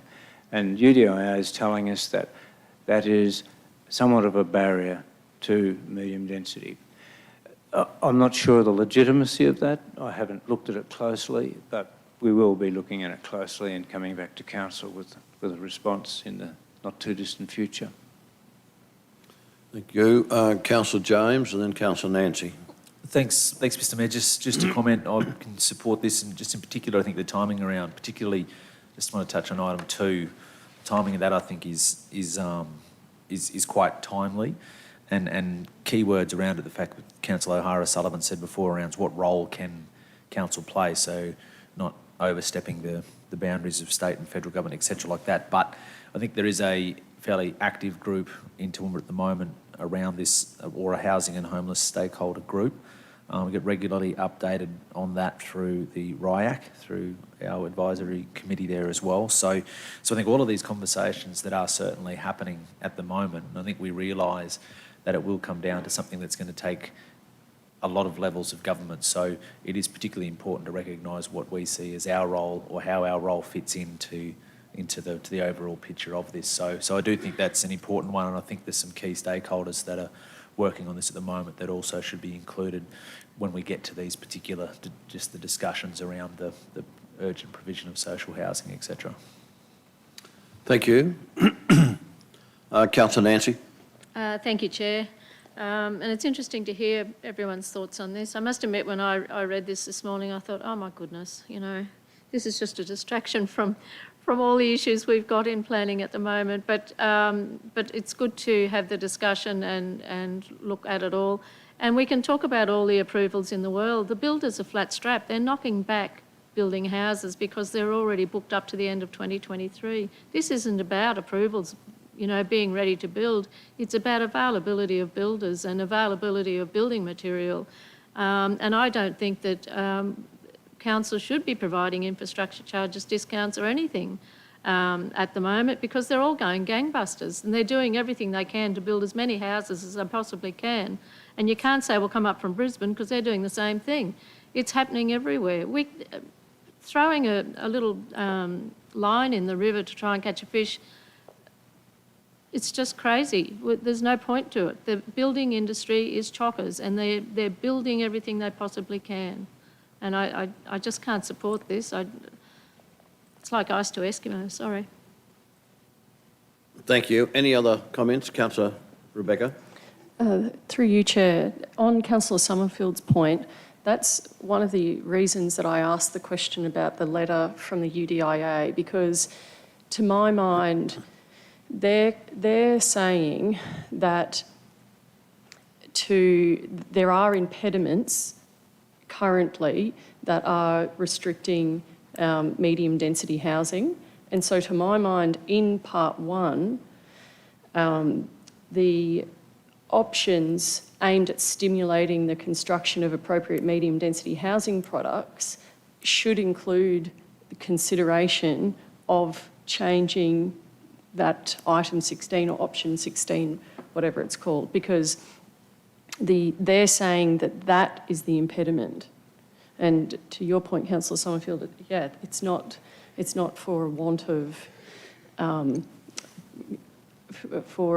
of something else. It's that the industry is flat strapped, but the developers are saying that there's impediments in that code. So I think that they've come to us, we've got this motion before us now, that consideration of those impediments as they see them in item 16 should be included when we're trying to figure out how we get more medium density housing products on the market.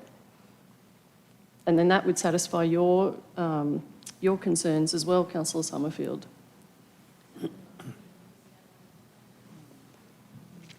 Okay, where do we go from here, Councillor? Stuart, do you want to make a comment? Look at it. Look, it'd be quite simple to insert exactly those words in there.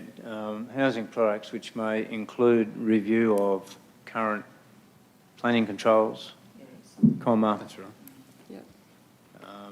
Infrastructure charges, discounts or other mechanisms available to council. There are a number of mechanisms available.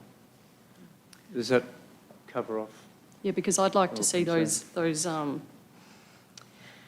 the actual things that they're saying is a problem. That's the stuff that I would like to see addressed, not discounts when the market's going gangbusters. Yep. And what certainly Councillor Nancy was saying before is exactly right.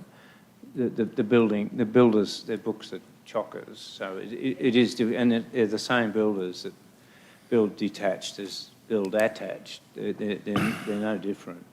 However, the difficulty remains that we're not getting very many product on the ground at the moment. So, The review might include increased staff for you, Mr. GM. I'm not asking for that at the moment. Any new ground? Councillor O'Hara-Sullivan, if there's no more questions, would you like to sum up, please? Sorry? Yeah, no, I'm happy with the changes there. I'd like to keep the infrastructure charges in place. I just because didn't hear I, what Councillor Summerfield had to say. Sorry, she just hadn't confirmed whether she was happy with that amendment that was put forward by the General Manager. Yep. Yeah, I mean, I think we would have done that anyway, but I'm happy to. I saw a nod, Yeah. so I assumed. So thank you, Mr Mayor. I just think it's, as Councillor Ramey used to say, it behoves us to investigate everything we can to try and get that basic human right, which is a house for everyone at an affordable price, for not only the people who can least afford it, but to try and stimulate not stimulate our economy, but try and keep up with what's going to happen here economically with the pipeline of work that's coming towards us. Thank you. Thank you. Well, that concludes the debate. Well, Councillor Carl, a question? Question? No. Okay, that concludes the debate. The motion is before you. It has been slightly changed. Upon your advice, I'll call for those in favour. That's carried. That was your hand was up, Councillor Summerfield? Yeah, that's carried without dissent. Sorry? Sorry, Mayor, we'll get another chop at cherry when it comes back. Oh, absolutely. Yeah, thanks. It's a bit of a journey, I think, this That way I one. can chop out that infrastructure charges discount. So, Mr Chair, Councillor Carl. yeah, just before we go into close, I just so clarity on the item 14.4 with the procedural motion. Was our votes recorded against that motion? I would imagine so. I hope they were. What's the vote against the procedural motion? No, not against the procedural motion, against the motion put. Against the motion that was actually put? No, yeah, against. Yeah. The first motion or the second motion? Were votes recorded? No. But we can record those votes if you wish to That would just be, indicate. it would be good. I think it would be a good idea to record that vote. Those who... Yeah, 3 down there. Yep. Comfortable with that, Councillor Cole? That's 14-4. Good. Yes. Okay, the next move is that somebody moves that the meeting be closed to the public in accordance with section 254J, 3 of the Local Government Regulations, 2012, to consider the Chief Executive Officer's monthly report. Someone like to move accordingly, please? Councillor Summerfield has moved. Councillor O'Hara-Sullivan has seconded. Those in favour? That's carried.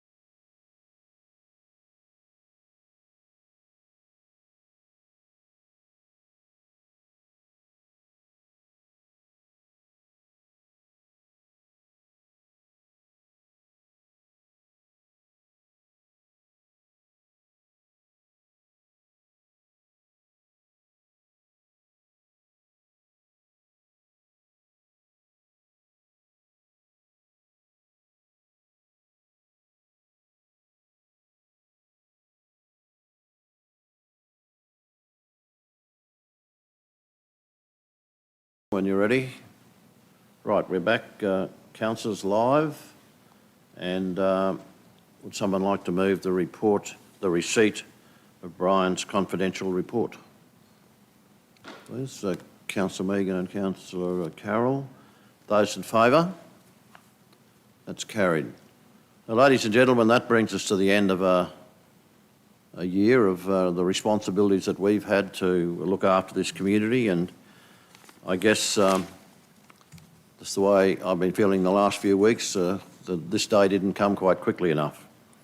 But I just want to thank each and every one of you. I want to thank our staff. I want to thank Brian, who I work very closely with, of the contributions you've made to a massive organisation over this period of time. I want to acknowledge all of our staff who do a lot of work on a daily basis and support us. I want to acknowledge also the volunteers who mean so much to this community. I think we must be very proud to be part of an organisation of this size that continues to have the responsibility of shaping and influencing the lives of people across this great region now, and of course we all know well into the future. It takes a committed team, and I think today we saw, without a doubt, some of the highest levels of passion that I've ever seen in my term in local government, and we've got to a conclusion. We got through that day and we're still working together. Council staff who will monitor all the services, you know, the things like quality drinking water, all the operational areas over the Christmas break. We thank them very much for their commitment over the holidays, and we know very often a job like theirs means a degree of sacrifice. But Christmas is a very special time, and I hope that we all have the opportunity to celebrate the blessings and the good fortune that we have to live in this area. If you compare the Toowoomba region with other places in the world, you'll find that we're very fortunate, blessed, whichever way you want to put it, to live in this region that has plenty of life and plenty of opportunity. I guess the future, we're all confident about the future, we're all enthusiastic about it, but today we have mentioned, and it concerns me and it's a bit of a thing of mine, external funding for local government and some of the impacts that have come about because of the success that we've had in bringing this together, and the success we know, each of us know, there's so much more we can do. We also know how much external funding will mean to us. So enjoy your Christmas, share the spirit of goodwill and tolerance with all your family and friends. Please be very careful on the roads, because Christmas, the great negative of Christmas very often is the tragedy that comes from road accidents. So, all the very best for a safe and a Merry Christmas, and let's look forward to a very positive 2022, and we'll certainly have the honour of once again leading this community. So to each and every one of you, thank you very much for your contribution. With that, I shall close the meeting. Thanks, Paul. And we're back tomorrow.